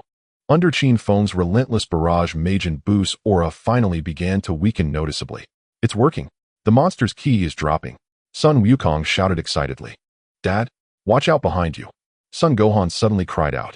Unbeknownst to them, a massive pink net had risen behind Sun Wukong, opening wide to engulf him. With incredible reflexes, Sun Wukong didn't even turn his head. Pressing two fingers to his forehead, he used instant transmission to flash beside Son Gohan, narrowly escaping the ambush. Sun Wukong had dodged, but Vegeta, lying gravely wounded in the distance, was not so lucky. Another patch of pink slime transformed into a net, ensnaring the defenseless Majin Vegeta and swallowing him whole. Vegeta, Uncle Vegeta. Watching helplessly as Vegeta was tightly wrapped by the pink net, Sun Wukong and Son Gohan gasped, their faces darkening instantly. Majin Buu let out a sinister chuckle. Then the pink mass enclosing Vegeta flew back into Majin Buu's body, merging seamlessly. This doesn't look good. That monster is definitely cooking up something big, Sun Wukong muttered, frowning. Damn it. Majin Buu has an absorption ability. If he devours someone, he gains their power. Supreme Kai Shin finally snapped out of his daze and shouted in panic. Why didn't you say so earlier, you idiot? Sun Wukong shot the Supreme Kai an exasperated glare. This so-called god was nothing but a hindrance, always offering hindsight. If he had spoken up sooner, they could have been prepared. I was stunned just now, my mind went blank. I really forgot. Supreme Kai Shin looked aggrieved, shrinking his neck guiltily. From the moment he laid eyes on Majin Buu, his legs had been trembling and rational thought had abandoned him. Before anyone could react, Majin Buu suddenly threw his head back and let out a piercing shrill howl. A dazzling purple aura erupted from his body like a volcanic explosion. In an instant, Majin Buu's aura skyrocketed exponentially. Violent shockwaves radiated outward in relentless rings, forcing everyone to stagger backward. What terrifying ki! This monster's current power far exceeds Super Saiyan 3 Vegeta. Qin Feng is in serious trouble. Feeling this oppressive pressure, Sun Wukong's expression grew grim. Majin Buu's strength was now utterly unreasonable. Even if he were fully revived and transformed into Super Saiyan 3, he would be nothing but cannon fodder. And though Qin Feng was absurdly strong, his displayed limit was only Super Saiyan 3. Against the current Majin Buu, the outcome was far from certain. Devoured just like that. Since you seek death, don't blame me for being ruthless, Vegeta. Qin Feng cast a glance at Majin Buu, whose aura was surging, his tone calm and utterly unperturbed. To be honest, Vegeta had been acting like a buffoon, repeatedly stirring up trouble, and Qin Feng had long grown weary of him. First, he allowed himself to be brainwashed by Babidi, and now he was swallowed by Majin Buu as mere nourishment. Did he think he could fish that waste out of the monster's belly? A complete waste of time. Besides, Qin Feng had no leisure to play the savior. That stubborn fool had never known peace. Let him perish. What a pleasant surprise. Absorbing Vegeta has granted me such astonishing power. You had your fun beating me earlier. Now it's my turn to repay you tenfold. After absorbing Vegeta, Majin Buu's mind seemed to sharpen considerably. He bared his teeth at Qin Feng, emitting a sinister laugh. Is that so? Absorbing a waste did give you a slight boost. But if you think this paltry improvement can defeat me, you're pathetically naive. My limits are something you will never grasp. Qin Feng crossed his arms, gazing at Majin Buu as if he were a fool. After all, he was a man who had mastered Super Saiyan 4 transformation. Even if Majin Buu devoured every powerhouse in the universe before Super Saiyan 4, he was merely a larger punching bag. From the very start, this battle was one-sided domination. Ignorant insect. Soon you'll be on your knees begging for mercy. Majin Buu's eyes narrowed again into dangerous crescents. Whoosh. Before his words faded, his bulky form dissolved into a blur, lunging straight at Qin Feng. His speed defied the limits of sight. In the distance, Sun Wukong strained his eyes wide, yet he couldn't even catch a trace of Majin Buu's afterimage. However, scram! Qin Feng roared, not even blinking, as he thrust his right fist forward with brutal force. Boom! Crack! Two fists, one massive and one small, collided violently midair. The moment they connected, a terrifying energy erupted, shattering the earth beneath them like a magnitude 12 earthquake, causing vast areas to collapse into rubble. A colossal mushroom cloud reaching from the ground to the heavens surged upward. Whoosh! With a piercing airburst, Majin Buu's enormous body shot backward like a cannonball hurled away by a single punch. The air behind him was torn apart, leaving a clear, long trail of turbulence. Bang! Bang! Bang! Majin Buu's massive frame tumbled across the ground hundreds of times, carving a bottomless trench before finally grinding to a halt. Now he was disheveled and utterly pathetic, with several fleshy holes on his head violently spewing white, high-temperature steam. Whoosh! Majin Buu didn't even have time to rise. Qin Feng appeared before him, as if teleported. He slowly raised his right-hand palm, aimed at Majin Buu's head. Hum! A deep purple energy sphere instantly coalesced in his palm. The instant the purple energy materialized, Majin Buu's entire body shuddered violently. An unprecedented sense of mortal danger coiled around him like a tenacious curse. Beams of cold sweat streamed down his pink forehead like a waterfall. What a dreadful aura! What the hell is that energy sphere? I sense pure death and annihilation. In the distance, Sun Wukong's pupils contracted sharply, his gaze locked onto the purple glow in Qin Feng's palm. Such a spine-chilling pressure was something he had never experienced since birth. It was an absolute force of erasure. Thud! Nearby, the Supreme Kaioshin felt his legs give way, collapsing to his knees. His body trembled uncontrollably. This purple energy exerted a natural absolute suppression over deities, just sensing its aura drained all strength from his body in an instant. Monster, take Vegeta and descend to hell. Qin Feng's gaze was icy like a lofty god of death. Killing Vegeta was never his intention. But since the fool had already been devoured, Qin Feng had no desire to play surgeon and perform a cesarean section. They were strangers after all. Wiping them out together was the simplest solution. Destruction. He uttered the two words coldly. The purple energy sphere shot forth, instantly engulfing Majin Buu's massive form completely. Aorg! A heart-wrenching scream tore through the sky, sending chills down the spine. Yet under the erosion of the purple light, Majin Buu left not even a trace of residue. Within seconds, he evaporated into nothingness, vanishing entirely from this realm. Even Vegeta is beyond saving now. Sun Wukong's brows knitted tightly, his face etched with bitterness. After all, they were dead souls allowed to return to the living world for just one day. If a dead person is killed again, their soul is obliterated, erased completely from the universe. Even summoning the Earth's Shenron could never revive them. Though taking out Vegeta along with Buu was regrettable for Sun Wukong and Son Gohan, they knew it was the only way. Majin Buu had already absorbed Vegeta. If they didn't eradicate the root, the entire universe would perish. Amazing. Majin Buu has been annihilated. Not even a trace of evil energy remains. Supreme Kaioshin rubbed his hands together excitedly, color finally returning to his pale face. Whether Vegeta lived or died was irrelevant to him. As long as the great threat of Majin Buu was eliminated, the universe would be at peace. In contrast, the father-son duo Sun Wukong and Son Gohan felt much heavier. No matter how insufferable Vegeta's pride was, they had fought alongside him for years, forging some bond. But they were battle-hardened, well aware that conflict inevitably demands sacrifice. Hadn't they both lost their lives against Cell last time? So it was best to take such things in stride. Ding! Congratulations to the host for annihilating Majin Buu. Reward issued: infinite regeneration, surpassing the original Buu. The system's mechanical prompt chimed on cue. Qin Feng's heart remained unmoved. Such regenerative ability was only useful against foes of equal or slightly greater strength for drawn-out attrition. But when facing an overwhelmingly dominant enemy like a god of destruction or an angel, this ability was useless. If they casually waved a hand and vaporized your cells and soul alike, what was there to regenerate? True strength must come from within. To dominate the Dragon Ball world, the only path was to constantly push one's combat limits. Phew! Qin Feng exhaled a breath of turbid air, retracting his golden aura and reverting to his base form. Mr. Qin Feng, you are incredible. Thanks to your intervention in slaying that monster, you are the great benefactor of the entire universe. Supreme Kaioshin scurried over, showering him with flattery. Without this formidable figure's help, everyone present today would have been doomed. Especially since Fat Buu had absorbed Vegeta, who was at Super Saiyan 3 level, an utterly hopeless situation. Spare me the empty praise. If you want to thank me, come pick me up on Earth in 3 days. I need to go to the Supreme Kai's realm for secluded training. Qin Feng instructed calmly. He had already planned it out. Super Saiyan 4's power might dominate this era, but this was the Dragon Ball world where universes were casually wiped clean. Beings like Zeno and the Grand Priest who governed the very laws of reality could erase galaxies with a sneeze. In their eyes, he was at best a slightly robust ant.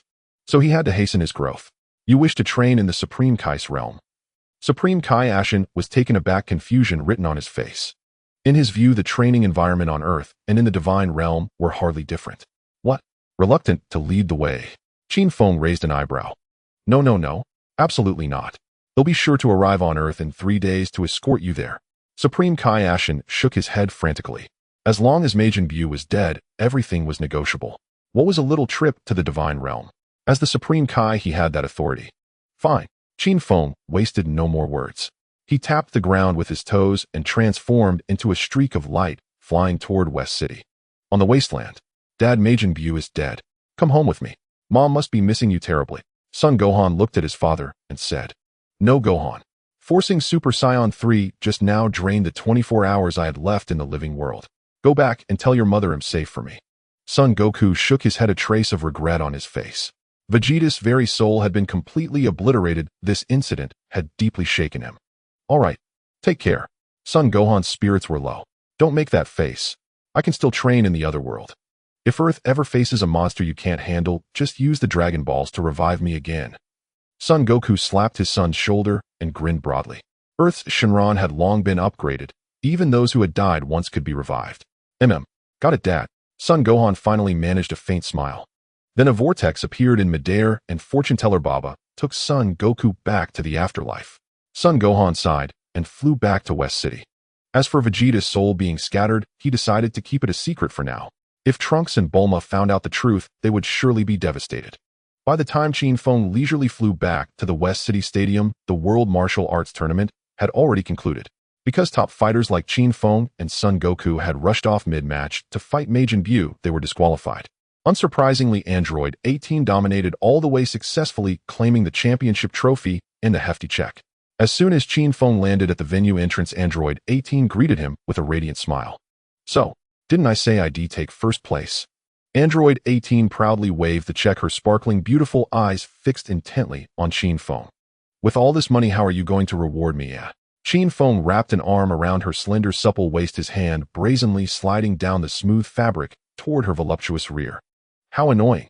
Android 18's body instantly went limp, 2 blushes blooming on her pretty face. She deliberately pressed close to Qin Feng, gently rubbing against his thigh through the silk. Tonight back at the villa you can do whatever you want, okay? Time flew by. 3 days passed in the blink of an eye. During this period, Son Gohan and the others gathered the Dragon Balls, not only reviving Kibito, but also conveniently repairing the buildings destroyed in the battle. Supreme Kai Shin also arrived punctually at the West City Villa to pick up Qin Feng. Mr. Qin Feng, the 3 days are up. Shall we depart for the sacred world now? Supreme Kai Shin bowed, his attitude as respectful as a butler's. He had finally seen the light. What was a supreme deity? What was noble bloodline? In the face of absolute power, they meant nothing. Qin Feng could crush Majin Buu with a flick of his finger, so he could easily annihilate him too. Facing such a ruthless figure, putting on airs was simply asking for death. All right, let's go. Qin Feng nodded. Beside him, Android 18 had already packed her bags. Today she had changed into a tight-fitting sportswear outfit. White micro shorts clung tightly to her full perky peach-shaped bottom, her 2 long straight legs flawless. The 2 of them brought some food, and following the Supreme Kai and Kibito set off on the path to the sacred world. In truth, Qin Feng's reason for going to the sacred world of the Kais wasn't for the pleasant environment. His sole purpose was to find the sealed Elder Kai. He wanted this old lecher to unlock his potential. In the Dragon Ball Z storyline, after the Elder Kai's mysterious ritual, Son Gohan's power skyrocketed, making him the legendary Ultimate Gohan, the single strongest warrior in the universe. Even Son Goku, who could transform into Super Saiyan 3, was left in the dust. And Qin Feng's current body had inherited Son Gohan's top-tier talent, with a base battle power far surpassing that of an ordinary Son Gohan. He could even transform into Super Saiyan 4. If the Elder Kai unlocked his potential, his power would be absolutely heaven-defying. Mr. Qin Feng, we have arrived in the sacred world. Supreme Kai Shin guided him respectfully. Kibito, who had always looked down on humans, was now utterly terrified and full of admiration for Qin Feng after hearing Shin's description of how he tore Majin Buu apart.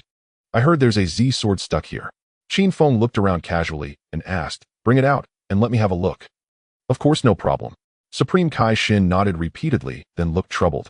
However, this sword is incredibly heavy.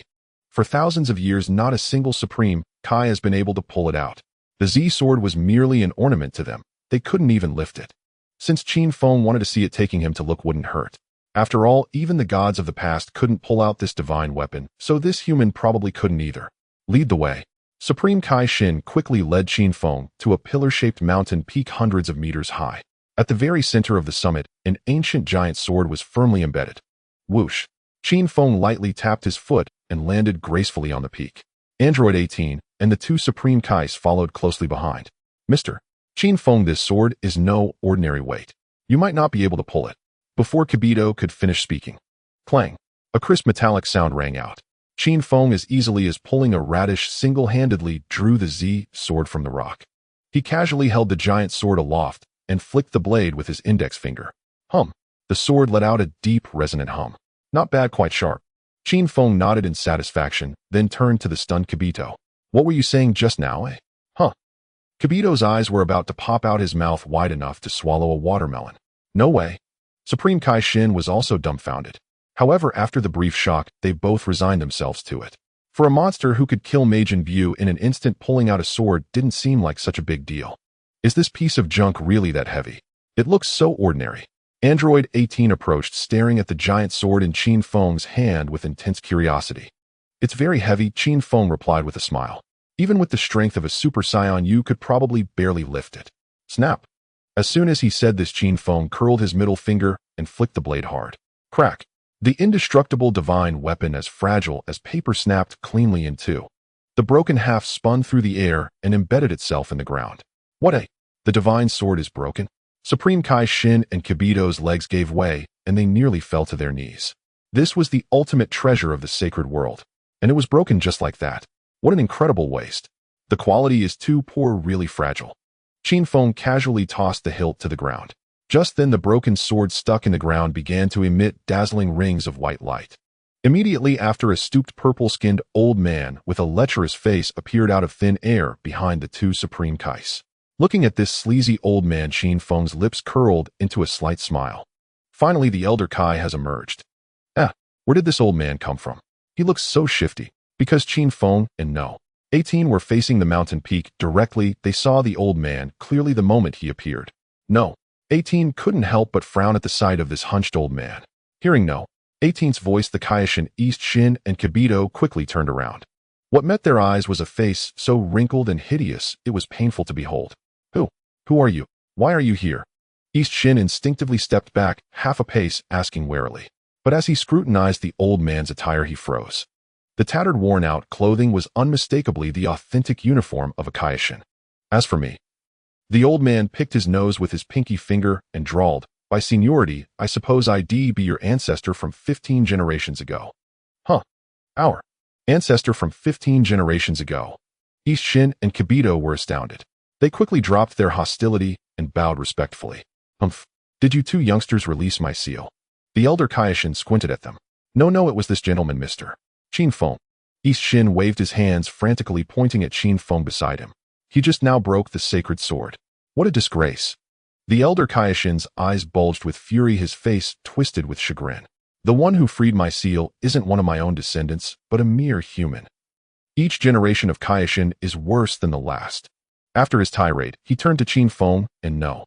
18, his expression darkening. And who allowed you to bring inferior humans to this sacred realm?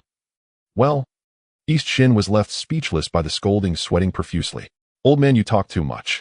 Qin Feng crossed his arms, retorting nonchalantly. If they hadn't brought me here, you'd still be a spirit trapped in a broken sword. That's true enough. The elder Kaioshin nodded. With those two weaklings' strength, they couldn't have pulled out the sacred sword anyway. Since I freed you, you know the drill. Qin Feng cut to the chase, too impatient to banter. Be a good old man and unlock all the potential within me. This whole trip was for that mysterious state. What? Unlock your potential? The elder Kaioshin squinted, eyeing Qin Feng warily from head to toe. Why should I help you? What's in it for me? The old man had sharp eyes. He could instantly see the incredible energy hidden within Qin Feng, like a powder keg ready to explode. If such power were unlocked for someone with ill intentions, the entire universe would suffer. Setting you free is your reward. Qin Feng grinned wickedly at the old man's opportunistic demeanor. Of course you can say no. But the consequence will be that I immediately find another rock to seal you back in, and it'll blow this pathetic divine realm to pieces. Boom. As he spoke, Qin Feng raised his right hand, and a deep purple energy sphere suddenly coalesced in his palm. Seeing that purple light, the elder Kaioshin's hunched frame trembled violently, his ancient eyelids twitching. This is the power of a god of destruction. How can a mortal wield such annihilating energy? The elder Kaioshin gasped in terror, his gaze toward Qin Feng completely transformed. Ancestor, please don't anger him. East Shin's legs went weak, and he rushed forward to plead. 3 days ago, Mr. Qin Feng defeated Majin Buu and saved the entire universe. Please help him. He knew Qin Feng's temperament all too well. This harbinger of doom wasn't joking when he said he'd blow up the divine realm. Yes, Ancestor, this is no joke. Kibito chimed in, hopping with anxiety. Sigh. I suppose I'm out of luck. The elder Kaioshin stared intently at the purple light in Qin Feng's palm and shook his head with a bitter smile. It seems I have no choice. A wise man submits to circumstances. Qin Feng retracted his energy with satisfaction. But I'm warning you now, if you try any tricks or cut corners during the process, neither of us will have a good ending. Rest assured. The elder Kaioshin nodded repeatedly. Faced with the power of destruction, he wouldn't dare to cause trouble even if he had 10 times the nerve. Time is precious. Let's begin now. Without another word, Qin Feng sat cross-legged on the grass. The elder Kaioshin sat down facing him. As the elder Kaioshin closed his eyes and began the ritual, Qin Feng didn't remain idle. He shot a glance at No. 18. Understanding his intent, No. 18 swayed her voluptuous figure and walked directly behind Qin Feng. When she leaned down from behind and wrapped her smooth jade-like arms around Qin Feng's neck, her 2 large snow-white soft mounds pressed unreservedly against the back of his head and his back. Although the elder Kaioshin's eyes were shut, the sweet, alluring fragrance emanating from No. 18 lingered distinctly in the air. No. 18 even deliberately slipped her hand inside Qin Feng's clothes, her fingers lightly tracing his firm abdominal muscles, teasing him incessantly. Qin Feng savored the fiery, voluntary attentions of the beauty while quietly waiting for his potential to be awakened. 2 days passed in the blink of an eye. Phew. It's done. The elder Kaioshin slowly opened his weary eyes drenched in sweat. Your potential is an absolute bottomless pit, boy. With my current divine power, I can only manage to unlock a part of it. I can't fully exhaust it. He was utterly exhausted after these 2 days, feeling completely drained. Done.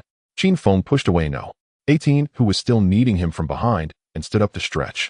At first glance, his body seemed unchanged. Then let me see just how formidable this so-called mysterious state really is. Huh. Qin Feng clenched his fists tightly and let out a powerful roar. Boom. Before the sound faded, an unprecedented, terrifying aura exploded from within him. A pure white flame erupted like a volcanic eruption, shooting straight into the sky. A terrifying aura burst from Qin Feng's body like a volcanic eruption. The violent shockwave swept across everything around him. Massive boulders were uprooted and hurled wildly through the air. The entire realm of the Kaioshin began to shake violently, as if it might collapse at any moment. Amidst the overwhelming blast, No. 18, the elder Kaioshin and the Kaioshin Shin couldn't keep their footing. Like leaves in a gale, they were flung hundreds of meters away before barely managing to steady themselves. Such an incredible aura. Shin and Kibito's eyes nearly popped out of their sockets, their legs trembling uncontrollably. At this moment, Qin Feng hadn't even transformed. Just the aura from his base form alone had left them far, far behind. Not only that, but this pressure even surpassed that of Majin Buu after he absorbed Vegeta. It was utterly boundless in its power. So incredible. Not far away, No. 18's beautiful eyes widened, her gaze utterly captivated by Qin Feng. Layers of visible white aura swirled around him. His black hair stood on end with only a single lock falling over his forehead, and his gaze grew deep and sharp. This power. Even him startled by it. Qin Feng clenched his fists, carefully sensing the surging energy within his body, deeply satisfied. Without exaggeration, the power of this mystic state had already far surpassed the previous limits of Super Saiyan 3. Looks like that lecherous old man actually has some skills. A grin spread across Qin Feng's face. This deal had paid off handsomely. With this trump card, when facing ordinary opponents, he wouldn't need to waste energy transforming into Super Saiyan 3. He could just crush them outright with the mystic state. With a thought, Qin Feng retracted his released aura. The divine realm, which had been shaking moments before, fell back into dead silence in an instant. All done. No. 18, seeing the storm subside, quickly ran over on her long, slender legs. She threw herself into Qin Feng's arms, her softness pressing against his chest, her voice brimming with excitement. Yeah, pretty much a success. Qin Feng wrapped his arm around her slender waist, his hand boldly roaming over her smooth back and firm curves. The effect is even more intense than I expected. Hee, so that ugly old pervert really does have some tricks up his sleeve. No. 18 glanced at the elder Kaioshin nearby and let out a tinkling laugh. She had been disgusted by the old man earlier, but now it seemed you really couldn't judge by appearances. Huh. Qin Feng laughed out loud as well. The elder Kaioshin had fused with an old witch back in the day, so ending up disfigured couldn't be helped. Kid, I've already unlocked your potential. The elder Kaioshin dusted himself off, walked over with a stern face, and said, I hope you'll behave yourself from now on and not go around doing things that could destroy the world. But in truth, he knew deep down. Although he had been coerced earlier, he had secretly assessed Qin Feng's character. There wasn't a trace of evil intent in this young man. If it had been a heinous villain, even with a knife to his throat, he would never have agreed to help. Relax, I have no interest in being a murderous maniac, and destroying the universe sounds way too exhausting. Qin Feng waved his hand at the old man. I owe you one for this. Thanks. Spare me the pleasantries. If you hadn't killed Majin Buu and freed me, I wouldn't have bothered. The elder Kaioshin turned his head away in its sundera manner. All right, I've got what I came for. We won't stick around. Qin Feng waved goodbye to the two Kaioshin. Then he scooped up the clearly aroused No. 18 in his arms, pressed 2 fingers to his brow, and used instant transmission, vanishing on the spot. In the blink of an eye, the pair returned to their luxurious villa in West City. After thoroughly indulging with the clinging No. 18, Qin Feng began to contemplate his next plan. The mystic state was indeed formidable, but the problem was that it could only be considered a transformation for now, not part of his base form. This created an awkward situation. Once he activated the mystic state, he couldn't stack Super Saiyan transformations on top of it. Compared to his trump card of being able to transform into Super Saiyan 4, the mystic state ceiling was still somewhat lacking. I need to fully absorb this power and make it part of my daily base strength. Qin Feng calculated in his mind. If he could merge the mystic state into his base form, his foundational power would multiply dozens of times. Then, using that as a foundation, he could activate Super Saiyan transformations or go straight to Super Saiyan 4. That kind of combat power would be on a world-shattering level. However, such a fusion was no simple feat. It required an immense amount of time to refine. Taking it slow in the outside world was clearly not practical. So after informing No. 18, Qin Feng headed straight into the hyperbolic time chamber at the Temple of the Gods. Inside the vast white space of the chamber. I've thrown more than half a year into this, and I still can't achieve a perfect fusion. Qin Feng wiped the sweat from his brow, frowning slightly. He had trained day and night for over half a year, trying to compress the power of the mystic state entirely into his base form. But the results were always unsatisfactory. The two energies within him simply refused to harmonize perfectly. Even with his inheritance of Son Gohan's top-tier talent, this kind of unconventional training was hellishly difficult. Sigh. I'm getting a bit impatient. Qin Feng let out a long breath and plopped down on the ground. Impatience was the worst enemy in training, especially in an isolated place like the hyperbolic time chamber. Prolonged high-pressure training could easily break one's spirit. That's enough for today. I'll sleep on it and stabilize my mindset first. Lying down in the pure white space, Qin Feng decided to give himself a short break. Sharpening the axe doesn't delay the work of cutting wood. As long as he got his mentality right, the rest was just a matter of time. Only 3 days had passed in the outside world, yet 3 long years had been spent within the spirit time chamber. In the pure white space, Qin Feng sat cross-legged. Shua? He abruptly opened his eyes, 2 sharp glimmers flashing across his gaze. After 3 years of secluded cultivation, he had finally fully compressed the power of the mysterious state into his daily body.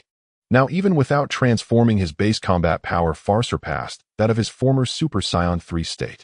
With such a terrifying foundation, once he activated his transformation, his strength would undoubtedly skyrocket exponentially. Finally out of seclusion, Qin Feng stretched lazily, his joints emitting a series of crisp cracks like popping beans. Spending 3 years alone in this godforsaken place was indeed quite trying. Yet the results were worth the suffering. Pushing open the door, Qin Feng used instant transmission to return directly to the West City Villa. Honey, you're back.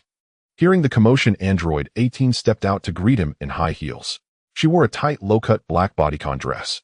As soon as she approached, she eagerly threw herself into Qin Feng's arms. How did the training go? 18 wrapped her arms around Qin Feng's neck, her beautiful eyes glistening.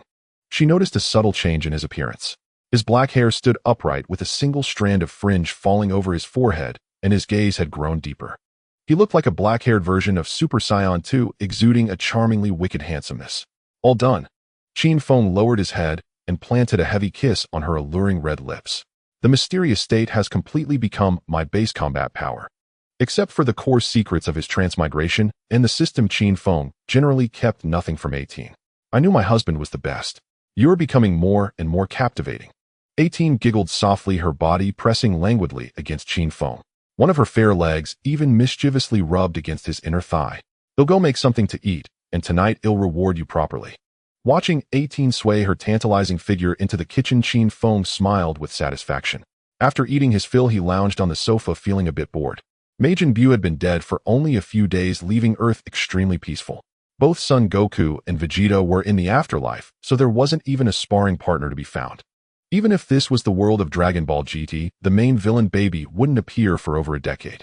And at his peak, Baby was only around the level of Super Saiyan 4. Wrong. In this world, Vegeta had already been obliterated by his own hand. Baby couldn't even find a suitable host. He probably couldn't even touch the threshold of Super Saiyan 4, let alone be a match for Qin Feng. Over 10 years without a fight. Am I just supposed to train endlessly? Qin Feng sighed. Invincibility was truly lonely. Ding. The system has triggered a selection mission. Just as he was feeling bored, the long-absent system notification suddenly rang in his mind. A mission. Qin Feng's spirits lifted, his drowsiness vanishing instantly. Detected that the host has no rivals in this universe. Please choose the next timeline to conquer. Option 1. Enter the Dragon Ball GT timeline. Reward the full combat power of Super Saiyan 4 Gogeta. Option 2. Enter the Dragon Ball Super timeline.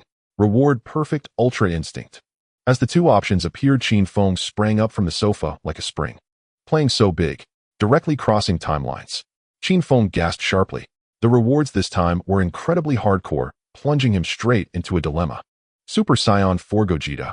That was the pinnacle of power in Dragon Ball GT. He toyed with Super Xing Long single-handedly, exuding an arrogance and strength that defied logic. And perfect Ultra Instinct was even more absurd. During the Tournament of Power in Dragon Ball Super Son, Goku, using this technique, fought on par with the unfathomable Jiren, even gaining a slight edge. Consider this: Super Saiyan Blue combined with a 20-fold Kaioken couldn't even touch a hair on Jiren. Ultra Instinct wasn't just godly evasion, it was a qualitative leap in power. Beerus only mastered a half-baked version of Ultra Instinct, yet he could dominate among the gods of destruction. If one mastered the perfect version, it could even be integrated into daily life like the angels. These two rewards are absolutely killing me. Qin Feng rubbed his forehead. In the past, the system's options had clear pros and cons, making the choice obvious. But this time, whether it was the brute force crushing power of Super Saiyan 4 Gogeta or the divine realm of perfect Ultra Instinct, both were irresistibly tempting.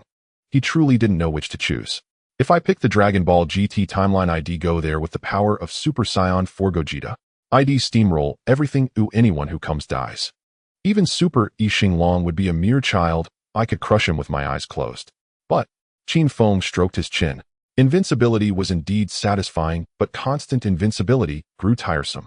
If he couldn't even find a punching bag that could withstand one of his punches, what was the point of staying in this Dragon Ball world? I choose option 2, enter Dragon Ball Super. After much deliberation, Qin Feng made his decision. The world of Dragon Ball Super ran deep. Gods of destruction, angels, the Grand Priest, and even Xeno, who could erase entire universes. These monsters were each more absurd than the last. Even with perfect Ultra Instinct obtained for free, he couldn't claim certain victory against them. But it was precisely the risks that made it interesting. Besides, he was a transmigrator with foresight, knowing all the plot developments. As long as he didn't court death with perfect Ultra Instinct and the trump card of Super Saiyan 4, he could definitely thrive and enjoy the thrill of true top-tier combat. Ding! Host has selected Mission 2. Upon entering the Dragon Ball Super timeline, perfect Ultra Instinct will be immediately granted. The system's voice rang out punctually in his mind. System, can I bring 18 along with me? Qin Feng asked casually. Going to a new realm alone would be so dull. Without a considerate beauty by his side, he wouldn't even have an outlet for his desires. Besides, 18 had been taking excellent care of him over the years. He truly didn't want to leave her behind. No problem, the system replied succinctly. All right, give me a day to prepare. A day later, Qin Feng and 18 had little to pack, just a few capsules. With a flash of white light from the system, the two vanished into thin air. In the blink of an eye, they appeared in a boundless, profound cosmos. Ding! Arrived at the Dragon Ball Super timeline. Reward issued: perfect Ultra Instinct. A cold notification tone sounded. Great stuff. Qin Feng's eyes lit up. A flood of cultivation insights and operational pathways surged into his mind. His body cells seemed to undergo a wondrous transformation, as if every inch of his skin had gained independent consciousness. He tried moving his limbs and felt he could seamlessly enter that divine state at any moment. With this godly evasion and combat boost, even if a god of destruction stood before him, he would dare to test his strength. "Honey, where exactly did we end up?" asked No. 18, her curiosity piqued as she glanced around. She wore a tight silk mini-dress with a plunging neckline. The lingering turbulence of the space-time warp set her hem, flapping wildly, exposing most of her smooth pale derriere. Adrift in the weightlessness of space, she clung to Qin Feng like an octopus, her long straight legs locked tightly around his waist, her voluptuous peach-shaped bottom rubbing against him incessantly. Her two generous soft mounds pressed unceremoniously against his face, a faint milky fragrance wafting into his nostrils, unbearably alluring. "Just switched universes," Qin Feng replied, sliding his hand into her skirt and giving the soft flesh of her inner thigh a firm squeeze. "No." 18 let out a delicate gasp, her body instantly softening, a glistening moisture gathering between her legs. "As for which corner we're in, I'm not really sure," Qin Feng said with a shake of his head. The space-time traversal was handled by the system, he didn't know the way. "System, give me the coordinates," Qin Feng commanded mentally. "Reply current location, 6th universe, planet Samos, outer space." The system responded instantly. "The 6th universe." Qin Feng raised an eyebrow, somewhat surprised. They hadn't landed directly in the 7th universe where Son Goku and the others were. He had little interest in the 6th universe. The strongest fighter here was merely an assassin named Hit. Hit's ace was his time-skip ability, but Qin Feng had mastered that very skill and even executed it more fluidly. Before the tournament of power, Hit's raw strength couldn't even surpass Super Saiyan Blue. In his base form, Qin Feng already possessed mystic power, could transform into Super Saiyan 4, and had mastered perfect Ultra Instinct. A character like Hit wasn't even qualified to warm him up. "Oh well, since we're here, we'll make the best of it. They'll have to find Beerus and the others in the 7th universe for a real fight sooner or later. I just hope Son Goku and his crew aren't too weak, or it'll be a real letdown." Qin Feng set aside his thoughts. Since he had arrived in a new territory, he might as well explore it. "Let's go check out that planet down there." Qin Feng wrapped an arm around No. 18's slender waist, and sensing the faint life force on the planet, activated instant transmission. Swoosh! Their figures vanished from space. Planet Samos. This was a planet on the fringes of the 6th universe. The combat power of the inhabitants was pitifully low, the strongest couldn't even reach 1,000,000 in power level. In Qin Feng's eyes, they were less than sturdy ants. However, in the early days of Dragon Ball Z, a power level of 10,000,000 could have dominated. After all, when Vegeta first came to Earth, his power level was a mere 18000. Captain Ginyu of the Ginyu Force Frieza's elite squad only had a power level of 12000. A power level in the tens of millions was definitely a supreme overlord in ordinary cosmic civilizations. Moreover, planet Samos boasted highly advanced technology. Even though Qin Feng had appeared out of thin air via instant transmission, he still triggered the planet's highest level defense alert upon landing. Whoosh, whoosh, whoosh. The moment Qin Feng and No. 18 set foot on an empty lot, several silver patrol robots materialized around them, encircling the pair completely. "Oh, pretty fast reaction," Qin Feng remarked with a raised eyebrow. This planet's defense system was no joke. He had barely landed using instant transmission before they were surrounded. "Warning, unknown life forms. You have trespassed into a restricted zone on planet Samos. State your identity and purpose immediately. Otherwise, the system will classify you as intruders and proceed with elimination." A leading robot flashed red lights, its voice a cold mechanical monotone. "We're just passing through. We mean no harm," Qin Feng said, hands in his pockets, his tone indifferent. "But I'll offer some friendly advice. Don't open fire. If it comes to a fight, you'll be the ones to suffer." He knew these tin cans were being watched by someone behind a monitor. He had chosen this planet simply because it was close. After dropping into the 6th universe, he hadn't decided where to go and just picked a random spot. If they really pissed him off, he wouldn't hesitate to blast this planet into cosmic debris. Meanwhile, at the Planetary Defense Command Center, a bird-headed officer in uniform stared intently at the main screen, his brow furrowed. "Scan the energy levels of these two immediately," he ordered. Beep, beep, beep. Warning, target energy readings off the scale. System analysis failed. System analysis failed. A piercing alarm blared throughout the command room. "Quick, disarm the weapons lock immediately," the bird-headed officer shouted, breaking into a cold sweat. "Unknown origin, immeasurable energy. If we anger this plague god, we're all finished. Report this to His Majesty at once." On the wasteland, the red light in the robot's eyes swiftly changed to green. Please remain calm, both of you. We need to consult with our superiors, the mechanical voice sounded again. Hurry it up. My patience is running thin, Qin Feng yawned. Beside him, no. 18 crossed her arms, her pretty face covered in frost, her icy gaze sweeping over the metallic hulks. Before outsiders, she was still the cold, fearsome android assassin. In less than a minute, a hatch opened on the chest of one of the robots. The bird-headed officer from the monitor scrambled out, drenched in sweat. Distinguished guests, please forgive us for the alarm. Our great King Samos requests your presence. The bird-headed officer bowed at a 90-degree angle, his demeanor as servile as a lackey. This planet's boss has a decent eye for things, Qin Feng said, releasing no. 18th's shapely rear. Lead the way. Yes. Right this way, please. The bird-headed officer nodded repeatedly. A short while later, Qin Feng and no. 18 followed the bird-headed officer into an imposing steel palace. The palace was lined with bizarrely shaped alien guards. Seated on the central throne was a tall man with reddish skin whose features were barely passable by human standards. Welcome to planet Samos. I am the supreme ruler here, Samos, the red-skinned man said, rising and giving a slight bow, his posture humble. His subordinates had just reported that the main computer couldn't even gauge the upper limit of these two's energy. Their strength was astronomical.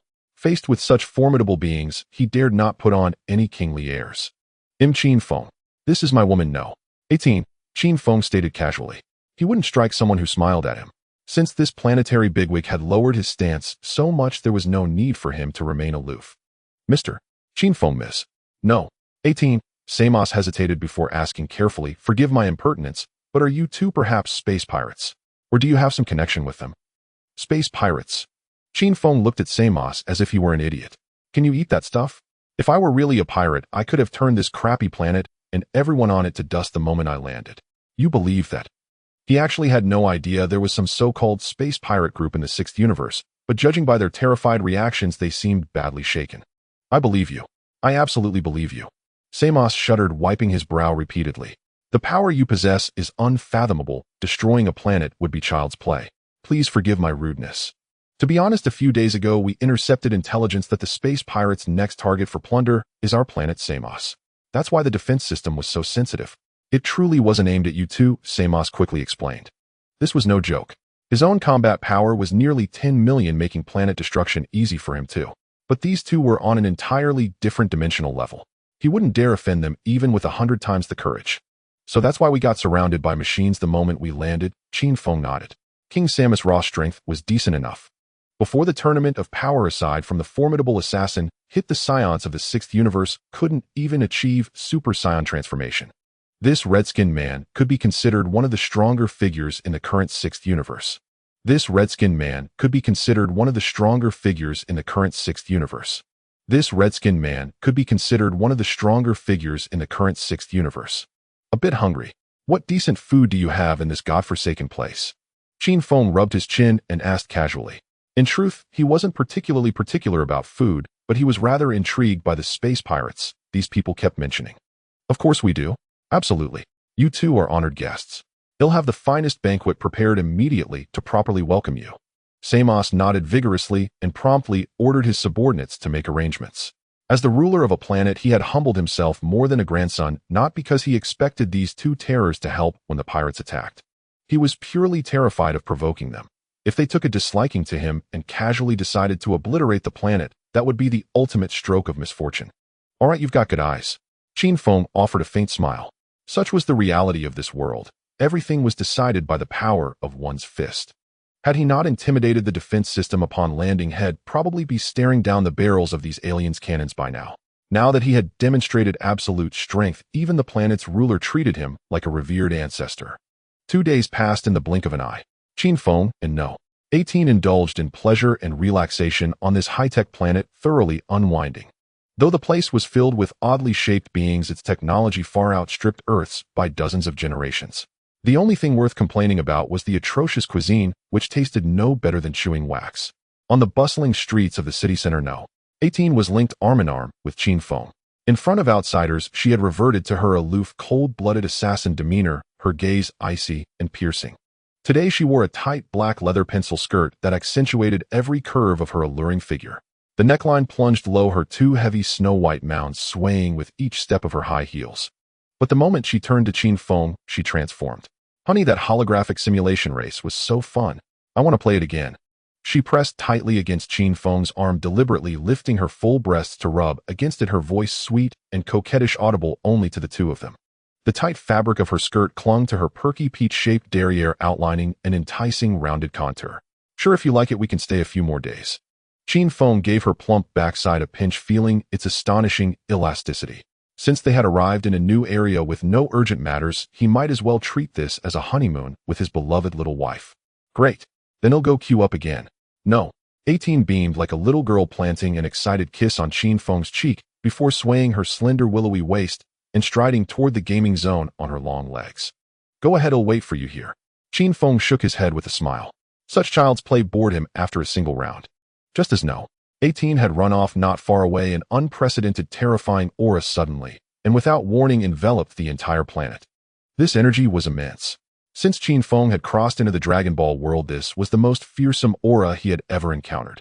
Worse still, it was laced with a bone-chilling, pure killing intent. This energy, could it be hit? Qin Feng raised an eyebrow. In the 6th universe, the only one capable of emitting such a level of presence with such sharp murderousness was none other than the top assassin hit. Whale? Highest level alert. Unknown high-threat energy intrusion. The entire city is on highest alert. The piercing wail of air raid sirens echoed through the city, red warning lights flashing wildly. Alien civilians on the streets, scattered in panic, fleeing in chaos. This level of alarm hadn't been sounded on this planet for centuries. Who's the target for this assassin coming all this way? Qin Feng rubbed his chin. Forget it, let's go check out the commotion. He glanced at No. 18, who's still waiting in line at the gaming area. With the planet's defense system holding the line, as long as Hit didn't make a move, no one could harm her. He pressed 2 fingers together against his forehead. With a whoosh, Qin Feng vanished using instant transmission. The next second, he appeared in the command hall of Samus Palace. What's going on? You all look terrified. Qin Feng asked casually, eyeing the sweat-drenched, panic-stricken King Samus. Mr. Qin Feng. Samus clung to him like a lifeline, his face pale, as he reported, an unknown terrifying energy just broke through the atmosphere and instantly destroyed most of our outer space fighters. It must be those blasted space pirates attacking. Aside from the space pirates, he couldn't imagine who else would come looking for trouble on Samus' planet. Space pirates. Don't flatter yourselves. Qin Feng scoffed. Have you heard of the top assassin of the 6th universe, Hit? What? Hit, the universe's #1 assassin. At the mention of that name, Samus stumbled back, 2 steps, collapsing onto his throne, his voice trembling. Mr. Qin Feng, do you mean? The one who just broke in isn't space pirates, but Hit. If it were space pirates with the planet's high-tech weapons and his own combat power of over 10 million, he might at least put up a desperate fight. But if it were Hit, it was a death sentence. He was the universe's premier assassin. No target he set his sights on had ever lived to see the next day. His own strength was less than an ant's before such a being. That's right. Qin Feng nodded. I don't know what kind of rabble these space pirates you're guarding against are, but the killing intent radiating from this aura is unmistakably Hit's. There's no second person in the entire universe. I'm just puzzled. How did a backwater place like yours with no real experts manage to draw this scourge? Looks like someone paid a hefty price for your head. Qin Feng stared at the ashen-faced Samus as if watching a show. Hit was a professional assassin, or as long as the payment was sufficient, he would take any contract no matter how weak the target. It's over. Completely over. Now that Hit has set his sights on us, Samus' planet is doomed today. At the mention of Hit's name, every alien guard in the command hall was paralyzed with fear, their faces etched with despair. In their eyes, Hit was the very embodiment of death. Mr. Qin Feng, I truly apologize. The Samus planet is on the brink of catastrophe, and we cannot even protect ourselves. Keeping you two here would only bring harm to you. Before it spreads, you must leave this planet immediately. Samus urged with a grave expression and sincere words. If it were merely space pirates, he could risk a desperate fight and still have some chance of victory. But if the one coming was Hit, there was no room even for resistance. This assassin had lived for over 1,000 years, his reputation echoing across the entire universe. Most crucially, his mission completion rate was 100%. None of the prey he had locked onto had ever survived. Hearing this, Qin Feng was somewhat surprised. On the verge of disaster, this leader still thought to advise the guests to flee first. His heart wasn't entirely wicked. Unfortunately, Samus had no inkling of Qin Feng's true capabilities. Is Hit truly as formidable as the rumors claim? This does pique my interest a little. Qin Feng's tone was calm. This was not pretense. In the current 6th universe, the only opponents that could slightly rouse his interest were the god of destruction Iwan and this top assassin. Since he had come willingly, it would be a wasted trip not to exchange a few moves with him. Mr. Qin Feng, you must know Hit's reputation better than I do. His terror defies words. Take my advice and flee at once. You might still keep your life. Samos was hopping with anxiety. Though he was no saint, he could not bear to see two innocent bystanders throw away their lives. Whoosh! Just as Qin Feng was about to speak, a faint sharp sound of air being cut suddenly rang out. In the next instant, a figure like a phantom materialized without warning in the center of the palace hall. The newcomer had purple skin, blood-red pupils, and his hands were casually tucked into the pockets of a light purple trench coat. His gaze was icy, devoid of any emotional fluctuation. It. The moment they saw this figure, Samos and the surrounding guards' pupils constricted sharply. Everyone's bodies began to tremble uncontrollably. The palpable murderous aura pressed down on them so heavily that even breathing felt stifling. Oppressive. It was utterly suffocating. Hit, what are you doing here? Have you come to kill us? Samos swallowed hard, forcing himself to ask with composure. The question was utterly pointless. Hit was a professional assassin who never roamed aimlessly. His appearance meant someone had paid for a life. Yes. Someone paid a heavy price for your head. Hit's voice was flat, devoid of any emotion as he replied coldly. Only me, eh? If that's the case, so be it. Samos let out a long sigh, a bitter sense of relief appearing on his face. As long as there was no massacre of the city, it was a blessing amidst the misfortune. But then it dawned on him. At this critical juncture, the mastermind behind the contract for his life was obvious. It had to be those space pirates. Once he was dead, the planet would be leaderless and its defense systems would be powerless against the pirates' plunder. Finished with your farewells. Time to go. I don't kill without reason, but your employer's offer was too generous to refuse. Hit pronounced his cold judgment. Come then. Dying at the hands of the universe's top assassin is no disgrace. Samos clenched his teeth, completely abandoning resistance. Under Hit's terrifying pressure, he couldn't even muster the strength to channel his energy. Ding. System triggered a choice mission. Option 1, stand by and let Hit kill Samos. Reward time skip improved to 0. 2 seconds. Option 2, step and chivalrously defeat Hit and save Samos. Reward unlimited instant transmission. Option 3, kill Hit directly. Reward spirit bomb. The system's cold prompt sounded in Qin Feng's mind just moments after Hit appeared. As expected, a mission triggered. Qin Feng nodded to himself. However, the choices this time were somewhat perplexing. A 0.2 second time skip was indeed tempting. In a battle between top-tier experts, an extra 0.1 second time difference was enough to kill without a trace. But this Samos had treated him decently. He had provided fine food and lodging for days, and even in the face of disaster, he had thought to persuade Qin Feng to flee. Watching him be slaughtered would weigh heavily on one's conscience. As for option 3, spirit bomb, it was immediately ruled out. Though powerful, its charge time was too long, and it required borrowing energy from the entire universe. Far too cumbersome. Looking at option 2 again, unlimited instant transmission. This was a fine prize. Far superior to ordinary instant transmission, it required no locking onto energy signatures, effortlessly crossing universes or entering the divine realm. Extremely practical. System, I choose option 2, defeat Hit and save Samos. Qin Feng made his decision swiftly in his mind. He had no past grievances with Hit, so there was no need to kill him. Moreover, Hit was merely acting on a contract and wasn't specifically targeting him. Qin Feng's sole motive was an itch to find a somewhat worthy opponent for a warm-up. Enough chatter, Samos. Your time is up. Hit's gaze turned abruptly cold, and his entire body vanished like a phantom. Whoosh. At the same instant Hit disappeared, Qin Feng's form also faded. When Hit reappeared, he was already right in front of Samos. Without any superfluous motion, a heavy punch aimed directly at Samos' heart. Hit had absolute confidence. With his time skip, this blow would pierce the target's heart with certainty, leaving no doubt. Bang! A dull thud echoed. Just as Hit's fist was about to touch Samos' chest, a powerful hand firmly gripped his wrist. What a... For the first time, shock broke through Hit's usually impassive expression. How could anyone block his attack? He had just activated his time skip. For a full millennium, no one in the entire 6th universe had been able to see through his ultimate technique, let alone intercept it directly. This Samos fellow and I have some ties. So today I'm taking responsibility for his life. Qin Feng pushed Hit's wrist back with force, sending the assassin staggering a few steps. I am alive. What happened? Mr. Qin Feng. Mr. Qin Feng saved me. Only then did Samos snap back to reality, a cold sweat instantly beading on his forehead. Hit's speed had been too fast, transcending time itself. Samos hadn't even had a chance to react. Had Qin Feng not intervened in time, he would have died without knowing how. Mr. Qin Feng is incredibly strong. He blocked Hit's killing blow. Heaton. In the hall, all the guards, once they realized what had happened, wore expressions of utter disbelief. In their eyes, Hit was the embodiment of death, invincible.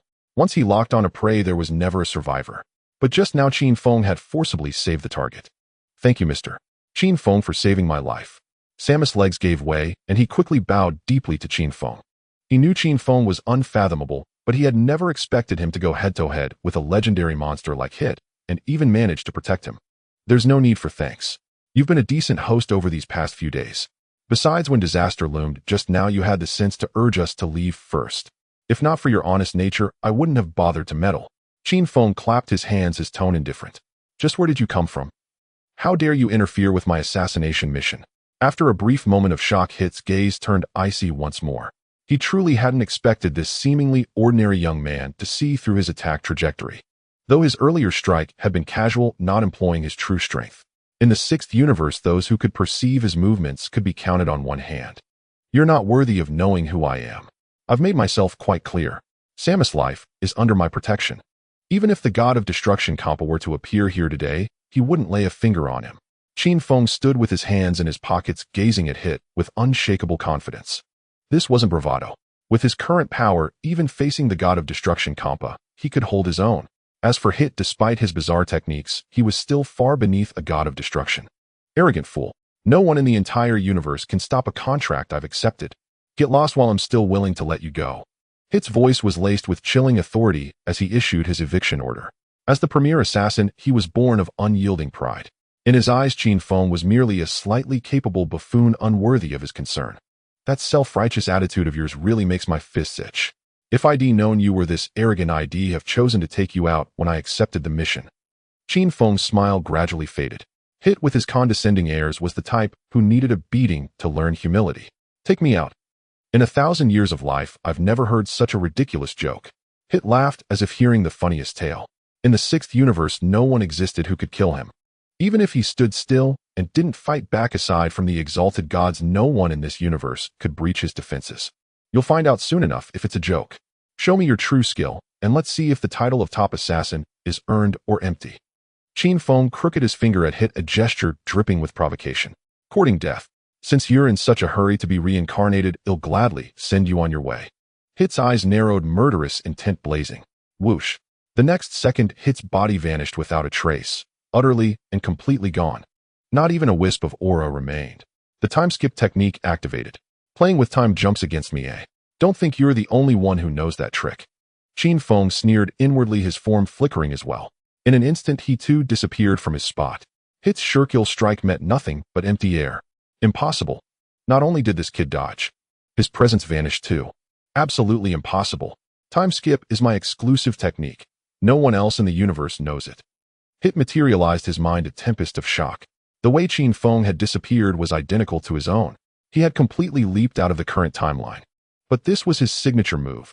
How could an outsider have mastered it? Look at you, scared stiff. Open your eyes wide, the best is yet to come. Qin Feng appeared directly above Hit, looking down at him from on high. Huh. With a roar that shattered the hall. Boom.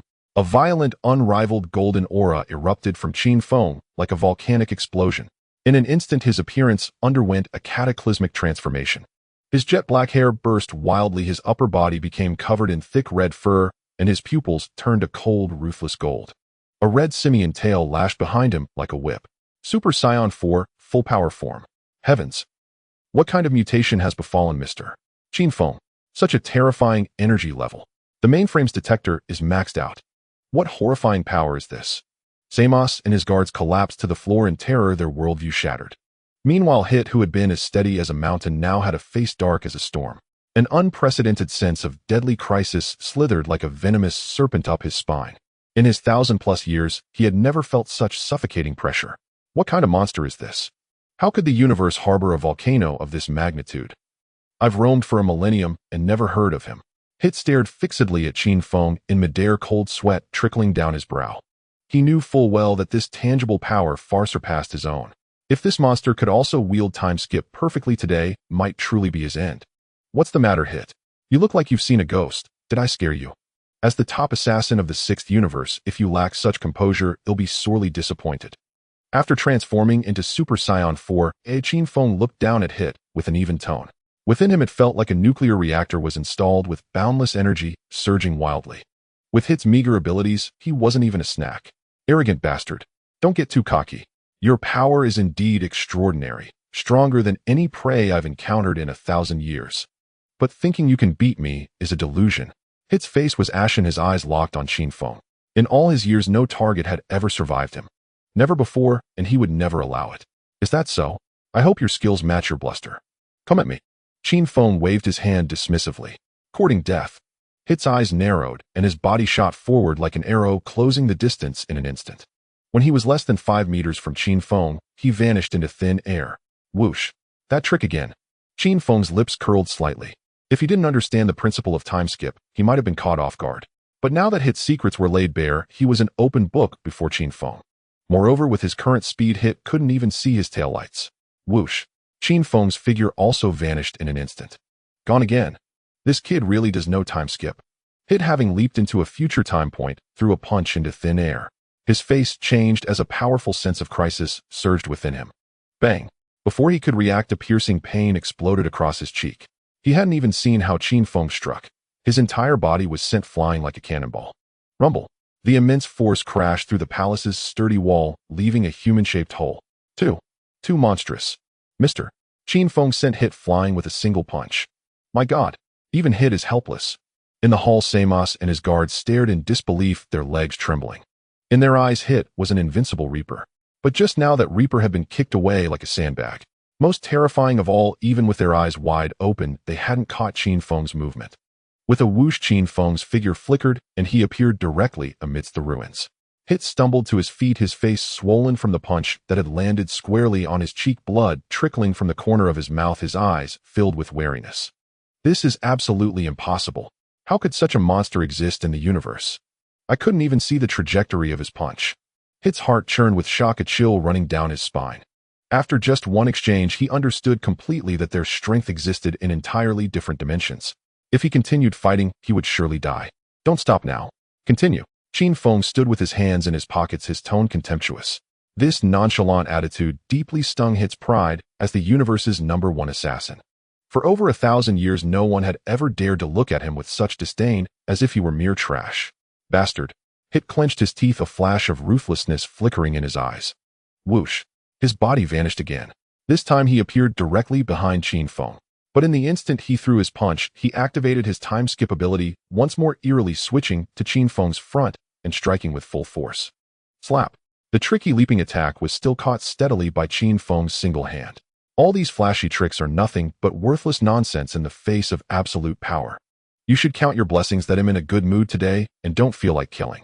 As Qin Feng finished speaking, he suddenly pulled hard with his right hand. Hit lost his balance and was yanked forward. Bang. Qin Feng raised his right leg and drove a fierce knee strike deep into Hit's abdomen. Ugh! Hit's eyes bulged as a torrent of purple blood erupted from his mouth. The searing pain caused him to curl up like a shrimp. After taking that solid blow, Hit's aura instantly withered by more than half. Impossible. How could the gap be this vast? Hit clutched his stomach, struggling to lift his head, his eyes filled with disbelief. He finally realized that if this young man wanted him dead, he wouldn't survive a single second. All right, get lost now. Don't ever set foot on this planet again. No matter how much the client pays, if you dare return, I'll bury you here forever. Understand? Qin Feng grabbed Hit by the collar and hoisted him into the air. The people on this planet had treated him well, so doing them a favor was a way to repay their kindness. You? What is your name? Hit's purple face flushed crimson as he stared intently at Qin Feng. You're not worthy of knowing that yet. When you become a little more formidable, I'll tell you naturally. Also, as the price for sparing your life, go back and kill your employer and that bunch of trash calling themselves space pirates. Qin Feng issued the command directly. Who do you think you are? What gives you the right to order me around? Hit's innate pride flared up as he gritted his teeth and resisted. What gives me the right? Bang. Without another word, Qin Feng slammed another heavy punch into Hit's stomach. Ugh. Hit spewed blood again, his features contorted in agony, nearly fainting from the pain. Because I can vaporize you with a flick of my finger right now. You've lived for 1,000 years, and you still lack such basic discernment. Qin Feng's eyes turned icy, murderous intent radiating from him. If this fool dared to utter another word of complaint, he would rather forego the system reward and obliterate him on the spot. He'll do as you say. Feeling the tangible killing intent, Hit shuddered violently and finally bowed his proud head. A living dog is better than a dead lion. Having survived for a millennium, he valued his life above all else. That's more like it. At least you have some sense. Now get lost. If you dare to slack off, even if you flee to the edge of the universe, it'll drag you out and kill you. Bang! Qin Feng kicked Hit in the stomach like discarding trash. The immense force sent Hit hurtling out of Samus planet's atmosphere, disappearing into the vast cosmos. Lord Qin Feng, thank you for your immense kindness. After Hit was kicked away, Samus scrambled over to Qin Feng, dropped heavily to his knees, and wept with gratitude. This was a true escape from the jaws of death. If not for Qin Feng's presence today, he would have been assassinated by Hit. Once he was dead, the planet would be leaderless, and when the space pirates arrived, Samus' planet would surely become a living hell. Now Qin Feng had not only driven away the Grim Reaper Hit, but also casually ordered him to eliminate the space pirates. This had saved the entire planet. Kneeling was the least they could do, even enshrining Qin Feng as an ancestor wouldn't be excessive. Thank you, Lord Qin Feng, for saving our lives. The surrounding guards also knelt in unison, their faces brimming with fervor and gratitude. In their eyes, Qin Feng was now their savior. All of you rise. Qin Feng waved his hand casually. I acted mainly because your hospitality over these past few days was decent. Even when disaster loomed, you thought to advise me to leave first. So you saved yourselves. He acted entirely on whim. If others showed him respect, he would repay it tenfold. But if anyone dared to bare their fangs at him, he wouldn't hesitate to grind their bones to dust. Lord Qin Feng is magnanimous. To express our respect, I will immediately prepare the most extravagant banquet to honor you and Lady No. 18. Samus' voice trembled with excitement, his address upgrading from Sir to Lord. All right. Qin Feng nodded. After the fight, he was indeed a bit hungry. The next morning, on the spacious, luxurious bed, No. 18 lay languidly across Qin Feng's broad chest. She wore only a sheer silk robe, exposing most of her smooth, fair back and perfectly rounded, plump derriere to the air. After the previous night's exertions, her body was soft and limp as she pressed against him, one long, fair leg restlessly draped over his waist. Lord Qin Feng, are you leaving so soon? Samus' respectful and reluctant voice came from outside the door. If this powerful figure would stay permanently, no one in the universe would dare to touch a hair on Samus' planet. I've imposed on your hospitality for a few days. I have important matters to attend to. Qin Feng gave No. 18's firm round bottom a firm squeeze, eliciting a soft moan from the beauty, then rose dressed and walked out. Since he was in the 6th universe, there was a crucial matter he needed to confirm. Very well, since you've made up your mind, we dare not insist. Samus' planet welcomes you back for a vacation anytime. Samus bowed respectfully once more at a 90-degree angle. Enough, stop dawdling. It will deal with the pirates. Rest assured. Qin Feng pulled the fully dressed No. 18 to his side. She had now regained her aloof, cool demeanor, her pretty face frosty, her gaze distant. A stark contrast to her passionate, seductive manner in bed. Whoosh. Qin Feng wrapped his arm around No. 18's slender waist and instantly vanished using his unrestricted instant transmission. With this divine technique, as long as they were in the same universe, no matter the distance, they could arrive in a single second without needing to slowly sense the target's energy. A flash of white light. They landed on an unfamiliar planet. It was utterly different from the fragrant, flowery planet Samus. As far as the eye could see, there was only a barren, yellowish landscape, not even a single blade of green grass. What kind of godforsaken place is this? It's so desolate, nowhere near as good as planet Samus. No. 18 furrowed her delicate brows, her face full of disdain. Planet Salad, the homeworld of the 6th universe scions, Qin Feng explained. He had come here because he needed these scions' help to break through to the realm of Super Saiyan God. The scions of the 6th universe were different from the battle-crazed ones of the 7th universe. These people usually worked as galactic mercenaries protecting other planets, so most of them possessed a peaceful and pure heart, which perfectly met the prerequisite for transforming into a Super Saiyan God. Scion territory. No. 18 showed little interest, as she had no fondness for scions other than Qin Feng. Let's go. There are a few capable ones over there. Let's go meet them. Qin Feng's form flickered, transforming into a streak of light, speeding towards the distant colossal building. Inside the great hall of Salad Palace, Qin Feng and No. 18 appeared out of thin air, instantly alerting all the guards. Among the crowd stood a small, thin Scion Kaba. Who are you? How dare you trespass into the palace? King Salad demanded coldly from his throne. He scrutinized Qin Feng, noticing the youth looked like a scion, but had an extra tail at his waist. The scions of the 6th universe had long evolved away their tails. Qin Feng stated his name. Never heard of you. What do you want by coming to Planet Salad? King Salad remained wary. It doesn't matter if you haven't heard of me. I came to ask for a small favor. Of course I want freeload. There will be generous compensation in return. Qin Feng's tone was calm as he casually released a faint wisp of his aura. That mere trace of aura instantly made King Salad's expression shift drastically, a powerful sense of deadly crisis shooting straight to his crown. Kaba beside him was drenched in cold sweat. He leaned close to King Salad's ear and whispered, "Your Majesty, this man's strength is unfathomable. I am definitely no match for him." "What? Even you can't beat him?" King Salad's pupils contracted sharply. Kaba was the vice-captain of the Ray's defense team, a top expert among the scions. If even he admitted inferiority, just who was this youth? "Your strength far surpasses ours, yet you seek our help. Are you mocking us?" King Salad asked, stealing his nerves.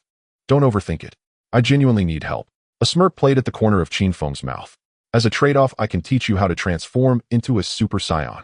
As his words fell, Qin Feng suddenly clenched his fists. Boom. A dazzling golden aura burst forth from his body, his hair turning a brilliant gold, his power skyrocketing a full 50 times in just 1 second. Watching Qin Feng erupt and transform, Kaba and King Salad were so shocked their jaws nearly hit the floor. In their understanding, there was no such insane thing as a Super Saiyan. Hair turning yellow, power surging dozens of times. "Is this the Super Saiyan you spoke of?" King Salad swallowed hard, his eyes filled with uncontrollable desire. If the scions of their planet could master this transformation, they would absolutely sweep across the universe and rake in fortunes when taking mercenary jobs in the future. "That's right. By the way, I am also a scion. It's just that I am slightly different from you." Qin Feng retracted his golden aura, reverting to his base form, his tone flat. The scions of the 2 universes were indeed quite different. These guys from the 6th universe were all as skinny as bamboo shoots, looking malnourished, and had been born without tails. "Looking at your appearance, I had already guessed as much." King Salad stared at the tail at Qin Feng's waist, probing, "Mr. Qin Feng, this favor you mentioned, what exactly is it? If you can teach us the transformation, we are willing to devote the entire planet's resources." The allure of the Super Saiyan was too great. Power multiplied dozens of times instantly. It was the ultimate treasure every scion dreamed of. But inwardly he was troubled. Qin Feng was incredibly strong. If even he needed to ask for help, it had to be an extremely difficult task. "It's not as complicated as you think. Pick 5 kind-hearted scions and channel a bit of your heart energy to me," Qin Feng said casually. This might be hard to arrange in the 7th universe full of battle maniacs, but in the 6th universe, which was abundant with good people, it was a piece of cake. "That's it." King Salad was stunned, unable to believe his ears. "Just find 5 people to transfer some power, and in exchange get the method for Super Saiyan transformation." This deal was an absolute steal. "Yes, it's that simple. Of course, the stronger they are, the better. Once it's done, I will absolutely keep my promise." Qin Feng nodded. Although the anime never specified how strong one needed to be for the Super Saiyan God ritual, finding a few capable fighters to make up the numbers couldn't be wrong. "Deal? No backing out." King Salad was ecstatic, immediately turning to order, "Kaba, get it done immediately. You have half an hour." "Yes, sir. I will complete the task." Kaba acknowledged the order and dashed out of the palace hall. In less than 20 minutes, Kaba returned with 4 other scions. Qin Feng recognized 2 of them immediately, Caulifla and Kale. Familiar faces from the Tournament of Power in Dragon Ball Super. Caulifla had immense talent and was close to reaching the threshold of Super Saiyan 2. Kale was even more monstrous, possessing the bloodline of a Berserker Saiyan. Once she went on a rampage, her combat power would explode. "Hey Kaba, is this the guy you've been hyping up, saying he can teach us to transform?" Caulifla stood with her arms crossed, chewing gum, her demeanor like a street punk, eyeing Qin Feng askance. "No." 18 watched coldly from the side, radiating an icy, untouchable aura like a millennia-old glacier. "Caulifla, watch your attitude. Mr.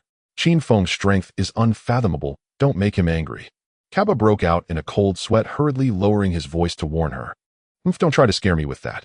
Caulifla dismissed it completely, striding up to Qin Feng and lifting her chin. "Hey, I heard you're pretty strong. If you want us to help, first beat me to the ground. If you can't even beat me, you're not qualified to make demands. With your scrawny look, I could make you kneel with 1 punch." Watching Caulifla's arrogant, ignorant attitude, Qin Feng was speechless. This delinquent girl had a good heart, but her mouth was too foul. Even more annoying than Vegeta back in the day. "You're too weak. I have no interest in you." But since you're itching for a beating, I don't mind loosening up your bones for you. Qin Feng's tone turned cold. You're full of hot air. Take this. Caulifla, fiery-tempered, wasted no words and hurled a punch directly at Qin Feng's face. Bang! A dull thud echoed. Everyone in the hall only saw a blur before their eyes. The very next second, Caulifla, who had been shouting just moments ago, shot backward like a cannonball, crashing through the palace's heavy bronze doors and flying hundreds of meters away. Sister. Kale's face turned pale with fright as she hurriedly chased after her. It's over. I told her 1,000 times not to cause trouble, but this stupid pig just wouldn't listen. Kaba covered his face, utterly despairing. A monster. This is definitely a monster. King Sadala trembled all over. Caulifla, after all, was one of the top fighters on the planet, yet she couldn't even see how he moved before being obliterated. Tap, tap, tap. Before long, Caulifla limped back into the hall, clutching her stomach. Surprisingly, there was no anger on her face, only excitement and admiration. Holy crap. You're incredible. What just happened? How did I fly out? Kaba told me you were strong, but I didn't believe him. Now I'm convinced, completely convinced. I'm willing to help. Any way you want. Caulifla sidled up to Qin Feng like an adoring fan. You really have a masochistic streak. Qin Feng rolled his eyes. After getting beaten black and blue, she actually became docile. What a bizarre way of thinking. Mr. Qin Feng, we've got 5 kind-hearted scions altogether. How do we start? Kaba quickly interjected, afraid Caulifla might say something stupid and offensive again. Simple. The 5 of you form a circle holding hands and channel your pure heart energy to me. Qin Feng instructed. Got it. Everyone do as he says. Kaba turned to direct. Understood. Caulifla, Kale, and the others nodded in unison. The 5 immediately joined hands with Kaba and Caulifla, pressing their palms against Qin Feng's back. In an instant, a soft golden light shone from the 5 scions. This pure energy flowed steadily into Qin Feng's body. The 6 were instantly enveloped in a blinding golden radiance. So dazzling. The light blazed like the sun, forcing King Sadala and the others to shield their eyes, unable to look directly. Time passed slowly. 5 minutes later, the golden light gradually faded. Phew. I'm exhausted. Kaba and the others collapsed to the ground, drenched in sweat and drained of strength. Everyone focused their gaze. At that moment, Qin Feng stood with his back to them, his form having undergone a change. His once muscular build became lean and compact, and most strikingly, his black hair had transformed into a vivid fiery red. Red hair. And we can't sense his energy at all. King Sadala and Kaba stared in utter shock and confusion. So this is Super Saiyan God. Qin Feng clenched his fist, feeling the surging new power within him. Though his physique had shrunk, his strength had skyrocketed to a terrifying level, rivaling Super Saiyan 4. Moreover, this divine energy was remarkably calm and gentle, lacking the volatile frenzy of Super Saiyan 4. The realm of the gods truly lives up to its name. I didn't expect to achieve it so smoothly. Qin Feng felt immensely pleased. He slowly turned around. Even his pupils have turned red, and he looks several years younger. Android 18, who had been watching coldly from the sidelines, couldn't help but exclaim in surprise, "What exactly is going on?" "Nothing special. I just ascended to godhood." Qin Feng gave Android 18 a faint smile. "God." The word struck like a thunderbolt, leaving all the aliens in the hall utterly stunned. A scion could become a god. This shattered their understanding of reality. "Wait here for me. They'll be right back." Qin Feng patted Android 18 on the shoulder. Whoosh. His body vanished instantly. He had promised to teach them to become Super Saiyan, but the secret of Super Saiyan God must never be leaked. If these good-hearted scions learned this technique, they could mass-produce deities in no time, throwing the entire universe into chaos. He had to find the dragon god Purunga of the 6th universe immediately and erase their memories of the Super Saiyan God ritual. Over 10 minutes passed. Qin Feng acted swiftly, directly summoning Purunga of the 6th universe to completely wipe the scions' memories of Super Saiyan God. If these kind-hearted souls accessed the divine realm prematurely, it would be a massive disaster. In the 7th universe, the god of destruction Beerus nearly destroyed Earth just from a dream about Super Saiyan God. And the god of destruction of the 6th universe, Kampa, was even more petty-minded. If he discovered a bunch of Super Saiyan gods suddenly appearing under his rule, that fat cat would throw a fit and wreak havoc. Whoosh. Qin Feng returned to the hall of King Sadala's palace. By now he had dispersed the red divine aura and reverted to his normal form. "Where did you run off to?" Android 18 approached him. In front of outsiders, she maintained her cold and aloof demeanor. But as she drew close to Qin Feng, her voluptuous breasts pressed against him. Without a sound, her soft waist subtly twisting, gently rubbing against his arm through the fabric. She lowered her voice using a sweet coaxing tone only they could hear, running off so fast. Are you up to some mischief behind my back again? I went to the dragon god to wipe their minds. Qin Feng casually pinched her slender waist, making her body tremble slightly, and a warmth spread between her thighs. Mr. Qin Feng, can we start now? Kappa stared at him with eager anticipation. Yeah, teach us already. Bursting with impatience. Caulifla shouted excitedly, hands on her hips. The memory wipe worked perfectly. Qin Feng chuckled inwardly. These people had completely forgotten that they had just transformed into red-haired Super Saiyan gods. All right, no need for your help anymore. They'll tell you how to transform into Super Saiyans right now. Qin Feng said casually. No help needed. That's so easy. Kappa and the others exchanged bewildered glances. To become a Super Saiyan, the first prerequisite is a peaceful heart. You Saiyans of the 6th universe have that covered. The key is anger. Only in a state of extreme rage can you break through the limits and complete the transformation. Qin Feng explained simply. In truth, the theory of SLs was more accurate, but explaining it to them would be too tedious. Better to just focus on emotions. Anger. Kappa scratched his head, looking utterly confused. He was usually so gentle that he had almost forgotten what it felt like to be angry, let alone enraged. What? Can't even get angry. Qin Feng stared at Kappa as if he were an idiot. This guy's personality was exactly like Son Gohan's before his transformation, too mild-mannered. Well, that does seem a bit tough. Kappa smiled awkwardly.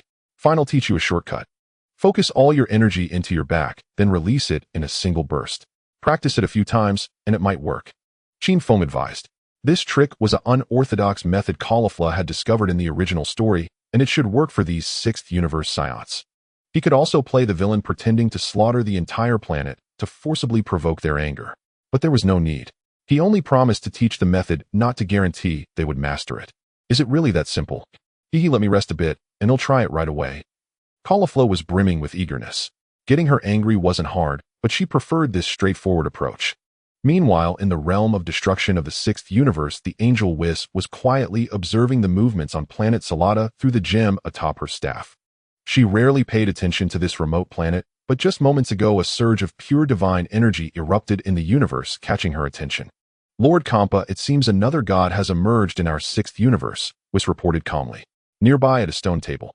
The god of destruction Kampa was voraciously devouring food, having already consumed most of the lavish feast. Suddenly, he spat out a mouthful of drink.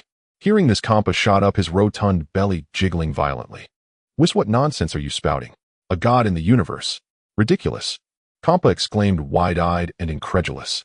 In the entire 6th universe aside from himself and the supreme Kai Fua, there were no other deities. It's absolutely true, Lord Kampa.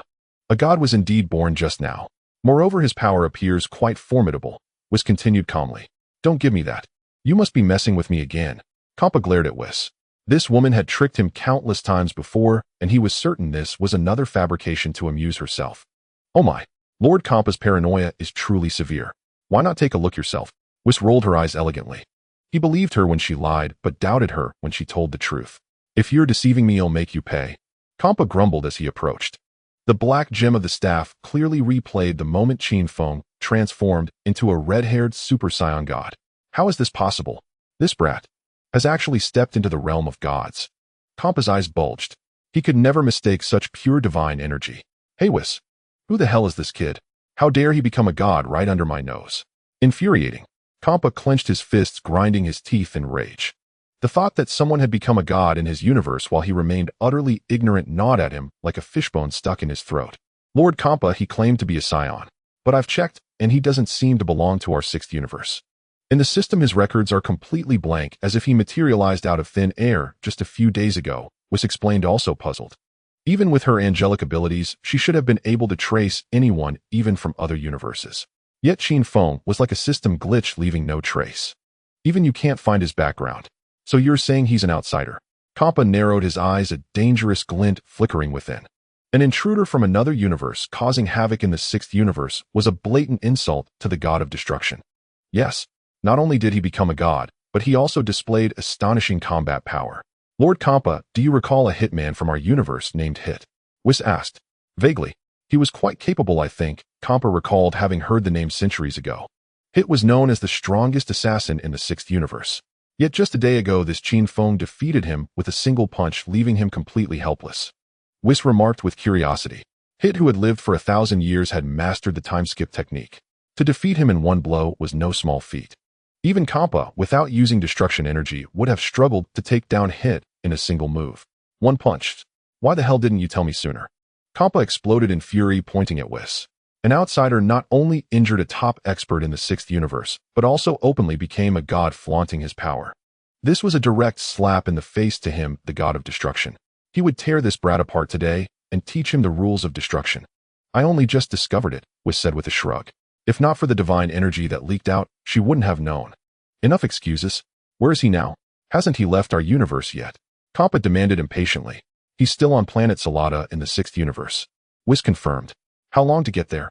Planet Salada is on the edge of the universe. At full speed, about half an hour. Whis estimated. Half an hour. Fine. Even if it's far, I won't be able to eat until I tear this brat apart. Let's go. Target Planet Salada. Kampa commanded, murderous intent radiating. He would postpone the search for the Super Dragon Balls. This affront demanded immediate retribution. Are you sure you want to go, Lord Kampa? He hasn't actually committed any heinous acts. The Samoans he saved were peaceful civilians. Whis reminded him. Shut up. Challenging the authority of a god is the greatest crime in the universe. Kampa's fists tightened his body, exuding a chilling, killing intent. He could turn a blind eye to minor wrongdoings, but an outsider becoming a god on his turf. This debt must be paid in blood. On planet Salada in the 6th universe. Honey, let's leave. This dump doesn't even have a place to shop. It's so boring. Android 18 nestled in Qin Feng's arms, swinging her long, fair legs listlessly. Compared to the lush planet Samos, this place was as barren as a quarry with zero entertainment. All right, we've achieved our goal here, no need to linger, Qin Feng agreed. He had come solely to use the Scions to trigger his transformation into Super Saiyan God. With the task accomplished, it was time to leave. Let's go. Qin Feng gave 18's plump round buttocks a firm squeeze, and the two shot into the depths of space as streaks of light. In the vast cosmos, as they sped through space, Qin Feng suddenly halted. Why did you stop? 18 asked, turning back in confusion. She was wearing a tight black one-piece dress that hugged her curves. During the flight, the hem had been blown up to her waist, revealing the black, translucent lace underwear beneath. Earlier in the palace, their intimate moments had left her damp and disheveled, a sight all the more alluring against the dark void of space. An incredibly powerful energy is approaching, Qin Feng said, narrowing his eyes as he sensed it. If I'm not mistaken, it's a god. The energy was immense and oppressive, dwarfing that of Hit. In the 6th universe, such a presence could only belong to the god of destruction, Kampa. Having become a Super Saiyan god, Qin Feng was highly sensitive to divine energy. A god? Did they come because you became a god? 18 quickly pulled down her skirt to cover herself. Still, she held little fear of gods. Last time in the realm of the Supreme Kais, those gods were too terrified to even speak in Qin Feng's presence. I'm almost certain. And the owner of this energy should be the god of destruction of this universe, Qin Feng said, stroking his chin. Though the entity was still far away, he could sense it clearly. If Kampa really came knocking, that would be entertaining. The assassin Hit from Universe 6 was far too weak to be a challenge. Now the only one who could pique his interest was this fat cat god of destruction. God of destruction? Is he like the Supreme Kai? No. 18 blinked her beautiful eyes curiously. The previous Supreme Kai Shin had been too cowardly, easily frightened, and utterly contemptible. Their status is similar, but their power is worlds apart. A god of destruction could crush 10,000 Supreme Kais with a single finger, Qin Feng explained casually. That formidable? No. 18's pretty face changed, the earlier flush of excitement fading. Can you handle him? Relax. With my current abilities, dealing with him is more than enough. Qin Feng was brimming with confidence. Among the gods of destruction of the 12 universes, the Fatso Kampa was undoubtedly the weakest. Idling away his days in pleasure and neglecting training had left him out of shape and severely lacking in power. In the manga's tournament of power, he was also the one who got beaten the worst. Ding! Detected that Kampa, god of destruction of Universe 6, has locked onto the host. Triggering selection mission. Option 1: a wise man knows better than to fight when the odds are against him. Flee Universe 6 immediately. Reward invincible body. Option 2: temporarily avoid the conflict and beg for mercy from Kampa. Reward power equal to Jiren. Option 3: confront him hidden and defeat the god of destruction Kampa. Reward permanent power of destruction. The system's voice chimed in his mind right on time. Perfect timing. Qin Feng felt a surge of delight. The system's habit of issuing missions when facing a powerful enemy was standard procedure. He was more interested in the rewards. I choose 3. They'll fight Kampa hidden. Qin Feng commanded decisively. An invincible body sounded impressive, but it was a joke in front of a god of destruction. A single blast of destruction energy could erase a person's body and soul, leaving no chance for resurrection. As for Jiren's strength, forget it. With his perfect mastery of Ultra Instinct, defeating Jiren would be child's play. That reward held no appeal. Most importantly, begging for mercy from a fatso. Absolutely impossible. Obtaining permanent destruction energy was the real game changer. Once he mastered this divine technique containing the power of laws, he would no longer need to fear any other god of destruction. Let's go. We'll wait for him on that dead star ahead. Qin Feng wrapped his arm around No.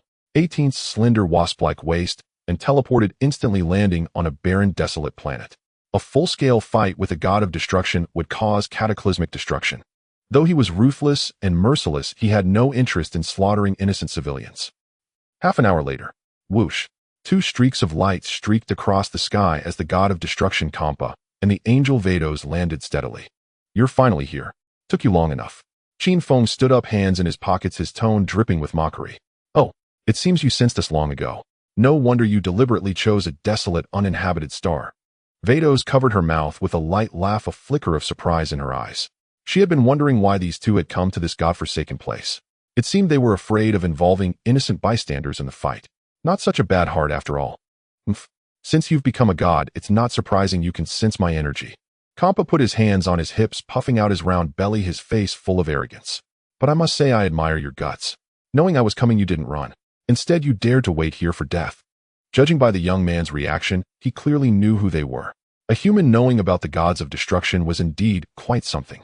Run. Because of a fathead, big-eared slob like you. A bottom-tier god of destruction isn't worth me running from. Qin Feng let out a scornful laugh, his gaze filled with contempt. Since he had accepted the mission to beat him, there was no need to be polite. He would say whatever stung the most. A mere god. You insolent wretch. You have no idea of the immensity of heaven and earth. Kampa's eyes bulged instantly, and his killing intent erupted violently. In hundreds of millions of years of life, no one had ever dared to call him fat to his face, let alone look down on him with such a tone. This arrogant brat was repeatedly pushing his limits. What is a god of destruction anyway? Before the Omni King, aren't you just a dog kneeling on the ground begging for mercy? Don't flatter yourself. Qin Feng continued to twist the knife, each word striking Kampa's most vulnerable spot. Ho ho ho. This young man has a venomous tongue. Lord Kampa must be absolutely furious. Vados enjoyed the spectacle from the sidelines, not caring if the situation escalated. Kampa was usually so high and mighty, as she hadn't seen him so humiliated in a long time. Shut up, you vermin. I was only going to break your legs, but now you've truly angered me. I'll crush every single one of your bones. I'll send you to hell amidst endless pain and fear. Kampa was so enraged that his whole body of fat quivered. He clenched his fists until they cracked, his features completely twisted, as if he wanted to devour his opponent alive. Anyone can talk big. If you want to fight, get on with it. Stop wasting time. Qin Feng curled his finger impatiently, his provocation reaching its peak. You reckless piece of trash. I'll grant your wish. Kampa roared, fire spewing from his eyes. Oh, my lord, Kampa is truly enraged. This young man's mouth is so sharp. He's going to be in big trouble soon. Vados shook her head slightly. Judging by the situation, this desolate star wouldn't survive the day. Whoosh. As soon as Kampa finished speaking, his round body transformed into a purple blur in an instant. His speed was dizzying. Despite his layers of fat, his speed far surpassed that of the assassin hit. Hop. Watching Kampa charge, Qin Feng clenched his fists tightly. Boom. A golden pillar of light shot into the sky, directly triggering his Super Saiyan 4 transformation. His time as a Super Saiyan god had been too short. He hadn't fully grasped the mysteries of the divine realm. For this life-or-death struggle, Super Saiyan 4 was the most reliable choice. After transforming, Qin Feng lightly tapped his toes and retreated swiftly. But Kampa followed like a shadow, closing the distance in an instant and hurling a massive purple fist directly at Qin Feng's face. This fat cat's speed is truly monstrous. Qin Feng's heart clenched. In the anime, this guy was lazy and gluttonous, panting after just a few steps. He never expected him to be this ferocious in a real fight. With no time to think, Qin Feng quickly crossed his arms in front of his chest. Bang! Kampa's heavy fist landed squarely on Qin Feng's arms. The immense force erupted and Qin Feng was blasted away like a cannonball. Boom, boom, boom. He crashed through 7 or 8 mountain peaks before finally coming to a stop. This fatso hits damn hard. Qin Feng rubbed his aching chest. He had thought that by using his mysterious form fused with his base state, and then transforming into Super Saiyan 4, he could definitely contend with Kampa. But that single blow had sobered him up. The true worth of a god of destruction was far higher than he had anticipated. Relying solely on Super Saiyan 4, winning against Kampa was basically impossible. Even defending was a struggle. Tough luck, you insect. Took a punch from me and didn't die? Guess you have some skill. Kampa glanced at Qin Feng contemptuously. Kampa spread his hands, and a dozen purple energy spheres materialized around him. Qin Feng keenly sensed that these spheres did not contain the laws of destruction. This meant Kampa wasn't planning to finish him off in one shot. He was playing a game of cat and mouse. Swoosh, swoosh, swoosh. A dozen purple spheres rained down on Qin Feng like a storm. Boom, rumble. A chain of massive explosions instantly engulfed the area where Qin Feng stood. Mushroom clouds rose one after another, and the ground was blasted into a bottomless pit. But Qin Feng's figure had vanished without a trace before the explosions even occurred. TCH. Fast runner. Kampa raised an eyebrow slightly. Whoosh. The next second Kampa's form flickered and appeared directly behind Qin Feng. Without a word, he swung a heavy punch. Shush. The fist passed straight through Qin Feng's body. An afterimage. How can this vermin be so fast? Kampa was utterly stunned. That attack had sealed off all escape routes. How had this human dodged it? Oh, he just used Hit's time skip technique. No wonder he took Hit down in one blow. Vados observing from midair, her eyes brightening as she instantly discerned the trick. Qin Feng's raw strength had already surpassed Hit's, and with the time skill added, Hit lost every advantage, making his instant defeat perfectly logical. In the distance, Android 18's hands were tightly clenched together, her delicate face tense. Though she maintained the facade of an icy beauty, her heart pounded like a war drum. Qin Feng's past fights were always overwhelming victories, but today that purple fat cat was absurdly strong, sending him flying hundreds of meters right from the start. How could she not be worried? Time skip. The moment Qin Feng dodged an attack, he activated his special technique again. His figure flickered eerily, and a fierce spinning kick shot straight toward Kampa's face. Kampa instinctively sensed danger, raising both arms to block. Bang! Qin Feng's kick slammed heavily into Kampa's arms. The immense force only managed to push Kampa back a couple of steps. Damn, he's tough as nails. Qin Feng cursed inwardly. That kick was at full power Super Saiyan 4, and it hadn't even breached Kampa's defense. The guy didn't even flinch. But then again, Super Saiyan 4's power was at best comparable to Super Saiyan Blue. In the anime, Super Saiyan Blue Vegeta angered Beerus and was pinned down with a single slap. Kampa, though weaker than Beerus, was still a god of destruction. The gap couldn't be that vast. His current raw strength really couldn't beat him. What's wrong? Didn't eat enough. You talked such a big game earlier, but now you fight like you're tickling me. Kampa taunted with a sneer. No rush. This is just a warm-up. Qin Feng steadied himself, his tone still calm. He'd have to pull out some ultimate moves, or he'd really be done for at the hands of this fatso today. Stop putting on an act. A human reaching this level is already a miracle. But the game ends here. He'll show you what happens when you anger a god of destruction. Kampa's eyes blazed with murderous intent. Purple divine energy of destruction erupted skyward. Kampa was getting serious, his godly aura surged several times over. Such terrifying pressure. Qin Feng frowned deeply. Since you want to play big, you'll play along. 10 times. Kaioken. Qin Feng's eyes widened, and a low roar exploded from the depths of his throat. Boom. The instant the words fell, a violent crimson aura like a volcanic eruption engulfed Qin Feng's Super Saiyan 4 golden light. In a flash, Qin Feng's power skyrocketed a full 10-fold. How did this kid's power multiply so many times? Kampa was stunned. Oh, this seems like some secret art that forcibly overdraws potential. He's already transformed once, stacking such a high burden move on top will definitely break his body. Pure suicide. Vados commented lightly from midair, but she didn't know that Qin Feng's 10 times Kaioken was a system-modified version with no side effects.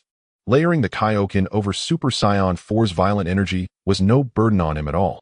A pest is still a pest. Even with boosted power, you're nothing before a god of destruction. Kampa gritted his teeth and roared. Oh really? Then take this. Qin Feng turned into a blinding crimson streak of light, moving at peak speed, instantly closing in on Kampa and unleashing a heavy punch. You're asking for death. Kampa sneered, swinging his massive purple fist to meet the blow. Bang! The two fists, one large and one small, collided fiercely in midair. Rumble. A terrifying shockwave of energy exploded instantly. Qin Feng reacted quickly, waving a single hand to erect a solid energy barrier around Android 18 in the distance. The next second, the barren planet beneath their feet shattered into cosmic dust under that world-ending force. Vados also lightly tapped her staff, using a protective barrier to shield herself and Android 18. Whoosh, whoosh.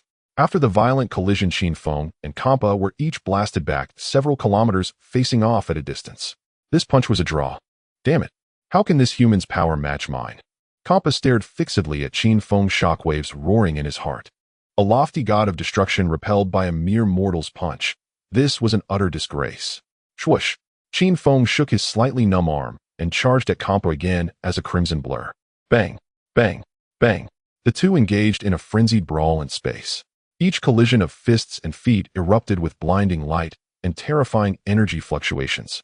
The surrounding dead stars began to tremble violently under the residual shockwaves, their surfaces crumbling. This won't do. If they keep fighting like this whole star region will be destroyed. When the Omni King blames me, you'll be in trouble too. Vados frowned slightly, waving her staff gently. A colossal transparent energy barrier formed instantly, completely sealing Qin Feng and Kampa in their fierce battle and blocking any energy leakage. Bang! Another solid exchange, and the two separated again. By now, Kampa's face had darkened to an extreme.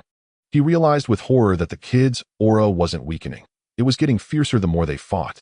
At this rate, he, a proud god of destruction, might actually lose today. This is quite peculiar. This human's power is still climbing during the fight. Could it be because of Saiyan blood? But he doesn't seem like an ancient Saiyan either. Madare Vados' beautiful eyes flickered as she muttered to herself, watching Qin Feng below. Though the increase in Qin Feng's battle power wasn't dramatic, it was steadily rising. At this rate, Lord Kampa would eventually be defeated. Unless Lord Kampa directly used destruction energy. If he pulled out that trump card, the fight would end in minutes. Hey, you mumbled something about ancient Saiyans earlier. What exactly is that? Android 18, sheltered in the barrier, caught snippets and asked coldly. She knew about Saiyans, but ancient Saiyans was a first for her. Sharp ears you have. But I don't plan to tell you that. Vados covered her mouth and chuckled, her gaze sweeping over Android 18. TCH. Android 18 snorted and turned her head away. She could keenly sense that this woman with the staff was extremely dangerous. With just a few waves, she could create such a sturdy barrier. Her strength was unfathomable. In the center of the battlefield, Qin Feng and Xiang Pa were once again locked in combat. Two violent streams of energy, one red and one purple, clashed furiously in the void of space. The more Qin Feng fought, the more adept he became, feeling as if his blood was about to ignite. Every heavy punch he threw carried immense power. The Ultra Instinct form was inherently stable, with exceptional endurance and seemingly boundless physical energy. Moreover, he possessed an infinite source of energy. He had no concept of fatigue. The two of them exchanged blows hard for a full 10 minutes before finally pulling back. Huff, huff. Xiang Pa hunched over, gasping heavily. Undeniably, the destructive god's raw strength was indeed impressive. But this hefty cat hadn't practiced properly for centuries. After this intense tug-of war, his stamina had been severely depleted. In contrast, Qin Feng, with tenfold Kaioken stacked on top of his Ultra Instinct base, was more than a match for the destructive god. However, Qin Feng was also quite exhausted. Although his energy was limitless, such an unreserved and high-intensity battle imposed a considerable strain on his body, and beads of sweat had begun to form on his forehead. This fat cat is truly a tough nut to crack. With all that blubber, he has managed to wear me out to this point. I must admit, he has some skill. Qin Feng silently cursed. Damn bug. How could I of all people be pushed to this extent by a mere mortal? Xiang Pa gritted his teeth, his fists turning white from the strain. A humiliation. A profound disgrace. He was the high and mighty destructive god, the supreme being who wielded the power of life and death across the universe. Trash. I admit you have some ability enough to make one nauseous. But this farce ends here. I have no time to waste on you any longer. Xiang Pa lifted his head, his gaze freezing cold, and a murderous intent emanated without reservation. Initially, he did intend to subdue this brat with his fists and slowly torment him to let him know the consequences of challenging a destructive god. But it seemed that this brat's strength was too formidable. Winning through close combat was akin to climbing to the heavens. Moreover, his stamina was nearly at its limit. Dragging this out any longer would surely lead to his downfall. Therefore, it was best to eliminate him with a decisive move. Though it wouldn't be satisfying, it was better than humiliating himself in front of others. Starting to boast again. If you really had the ability to kill me, you'd have made your move long ago, wouldn't you? Qin Feng smiled indifferently. He was fully aware that the destructive god's trump card was destructive energy, but he was far from intimidated. He held 3 uses of destructive energy in his hands. Do you know why we are called destructive gods, eh? Xiangpa grinned, his smile cruel and bloodthirsty. Because we are the deities standing atop the universe. The power of life and death over all things lies within a single thought of mine. If I wish for you to die, then you must die. This is the tyrannical law of the destructive gods. Don't flatter yourself, you brainless fatso. As I've said before, gods are just that to me. Qin Feng was most annoyed by Xiangpa's arrogant demeanor. Oblivious bug, your tongue is rather sharp. Destruction? Xiangpa's eyes turned cold, and he ceased wasting words. Buzz. A dazzling purple energy sphere suddenly materialized in his palm. Inside it compressed pure essence of death and destruction, sending chills down one's spine. Qin Feng was all too familiar with this feeling, as he himself knew this move. Vanish to ashes. Fool! Xiangpa shouted fiercely, hurling the destructive energy directly at Qin Feng. Destruction. Qin Feng's tone was calm, showing no hint of panic. Buzz. A similarly dazzling purple energy sphere gathered in his palm, rushing heated to collide with Xiangpa's attack. The 2 energy spheres embodying the laws of destruction collided without making a sound or causing any explosion. They eerily canceled each other out, morphing into nothingness. No, it's impossible. What on earth is happening? How could this brat possibly use destructive energy? Absolutely impossible. Xiangpa's sinister grin froze instantly, his eyes nearly bulging out. A tumult of disbelief surged within him. Destructive energy was the exclusive cheat of the destructive god. Even angels couldn't wield this move. How could a mere mortal possibly master such divine technique? Oh, to think he has grasped the power of destruction, what a tremendous surprise. The ever-watchful Bados was also taken aback, her sensual red lips parted in astonishment. This completely shattered the norms of the universe. What's wrong, Xiangpa? Seeing ghosts? Weren't you just loudly proclaiming how I was destined to die? Qin Feng taunted, looking at the stunned Xiangpa. You didn't think you could kill me just with this common skill, did you? If it weren't for the presence of destructive energy, taking this move heat-in would indeed be dangerous. But now that everyone could do it, no one could gain the upper hand. Damn it. Damn it. That infernal bug can even use destructive energy. Xiangpa wailed in exasperation, howling at the sky. The trump card he prided himself on was rendered ineffective against a mere mortal. This was akin to rubbing the face of the destructive god in the muck. If word got out to other universes, he would undoubtedly become the laughingstock of the destructive god circle. He must utterly destroy this brat today to cleanse the shame. There's nothing impossible in this world. Ooh, I've said long before that your destructive god is greatly overrated. Don't rush to be surprised. Soon, I will show you what true despair looks like. Qin Feng's tone was calm, yet it exuded absolute confidence. Trash. Die. Xiangpa completely lost his reason, letting out a thunderous roar. Boom. The purple aura surrounding him surged wildly once more, even more violently than before. His anger unleashed the latent power within him. Has his strength increased again? Qin Feng was momentarily taken aback, yet he didn't take it to heart. Huff. Qin Feng exhaled a breath. The golden light of Ultra Instinct and the red aura of Kaioken instantly dissipated, reverting to his normal state. Have you resigned yourself to fate, bug? Even if you kneel and beg for mercy now, I will absolutely flay your skin. Seeing Qin Feng revert to his normal state, Xiangpa assumed he had given up and grinned as he hurled a heavy punch. Give up. Are you brain dead? Qin Feng smirked slightly. Just as Xiangpa's fist was about to strike, Qin Feng's pupils suddenly transformed into a brilliant silver gray. Buzz.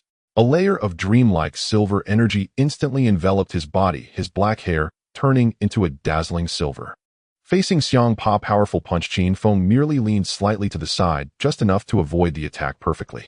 Then seemingly casually he unleashed a right punch.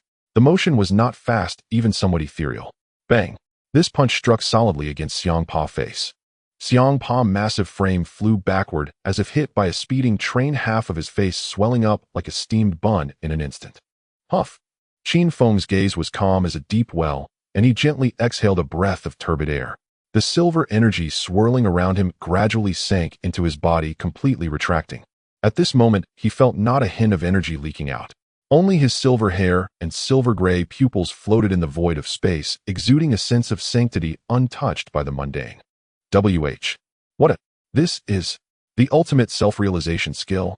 Seeing the silver-haired Qin Feng before them, both Xiangpa and Bados exclaimed in shock, their voices breaking. Impossible, absolutely impossible. Kampa's eyes were about to pop out of their sockets. He never imagined that the man before him could not only wield destructive energy, but also master Ultra Instinct. Kappa knew all too well how difficult this technique was. Among the gods of destruction across the 12 universes, only a few had even crossed this threshold. Even Beerus of the 7th universe had only barely touched its edge without fully mastering it. As for the rest of the gods of destruction, they hadn't even glimpsed the doorway. This technique demanded an absurdly high level of mental discipline. If there was even a single stray thought in one's heart, mastering it in a lifetime was utterly impossible. This was the deepest wound in the hearts of these deities. Yet who could have imagined that today an ordinary human would completely grasp this skill? And judging by his stance, it was undoubtedly the perfect state at its highest level. Kappa was completely dumbfounded. A human had achieved what even gods could not, trampling the pride of every god of destruction into the dirt. Every one of them had an angel as a master. They watched their masters use perfect Ultra Instinct every day, yet they themselves couldn't learn it, only to have a human figure it out on his own. This was a humiliation beyond measure. Oh my, what a shocking surprise. Mr. Qin Feng has actually mastered perfect Ultra Instinct. Vados covered her small mouth, her beautiful eyes brimming with astonishment. For angels, this technique was as natural as breathing, a state they maintained in daily life. But for others, it was harder than scaling the heavens. Otherwise, so many gods of destruction wouldn't be locked out. What is the meaning of this, Vados? How could this human scum possibly know such a move? Kappa's mind was a chaotic mess, and he shouted in desperation. I'm not entirely sure either. To reach this level without a renowned master's guidance is indeed surprising. Vados shook her head helplessly. Damn you. Kappa's fists cracked as he clenched them. What's wrong, Kappa? Seeing my state, are you too afraid to move? Weren't you just boasting earlier, saying the gods of destruction are invincible? Why the sudden collapse? Qin Feng's body blazed with a silvery white aura, his tone dripping with provocation. He knew that revealing this move would terrify these lofty deities. After all, even Beerus hadn't perfected it, yet he, a human, had managed it. It would be strange if Kappa weren't shocked. You bastard. He'll kill you today. The murderous intent in Kappa's eyes could no longer be concealed. If he let this man leave the 6th universe alive today, he might as well forget about his standing in the divine realm. Die. Kappa stomped the ground and lunged forward in an instant. The battle in the tournament of destroyers had drained his stamina and speed considerably. In the eyes of Qin Feng, who had activated Ultra Instinct, Kappa's movements were as slow as a crawling turtle. Now I'm beyond your reach. Too slow, Kappa. Qin Feng sneered. With a mere slight shift of his body, Kappa couldn't even graze his clothes. Then Qin Feng drove a knee strike hard into Kappa's chin. Bang! A crisp sound rang out as Kappa's jaw was dislocated, the bone shattering instantly. His bulky body uncontrollably flew upward into the sky. Whoosh! Qin Feng was even faster, appearing above Kappa's head in a flash, clasping his hands together and slamming them viciously onto Kappa's crown. Boom! Kappa's head took the heavy blow, spurting a large gush of purple blood with veins bulging in his eyeballs. He plummeted like a broken kite, crashing straight down onto the energy barrier below. Thud! His back slammed into the barrier, shaking the entire space. The impact made him vomit more blood, and his aura weakened considerably. Qin Feng's 2 strikes were no joke. They were all pure, unadulterated damage. It's not over yet. Take this. Qin Feng raised both hands above his head, instantly gathering a silvery white energy sphere in his palms, as large as a millstone. Go. Without any hesitation, the energy sphere left his hands and struck Kappa, who was lying on the barrier. A massive explosion echoed through the great formation, and thick smoke obscured everything around. When the smoke cleared, Kappa was more than half dead. His clothes were shredded, his body covered in bleeding gashes, and purple blood stained the ground. He lay there too weak to even move a finger. Oh dear Lord, Kappa is in such a pitiful state. Vados watched from the side, feigning tears as she wiped her dry eyes. Whoosh! Qin Feng landed again, striding directly to Kappa's side, grabbing him by the ear and dragging him up like a dead dog. Kappa closed his eyes, gasping for breath through bloody spittle. Where's that arrogance now, god of destruction? Didn't you say humans are mere insects? Now that you've been beaten to this state by the insect you mocked, isn't it infuriating? Isn't your pride shattered? Qin Feng stared at him, his face full of scorn. You bastard. I will definitely kill you. Kappa gritted his teeth, his mouth filled with bloody foam. He had never endured such humiliation in his life. But now, with no strength left, he could only talk tough. Still able to talk. Looks like I didn't hit hard enough. Qin Feng raised an eyebrow and delivered a heavy punch to Kappa's stomach. Uffed. Kappa spat out another mouthful of blood, finally completely incapacitated. Though he still had a shred of consciousness, he couldn't even manage a groan. Watching from afar, Vados' beautiful eyes sparkled. With this level of skill, calling yourself a god of destruction is laughable. I think you're just wasting air. Might as well send you on your way. Qin Feng glanced sidelong at Vados. Then he tossed Kampa into the air, instantly condensing a ki blast in his hand to finish him off. At that critical moment, Vados' figure appeared out of nowhere, catching Kampa. Her staff swayed lightly, and Qin Feng's ki blast vanished into thin air. Mr. Qin Feng, let's stop here. Lord Kampa is still the god of destruction of the 6th universe. If he truly dies here, the consequences from above won't be pleasant. Vados' voice was unreadable. She had never expected this human to actually go for the kill. Stopped. Are you joking? If I were the one lying there today, would this fat pig have spared me? Qin Feng lowered his hand and countered. If he had lost, his fate would have been 100 times worse. What you say is indeed true. If you had lost, you wouldn't have survived. But a god of destruction absolutely cannot die, especially in the presence of an angel. That is the rule. Vados explained patiently. Fine, so you're saying you can kill, but others can't kill you. Got it. For your sake today, they'll spare his miserable life. But listen up, you fat pig. Stay out of my way from now on, and don't even think about revenge. If there's a next time, not even the Heavenly Lord himself can save you. Qin Feng shot Kampa a cold glare. With Vados protecting him, he couldn't kill the fat man today. Besides, he had already completed his system mission for the day, so there was no need to completely fall out with the angel. But if this fool dared to provoke him again, he wouldn't hold back. After all, his power was skyrocketing every day. The next time they met, even an angel wouldn't stop him. Then I suppose I must thank Mr. Qin Feng on Lord Kampa's behalf for showing mercy. It seems my influence carries some weight. Vados smiled faintly. As for Kampa, his face had turned a livid purple. Being threatened by a human while utterly powerless to retaliate, the frustration was about to make him explode. I'm off. See you. Qin Feng didn't bother with more words and vanished in a flash, reappearing beside Android 18. Honey, you were so cool just now. Android 18's stunningly beautiful face was full of adoration, and her soft body pressed against him, nestling tightly into Qin Feng's embrace. Holding the warm, fragrant softness, Qin Feng felt the astonishing elasticity against his chest. He grinned mischievously as he wrapped his arm around her slender waist, letting his hand wander down for a squeeze. Android 18's cheeks flushed, and she shot him a playful glare, but pressed even closer. Come on, let's go home for some business. Qin Feng chuckled, scooped up his warm, soft wife, and teleported away. Staring at the empty space where they had been, Vados murmured thoughtfully. What a mysterious fellow, not only wielding destructive energy, but also using ultra instinct with such proficiency. That such a monster could emerge from humanity. Damn you. I will kill you. Ar. Kampa, lying on the ground, mustered his last ounce of strength and roared in humiliated fury at the sky. Ding. Congratulations to the host for successfully completing the system task, forcefully defeating the destroyer god Zampa, and receiving the task reward destruction energy. Permanent version. The vast universe is filled with twinkling stars. Qin Feng stood side by side with his delicate wife No. 18 in the void, surrounded by a silent vacuum. Hearing the crisp system prompt ringing in his mind, Qin Feng couldn't help but smile slightly, feeling a sense of relief.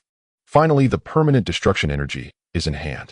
Qin Feng clenched his fist, sensing a terrifying aura of destruction emerging from deep within his body. To be honest, before obtaining this power, he had a degree of wariness towards beings of the level of the Destroyer God. Especially since the destruction energy he had previously obtained through temporary props had limitations, allowing him to use it only a couple of times at most.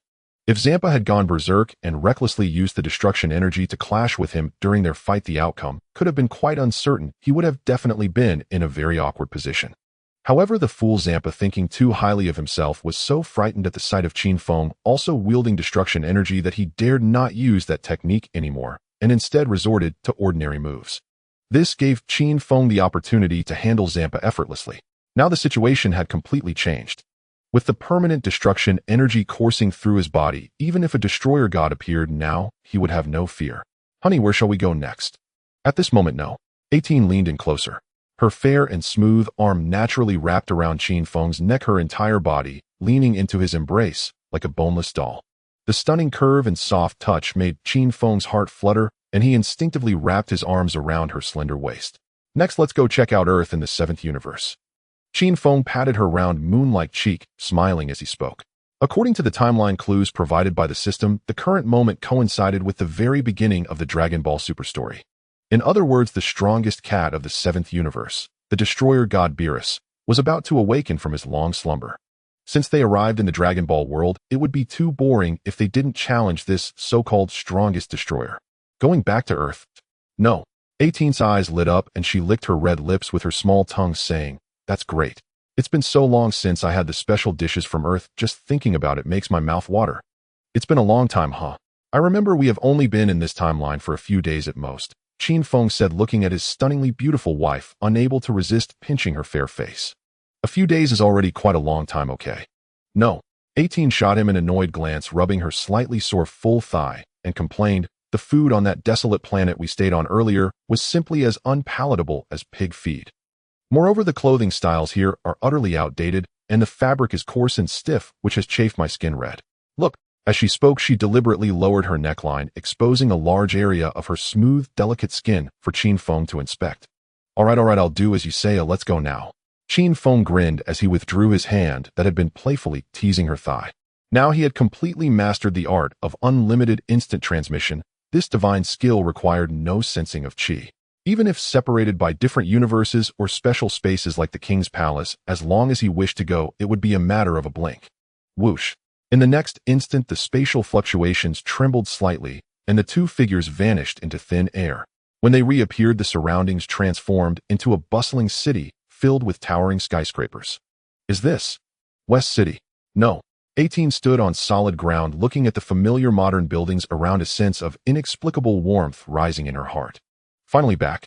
The air on Earth smells so much fresher." Qin Feng stretched lazily, his powerful mental energy instantly covering the entire city. He had already clearly sensed several familiar powerful auras, all located in the direction of the Capsule Corporation. It must be said that no.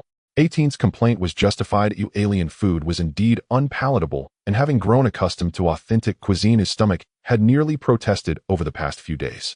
"Let's go, honey, today. I'll treat you to a feast." "You can order anything you want," Qin Feng said, pulling no. 18's tender little hand, and directly heading into the most bustling commercial street in West City, casually choosing a high-end top-tier restaurant to enter. Meanwhile, not far away inside the Capsule Corporation in the massive gravity training room, the gravity machine was working furiously, and Vegeta, drenched in sweat, suddenly froze mid-action. He stood there as if cast under a freeze spell, sweat pouring down his forehead, his eyes wide with shock and disbelief. What is this sudden surge of energy?" he exclaimed. "It's so powerful, almost like a monster. And it's definitely not Kakaroto's aura. Who on earth could it be?" Vegeta stared intently outside his body, trembling uncontrollably.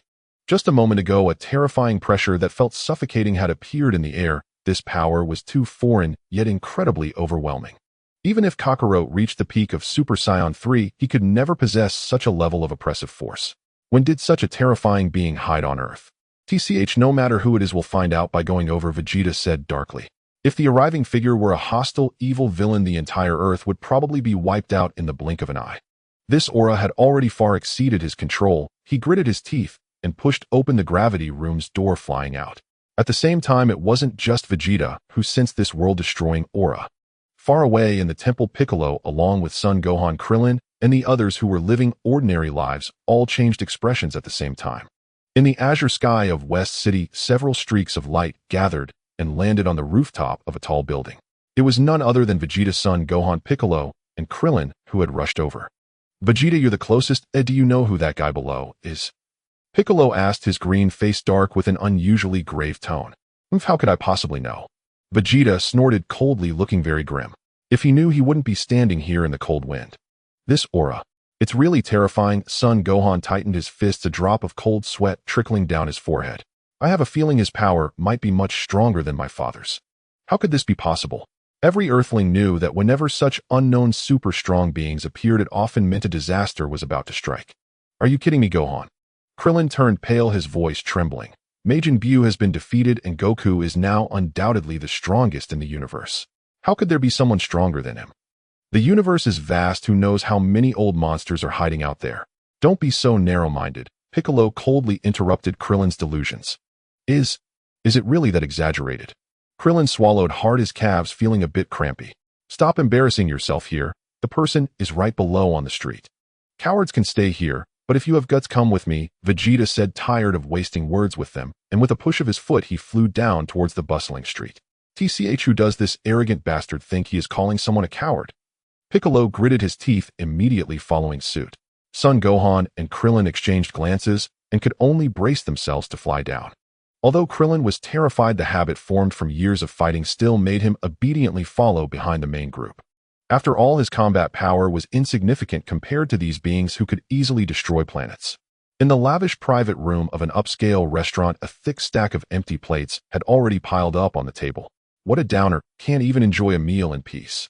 Those guys outside must think we're some kind of ultimate villains out to destroy the world. Qin Feng wiped his mouth and set down his chopsticks with a hint of resignation. His perception was razor sharp. The undisguised auras of the four individuals outside were rapidly closing in, and even a fool could tell they were coming for him. How annoying. I was planning to hit the mall downtown to buy some sexy lingerie later, and now they've ruined everything. Across the table, No. 18 furrowed her delicate brows. She had deliberately dressed in a cool outfit today, her snow-white collarbones and striking curves subtly on display. She had originally intended to enjoy a proper date with her husband after the meal, but now those uninvited guests had spoiled it all. Shopping. Ahem, well honey, you take your time eating. He'll go out and deal with those little flies first. You go buy whatever you want later, just swipe my card freely.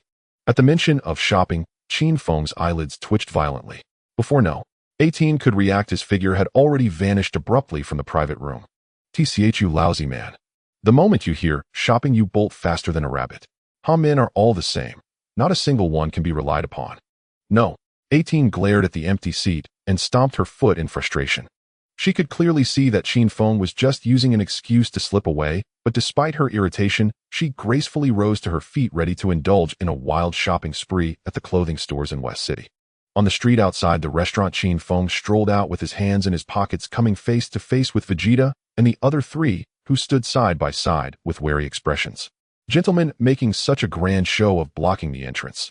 Are you waiting for me specifically? Qin Feng smiled faintly, his tone calm. Thighs. How is this possible? Are you a Saiyan? The moment Vegeta caught sight of Qin Feng's features and that telltale monkey tail, he froze as if struck by lightning, utterly dumbfounded. His eyes bulged, his expression a riot of shock, as if he had seen a ghost in broad daylight. A Saiyan? Vegeta, are you sure? Weren't there only a few surviving Saiyans back then? Where did this guy come from? Piccolo was equally shaken. Vegeta was the prince of the Saiyans. If he insisted the man was a Saiyan, there was no doubt about it.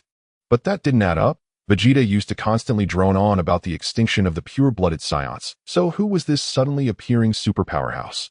A Saiyan. Another Saiyan monster. Krillin stumbled backward several steps in sheer terror. The psychological shadow left by the Saiyan invasion of Earth years ago ran too deep. Even though Vegeta was now an ally, the sight of an unfamiliar Saiyan still triggered an instinctive fear within him. Alright, don't act like you've never seen the world. The universe is vast. What's so surprising about one more Saiyan? Qin Feng shook his head, amused by the stunned expressions of the Dragon Ball main crew. Who exactly are you? What is your purpose on Earth? Vegeta, true to his nature as a warrior race prince, quickly suppressed his shock. His eyes locked onto Qin Feng with piercing intensity, his body taut, ready to strike at any moment. He could clearly sense that within this black-haired youth lay a terrifying power as vast and unfathomable as an ocean. If a fight broke out, the man could crush him with a single finger. Who I am is none of your concern. I'm just here on vacation. Don't bother me. Qin Feng waved his hand impatiently. He had no interest in explaining his origins like a criminal every time he landed in a new place to these original protagonists. That would be far too exhausting. Just as the tension between both sides reached a fever pitch, the restaurant door swung open again. Having eaten her fill, No. 18 stepped out slowly in high heels, her long, dazzling legs catching the light. That's... No. 18. That's absolutely impossible. What the hell? Wasn't No. 18 completely eliminated during the Cell games over a decade ago? The moment they recognized No. 18's coldly exquisite face, Vegeta's son Gohan and Krillin nearly had their eyes pop out of their sockets. This time they were truly and utterly bewildered, feeling as though their worldview had been violently shattered like never before. In the history of their timeline, although Cell had eventually spat out No. 17, No. 18 had genuinely perished along with Cell's explosion, reduced to nothing but ashes. Yet now this woman who should have been long dead stood before them alive, and well, her skin even more supple and radiant than in the past. TCH, a bunch of ignorant hicks. What are you staring at? Keep it up and it'll gouge your eyes out. No. 18 noticed their dazed gazes, frowned in distaste, and casually brushed her short golden hair behind her ear. Honey, lend me the card. I'm going shopping for clothes. No. 18 walked over to Qin Feng, pressing herself against him as if no one else existed, and planted a kiss on his cheek. After taking the bank card, she clicked her heels and swayed her seductive snake-like waist toward the distant shopping district. She couldn't care less what those people were thinking, if satisfying her shopping cravings was the priority. So that's it. I understand now. Watching No. 18's retreating figure, Vegeta took a deep breath, the shock in his eyes gradually fading, replaced by a solemn realization. In this world, No. 18 died long ago, not even a trace left. Now that she's standing here unharmed along with you, a Saiyan powerhouse appearing out of nowhere, the only explanation is, you two aren't from this timeline at all, but from another parallel universe. Vegeta analyzed coldly. Back then, future Trunks had arrived in their timeline via a time machine, so he was far quicker than most to accept the concepts of parallel universes and time travel. A traveler who transcends time and space. It certainly seems so, for we have never encountered such a terrifying aura in this world. Piccolo crossed his arms, his green visage etched with solemnity, nodding in agreement with Vegeta's judgment. Meanwhile, on the distant North Chaos planet, beneath a small tree, the stout North Chaos tugged at his antennae. Goku, an extraordinary Saiyan, has suddenly appeared on Earth. Vegeta has already crossed paths with him, and the tension is thick.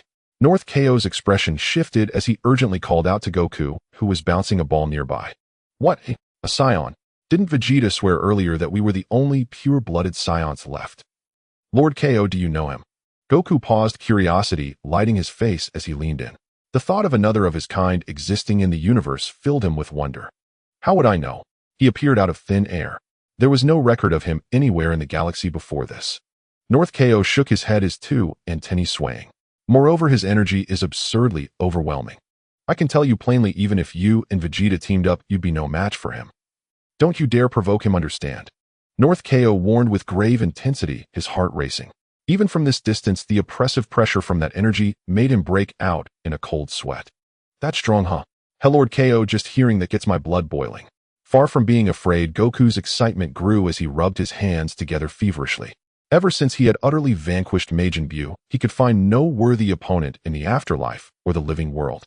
For a Saiyan whose mind was consumed by battle, such a life was more torturous than starvation. Let me pinpoint Vegeta's location. With a grin, Goku pressed his index and middle fingers to his forehead, closing his eyes to search for Vegeta's energy amidst the vast sea of people. Goku, what are you up to? Seeing Goku's eager, gleaming eyes, North Ko's heart sank with a foreboding sense. Hell, Lord Ko, didn't you just say he's stronger than Vegeta and me? I've got to go see for myself. It's been so long since I faced a true top-tier fighter, I feel like my bones are rusting. Goku turned to North Ko, flashing his signature, naive smile. Found him. Vegeta's energy is in West City. Farewell, Lord Ko. With those words, Goku waved his form, flickering before vanishing from the North Chaos planet. Damn it, why did I have to bring that up? North Ko slapped his bald head in frustration. He knew Goku's nature all too well. The moment he heard of a Saiyan stronger than himself, he'd be more thrilled than spotting a breathtaking beauty utterly unstoppable. What a loose tongue. But it was too late now. Goku was likely already standing on Earth's soil. On the streets of West City. Whoosh. A figure in an orange martial arts uniform materialized out of thin air. Kakarot. Dad. Goku. Son. Recognizing the arrival, Vegeta, Gohan, and Piccolo exclaimed in unison. Who would have thought that Goku training on Ko's planet would trace the energy and come here? Yo! Goku greeted his companions first, then shifted his gaze to the young man before him. He strode over to Qin Feng, sizing him up with a grin. You must be the formidable Saiyan Lord Ko mentioned, right? Obviously. With that eager look on your face, you're not about to say something foolish like, let's spar, are you? Qin Feng kept his hands in his pockets, observing the Dragon Ball protagonist with a calm smile. He could clearly sense the battle spirit raging within Goku, practically screaming for a challenge. Unfortunately, in Qin Feng's eyes, Goku was still far too weak. At best, the guy could only transform into a Super Saiyan 3. That meager combat power was like a toddler's to him. Fighting would be sheer bullying. I can feel it. Your power is indeed monstrous, just as Lord Ko said. If it's convenient, I'd really like to exchange a few blows with you. Goku scratched the back of his head, issuing the invitation with his trademark naive grin. Having finally found an opponent who could push him to his limits, he wouldn't sleep a wink if he let this chance slip. Hey Kakarot, this guy's origins are unclear and his energy is abnormally immense. Even in Super Saiyan 3, you can't beat him. Don't cause trouble on Earth. Vegeta's face darkened as he growled at Goku. In the past, Vegeta would have charged in even faster than Goku. But since settling down on Earth and starting a family, he had grown more cautious. This mysterious Saiyan was unfathomable. If provoked into a rampage, what would become of Bulma and Trunks? He couldn't afford to gamble. Easy, Vegeta, you're too tense. It's just a friendly spar, no wrecking the city. Goku waved dismissively, ignoring Vegeta's warning. Son, Vegeta's right. This is a city, don't be reckless. Piccolo chimed in with a dark look. Yeah, Dad, maybe we should let it go. Gohan added his own plea. Oh, you all worry too much. I know what I'm doing. Just a quick touch. Goku turned to reassure his old friends, then locked his gaze back on Qin Feng, his eyes burning with longing. You're no match for me, Goku. You're far too weak right now. I have no interest in crushing an ant. Qin Feng shook his head, declining with cold indifference. If this guy had mastered Super Saiyan Blue or could instinctively tap into Ultra Instinct, he might have considered about. But a mere long-haired Super Saiyan 3 transformation was too vast a gap. Fighting him would be like swatting a fly, utterly boring. Hep, I'm not as fragile as you think. Hop. Goku grinned confidently, then clenched his fists at his waist and let out a low, fierce roar. Suddenly, a dazzling golden aura erupted from his feet, with countless blue electric arcs crackling around his body. This is the Super Saiyan 2 transformation. After explaining, Goku took a deep breath and his energy surged once more. Hiya! The golden energy storm rattled the windows along the street violently. His already long black hair grew wildly in the golden light, cascading down to his waist.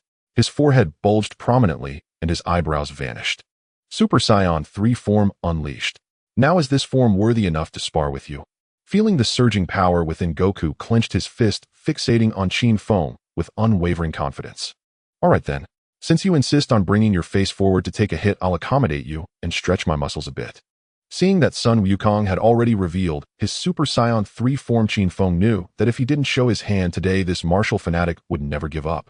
Since the other party wouldn't turn back until hitting a wall, he would generously let him experience what true despair feels like. TCH Kakarot, that idiot who only brings trouble. If he destroys Earth, I will definitely kill him myself. Vegeta cursed as he stepped back. Though he wasn't pleased, his Piccolo and son Gohan's eyes were all fixed intently on the center of the arena. They were also curious about what this mysterious Saiyan would do to counter against the fully powered Super Saiyan 3. Since we are all Saiyans, you must know how to transform right. Show me your strongest form, so I can learn from it. Sun Wukong, suppressing his excitement, asked curiously. The brown tail behind the other party was still swaying, giving him a sense of familiarity, as if facing a fellow warrior. No need for that. Against an attack of your level, I don't need to transform. Qin Feng stood still, speaking in a tone as casual as commenting on the nice weather. Previously, during the system task, he had already had the old Kai unlock all the potential within him. Now maintaining his normal mysterious form, his basic combat power was already beyond comprehension compared to Super Saiyan 3. Fighting a regular Super Saiyan 3 and transforming would simply be a waste of energy. Friend, you might be a bit too arrogant, don't you think? If you don't transform, you won't even be able to touch the hem of my clothes. Sun Wukong grinned, clearly feeling that the other party looked down on him. Is that so? Then come and give it a try.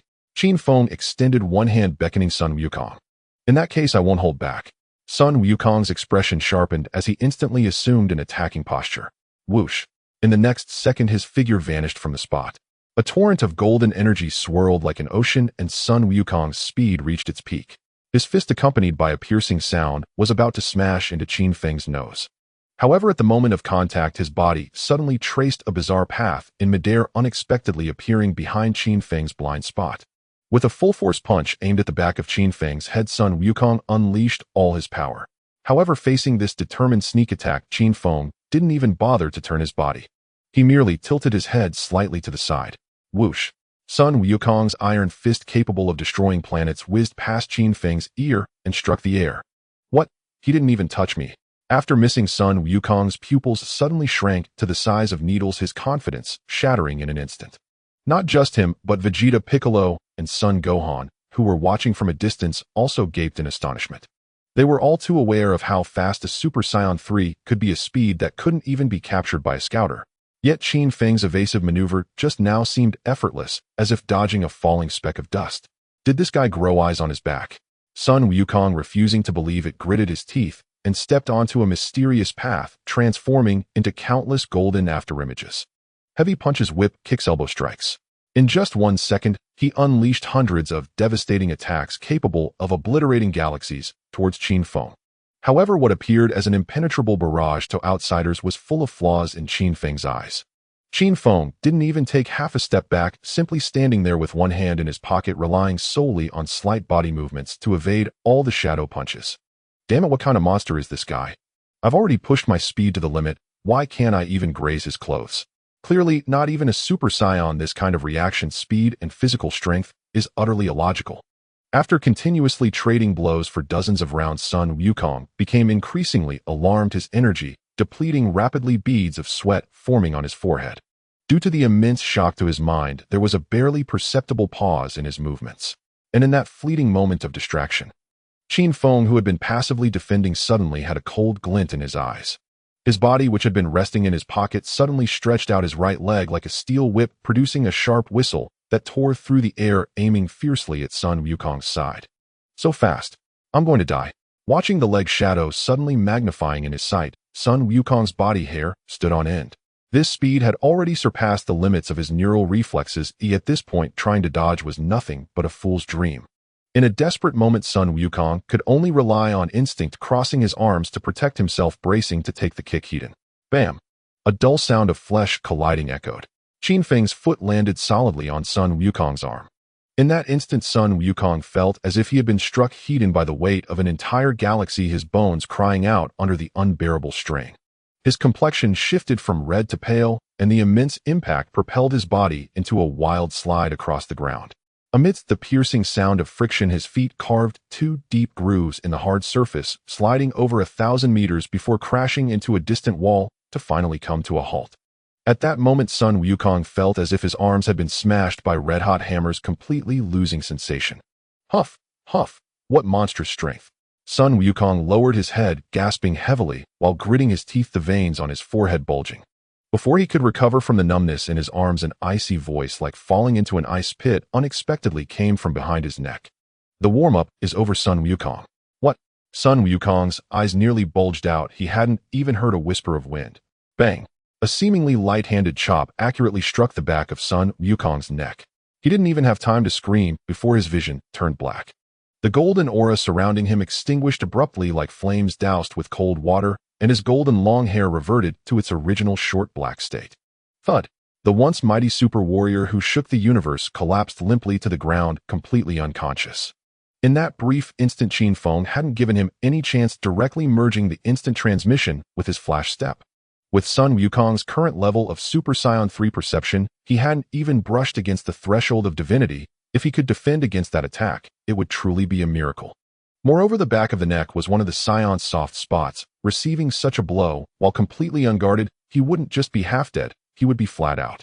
Looking at the unconscious Sun Wukong on the ground, Qin Feng dusted off his hands, his expression still calm.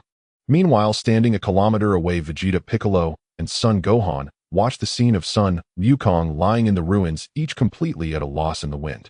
One move, just one move, and the fully powered Super Saiyan 3 was reverted back to his original state.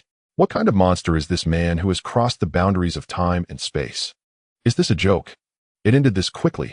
Dad was taken down in the blink of an eye. Witnessing the stillness ahead, Piccolo, Vegeta, and Son Gohan stood frozen in place. Their mouths hung wide open, their throats bobbing up and down as they swallowed frantically. The scene before them had completely shattered their understanding. Son Goku's power was undoubtedly among the top on Earth, yet before this young man, he couldn't even last a single minute. What made their scalps crawl even more was that despite the opponent clearly possessing a Saiyan tail, not a single strand of his hair had changed color.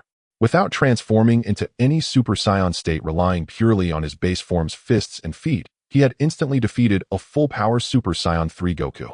Such a feat defied all common sense in combat. Damn it, how could a monster of this level exist out there? Vegeta clenched his fists so tightly that his knuckles cracked, his face brimming with humiliation and resentment.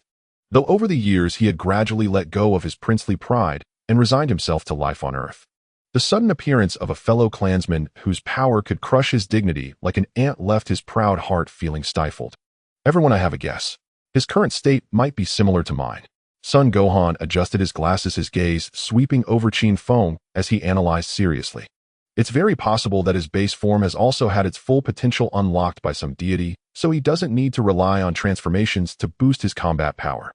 Son Gohan felt the young man before him was very much like himself, especially that calm, yet unfathomable aura, which was almost identical to his mystic form. Even the lock of hair hanging over his forehead looked somewhat similar. Now that you mention it, there is something to that. Piccolo stroked his chin and nodded in agreement. Indeed, it was strikingly similar, especially Qin Feng's deep cold eyes. In that instant when he moved, the sharpness they exuded was exactly the same as when Gohan had pummeled Majin Buu back then.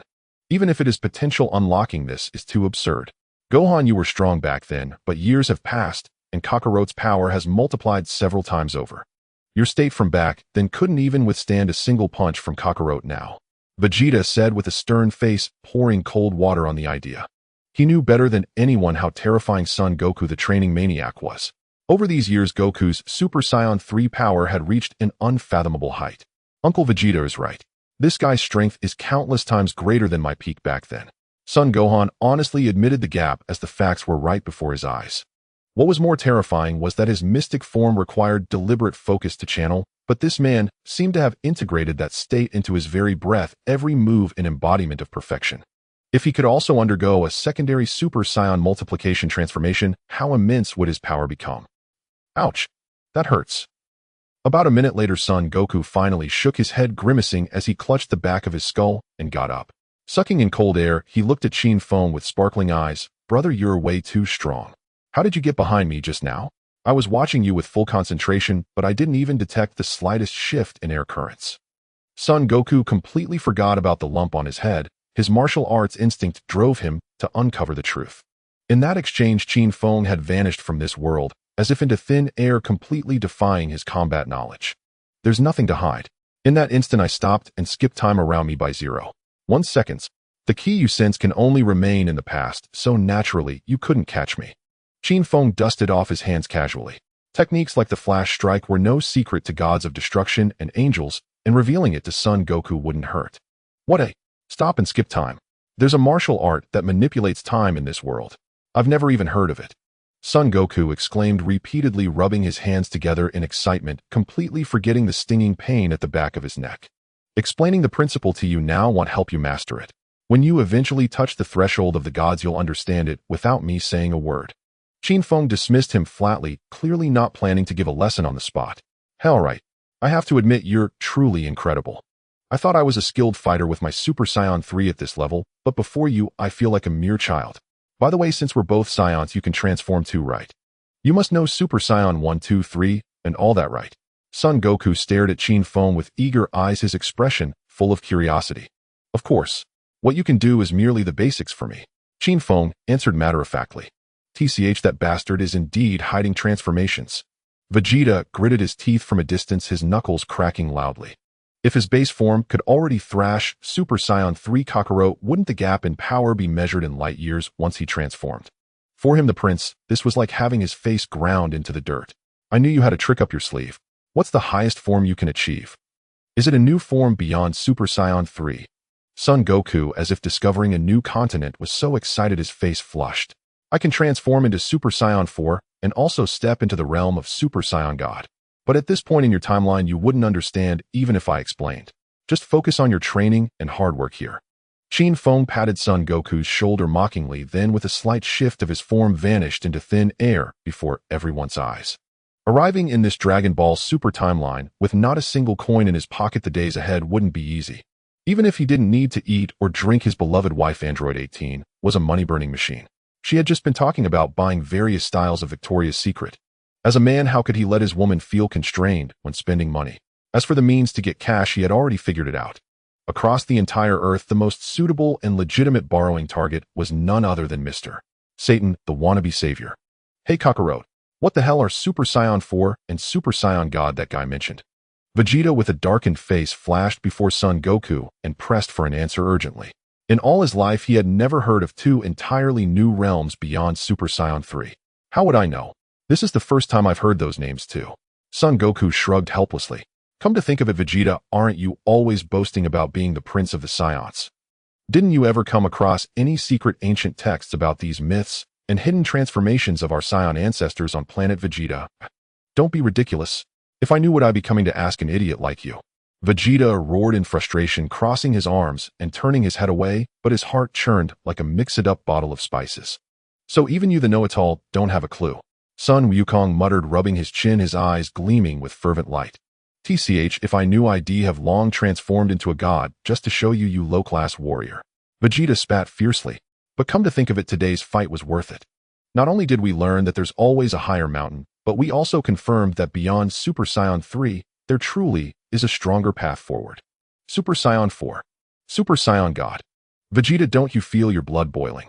Sun Wukong's face was flushed with excitement. His fighting spirit had not dimmed, but burned even fiercer than before. I'm not as crazy as you.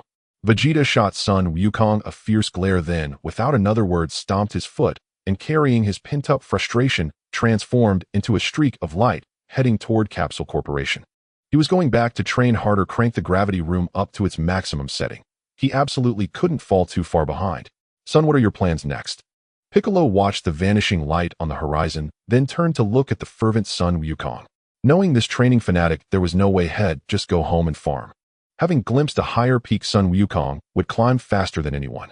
I need to go to King Kai's planet again. Lord Kai rules the entire North Galaxy. Maybe among his divine texts I can find clues about the Saiyan God.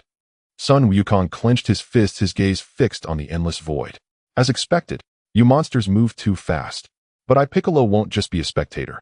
I'm going to find a place to go into seclusion too, or soon I won't even be able to withstand the shockwaves of your battles. Piccolo chuckled wryly, the corners of his green lips lifting slightly. Back when Raditz first came to Earth, he could still join forces with Sun Wukong to fight. Yet in just over a decade, the gap in their power had become an insurmountable chasm. As a former demon king, the pride deep within him wouldn't allow him to be reduced to mere background. Good. Let's each strive hard and spar again next time. Everyone, I'm off. Sun Wukong grinned at Son Gohan, and Piccolo pressing 2 fingers to his forehead again. As space blurred, his figure abruptly vanished from the street, presumably returning to that small grass-covered planet. 2 hours later, inside the top-floor presidential suite of the most luxurious 5-star hotel in West City Center, Qin Feng lounged comfortably on a velvet sofa, twirling a special black bank card in his hand. He had to admit, borrowing money from Mr. Satan felt incredibly satisfying. If he were to rob ordinary commoners' head, still have some moral qualms. But extorting Mr. Satan, the world's richest man, brought him not a shred of guilt, but rather a sense of righteous pleasure. After all, that old fox had become the world's savior and hero, amassing countless riches and adoring fans solely by taking credit for the achievements of Sun Wukong and the others. Though Mr.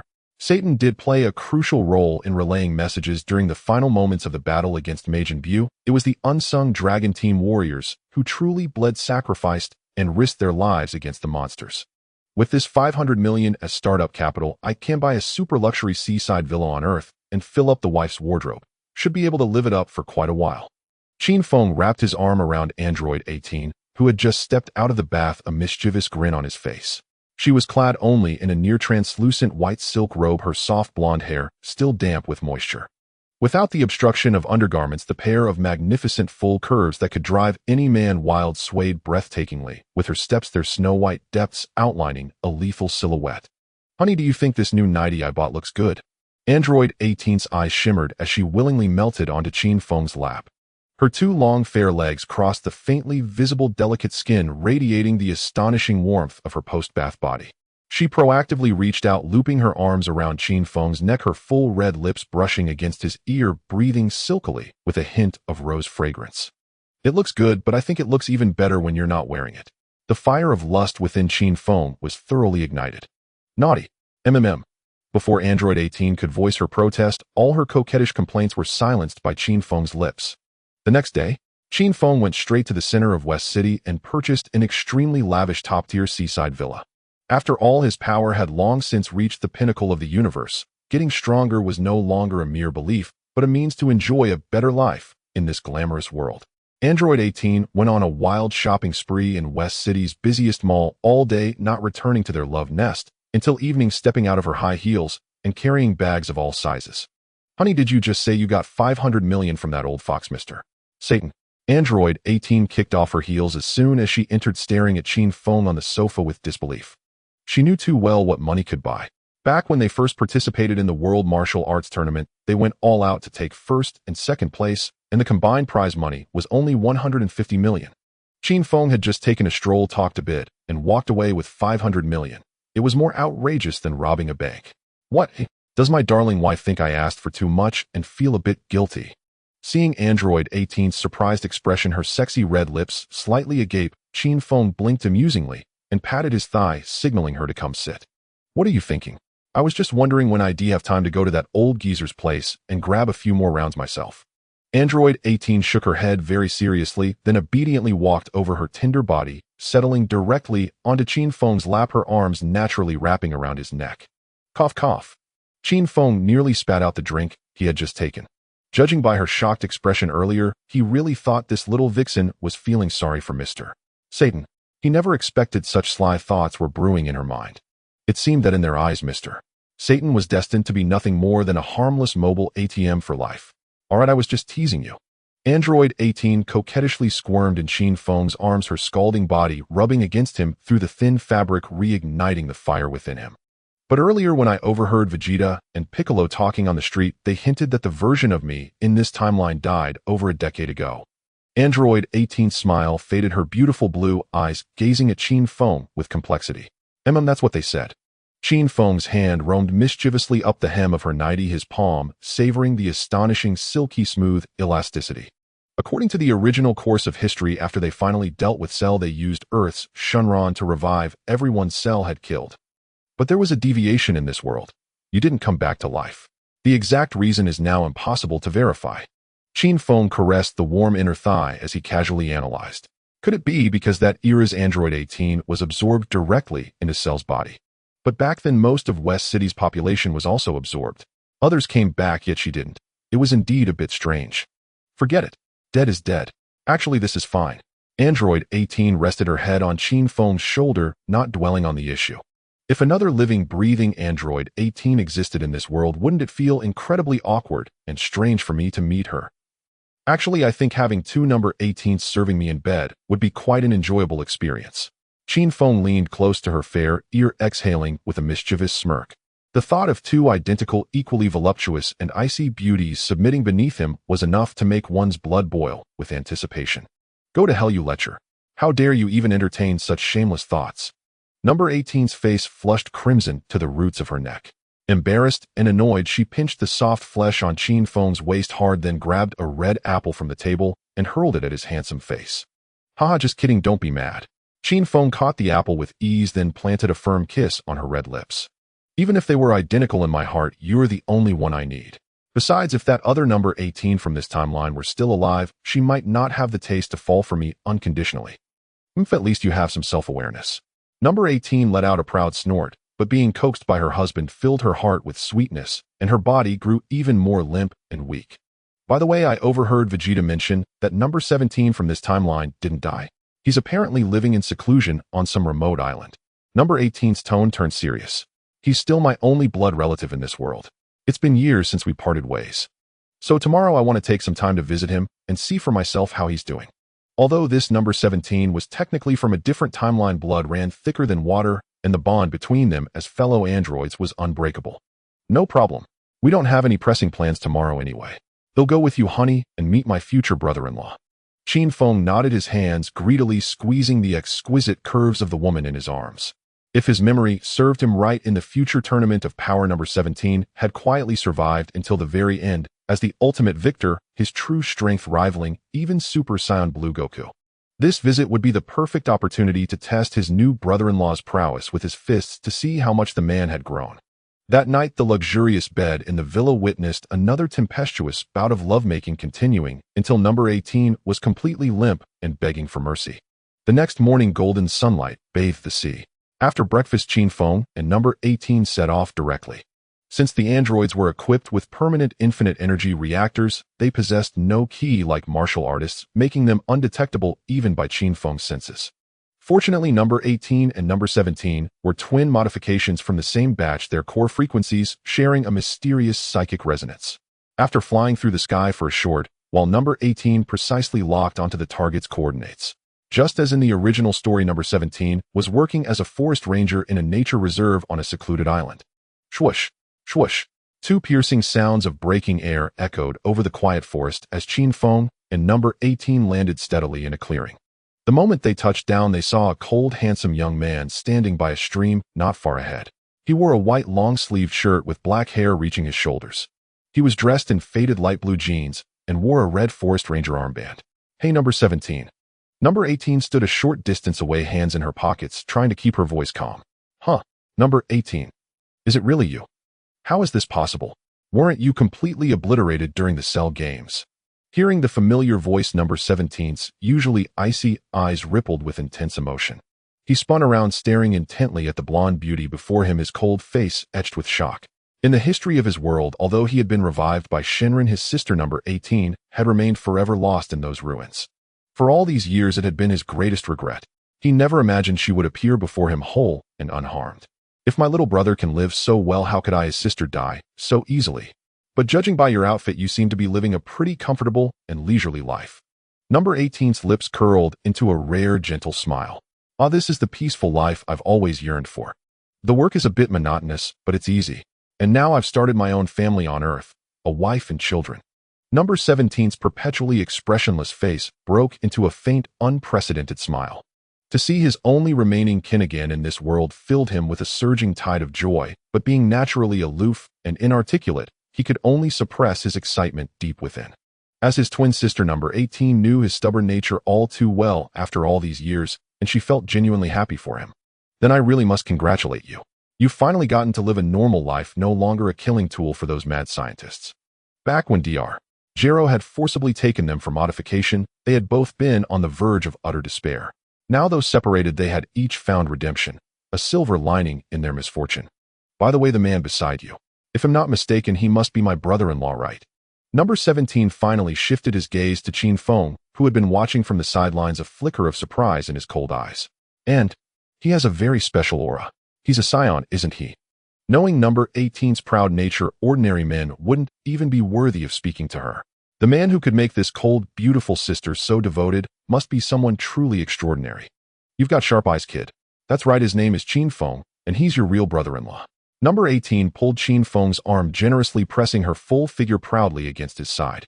Qin Feng was not only an invincible warrior who could grind even the god of destruction into the dirt on the battlefield, but he was also utterly devoted to her in private, and in bed, he could drive her wild with pleasure. He was in her eyes the flawless, perfect man.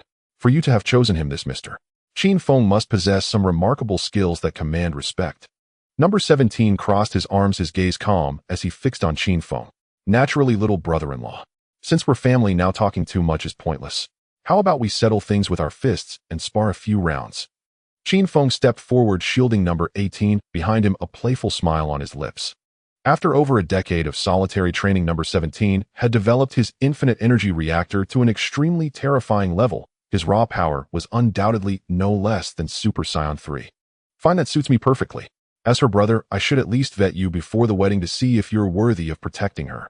Number 17's expression turned serious in an instant, his entire aura undergoing a dramatic transformation as he assumed a perfect fighting stance. What's wrong with you two? This is our first meeting, and you're already about to tear the place apart. Number 18 rolled her eyes in exasperation. The warm, intimate sibling reunion she had hoped for was being ruined by these two battle maniacs. Don't worry, sis. They'll hold back a little. I won't hurt your man too easily. Number 17 tilted his head slightly, flashing a confident smile at number 18. No. 18 cast a pitying glance at her younger brother and sighed helplessly. No. 17, you're overthinking this. I'm not actually worried about him getting hurt. I'm worried about your bones. She had witnessed firsthand just how terrifying Qin Feng's true strength was. Even the lofty god of destruction Kampa from the divine realm had been beaten like a dead dog by him. Even if no, 17's power had skyrocketed in recent years before Qin Feng had barely amount to a mere appetizer. Relax, honey. We're all family. They'll go easy on him. Just a friendly exchange between in-laws. Qin Feng chuckled and lightly slapped no. 18's pert, well-rounded backside, earning a playful scold from the beauty. Fine, since you two are itching for a fight, I won't stop you. Remember, keep it civil. If anyone draws blood, don't even think about sharing my bed tonight. Seeing the two men already locking gazes in a silent clash, no. 18 simply walked over to a distant reef, sat down, and idly took on the role of referee. Come on, little brother-in-law. Let me see what you've been practicing all alone on that deserted island. Qin Feng beckoned to the black-haired youth opposite him, his expression still relaxed and carefree. Fighting on the ground would cause too much commotion. Let's take it to the high altitude. I don't want to destroy this forest and the protected animals in it. As no. 17 finished speaking, the ground beneath his feet shattered. He shot upward like a meteor, defying gravity, soaring into the clouds. After all, his duty was to protect this place. If he wrecked their home in a brawl with a relative, he'd have no way to explain it to his wife later. Whoosh. Qin Feng's figure blurred in place. In less than a split second, he stood firmly 1,000 meters high, directly facing No. 17. What's wrong? Aren't you going to transform into a Super Saiyan? Seeing Qin Feng still in his ordinary black-haired state, without even a hint of powering up, No. 17 frowned, confusion flickering in his eyes. He had encountered Vegeta and the others and knew that the Saiyans' greatest strength lay in transformation. Once they turned golden, their battle power multiplied by tens or even hundreds of times. Only in that state could a Saiyan be worthy of being No. 17's opponent. No need. If I had to transform to fight someone at your level, this spar would lose all its fun. Qin Feng shook his head gently, his hands still lazily tucked into his pockets. If he were to unleash a mystic form or Super Saiyan 4 right now, the sheer pressure from his ordinary state alone would be enough to force No. 17's power core to shut down on the spot. To enjoy himself thoroughly, maintaining the most basic form was the best choice. I have to say, you and that arrogant Vegeta share the same infuriating pride. Fine, I won't hold back. No. 17 snorted coldly, and the infinite energy reactor within him roared to life in an instant. Whoosh. The distance between them seemed to vanish entirely. No. 17's speed reached an extreme that mortal eyes couldn't fathom, leaving a trail of pale white sonic boom clouds in the air. In terms of raw explosive power, this speed was indeed on par with Majin Buu, or even Super Saiyan 3 Kakarot from years past.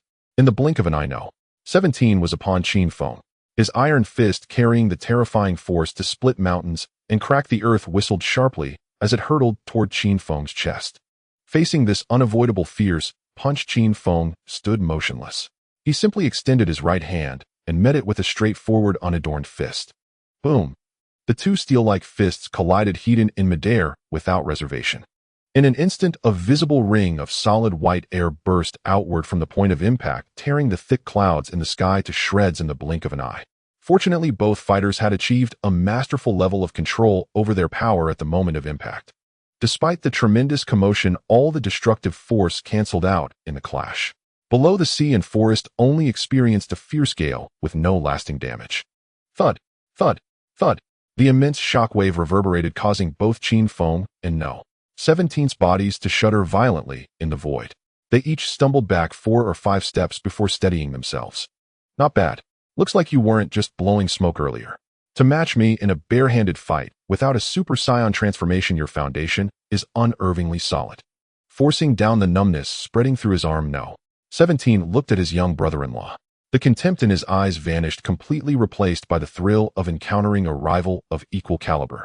He had thought that besides Son Goku and Vegeta on Earth, no one could withstand his punch.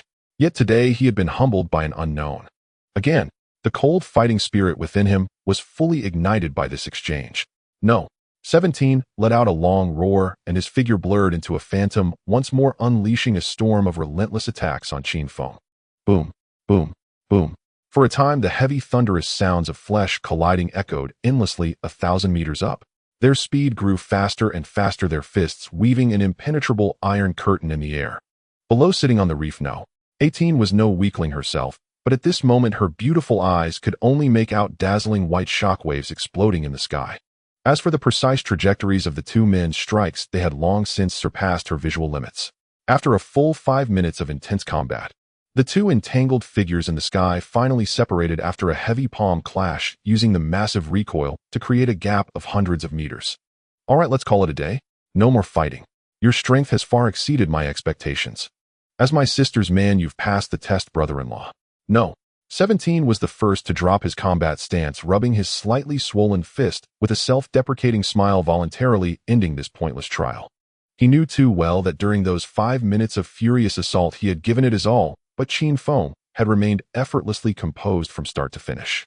Worse still, his opponent still held cards up his sleeve, never once using a Saiyan transformation. In a life-or-death battle, he probably couldn't survive even 10 moves. Since he had gauged both the surface and the depths, there was no need to keep getting pummeled like a punching bag up there. Find your call. Let's stop here. Qin Feng dusted off his clothes with a faint smile, and with a flicker he descended to the ground alongside No. 17.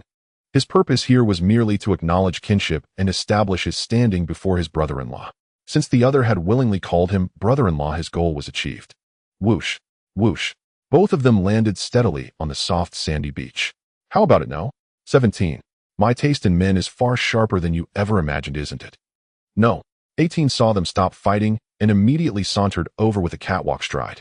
Her icy face was barely able to conceal a hint of smug delight, and she nestled into Qin Feng's embrace with utter naturalness. Oh, indeed, he's as monstrously strong as they come. I'd wager he even surpasses the likes of Sun Wukong and the others in their current state. No. 17 honestly acknowledged the gap, then cast a deep glance at No. 18. Knowing you've been doing well all these years puts my mind at ease. Your judgment is as impeccable as ever. Of course it is. By the way, since we rarely meet, when do you plan to take me to meet my sister-in-law and see my little nephew? No. 18 wrapped her arms around Qin Feng's waist and arched her elegant brows. Seeing her younger brother settled down with a family and living a good life, the stone that had weighed on her heart for years finally dissolved completely. Wait until I finish my shift. I promised my family I'd work hard and earn money here in the reserve. Once I've saved enough, I plan to buy a large yacht in the city and take them on a world tour. Speaking of his wife and children, a rare tenderness, befitting a father and husband, spilled across No. 17's stern face. A yacht? That must cost a fortune. How long do you plan to save up on a forest ranger's salary? No. 18 opened her mouth in slight astonishment. She stared at her own brother, a man with the power to overturn seas and rivers, yet content to chase poachers through the woods for a meager paycheck, and found herself momentarily unable to comprehend it. Not only her, but Qin Feng beside her also raised an eyebrow with curiosity. In this Dragon Ball world, wealthy fools were a dime a dozen. With No.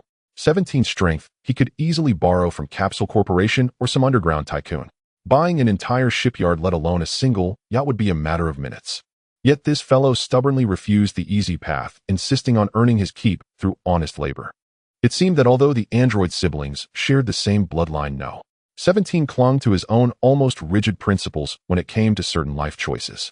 A decent mid-sized luxury yacht, I checked at West City's port, costs about 20 million. No. 17 scratched his head in mild distress, speaking truthfully. Given his paltry fixed salary, saving 20 million without spending a cent was indeed a pipe dream. But he had already figured out a backup plan if worst came to worst. Head by a second-hand ordinary boat. A few million should suffice for taking his family to see the ocean. 20 million, is it? All right, I'll transfer the money to your account later.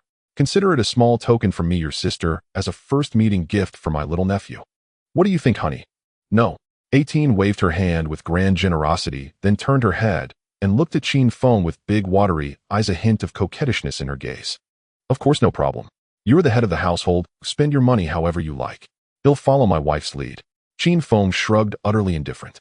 After all, he had just extorted a whopping 500 million from that fat sheep Satan yesterday. The number in his bank account now trailed with so many zeros head lost count. Dishing out 10 or 20 million to help his brother-in-law was no more significant than losing a single hair. As long as it made the beauty in his arms happy, the money was well spent. You? How can you casually have so much money? This time, No. 17 was utterly dumbfounded. He had spent 10 whole years under the sun and wind on this isolated island protecting wildlife. After all that, his savings barely scraped together 1 or 2 million. Yet his sister casually mentioned 20 million as if it were pocket change. It made him, as the younger brother, question his entire life. That's called knowing how to make money. Don't pry into the details. Send me your account number later. We'll wait here until you get off work, then you can take us to see my little nephew. No. 18 gave a smug little hum and gently rubbed her long, shapely leg against Qin Feng's trousers. Her personality was entirely different from No. 17's rigid mindset. In her worldview, if you had the strength to extort those wicked rich scoundrels and fat cats, you never showed an ounce of mercy. Well, all right then. On behalf of the little one, I thank my sister and brother-in-law. Since things had come this far, No. 17 didn't bother with false modesty or refusal. Deep down, he knew that relying solely on his meager income to buy a grand luxury yacht comfortable enough for the whole family would take until the cows came home. Since his sister and mysterious brother-in-law were clearly not short on cash, he accepted this generous gift with sincere gratitude. In the blink of an eye, a whole day passed. Qin Feng accompanied No. 18 to the remote island to meet No. 17's family. There were two little children about 5 or 6 years old, a boy and a girl fair-skinned and adorable. The moment they saw Qin Feng and No. 18, they became incredibly warm and affectionate, chattering noisily around them. After all, it was the first time they had ever heard from No. 17 that they had a real aunt and uncle in this world. They spent a lively night lodging at No. 17's home. It wasn't until noon the next day that Qin Feng and No. 18 took their leave. "Honey, where are we off to fool around next?" High in the sky, No. 18's fair arm looped around Qin Feng once more. Both of them were sheathed in a faint layer of air currents aimlessly drifting across the azure heavens. "Let's just wander around. Consider it a casual outing. For the next few days, let's set aside intense training and simply enjoy some time alone together." Qin Feng patted the soft hand on his waist, having no particular destination in mind. At present, the god of destruction of Universe 7, Beerus, hadn't even shown a hint of awakening. There wasn't a single being on Earth who could serve as his opponent. Without the anxiety of power, any place was fine for him now. "Honey, look. That island down there looks quite charming, and it seems someone is cooking a meal. Since we have nothing better to do, why don't we descend and take a look at the scenery?" No. 18 suddenly extended her jade-like finger, pointing at a solitary island amidst the vast emerald waves directly below. From the aerial view, the place was indeed lush with green mountains and verdant trees, presenting an elegant landscape. "All right, whatever my wife says." Qin Feng smiled faintly, took No. 18's hand, and with a flicker of their forms, they dove straight down from an altitude of 10,000 meters. However, the moment their feet truly touched the ground, the actual sight before them was entirely different from what they had seen from the sky. The scenery was indeed beautiful, but the people living on this dilapidated island were miserably poor. All they could see were low, broken shanties. The air was thick with an indescribable sour stench. The living conditions were utterly appalling. "How can it be this rundown? I remember this island is only a few dozen kilometers from the prosperous West City, right? Over there, they're living it up every day, but here, they can't even afford a proper meal." No. 18 looked at the crooked mud huts around her, her beautiful brows knitting tightly together. "Wait. How strange. Why do I faintly sense a trace of divine energy fluctuation in this wretched place?" Qin Feng, who had been wearing a lazy expression, suddenly changed his countenance, a flicker of surprise flashing in his eyes. Although this energy fluctuation was extremely faint, so weak it was like a dying ember in a gale on the verge of extinguishing, the divine power within Qin Feng resonated wildly. This was undeniably genuine divine energy, and its source was deep within this remote, impoverished island.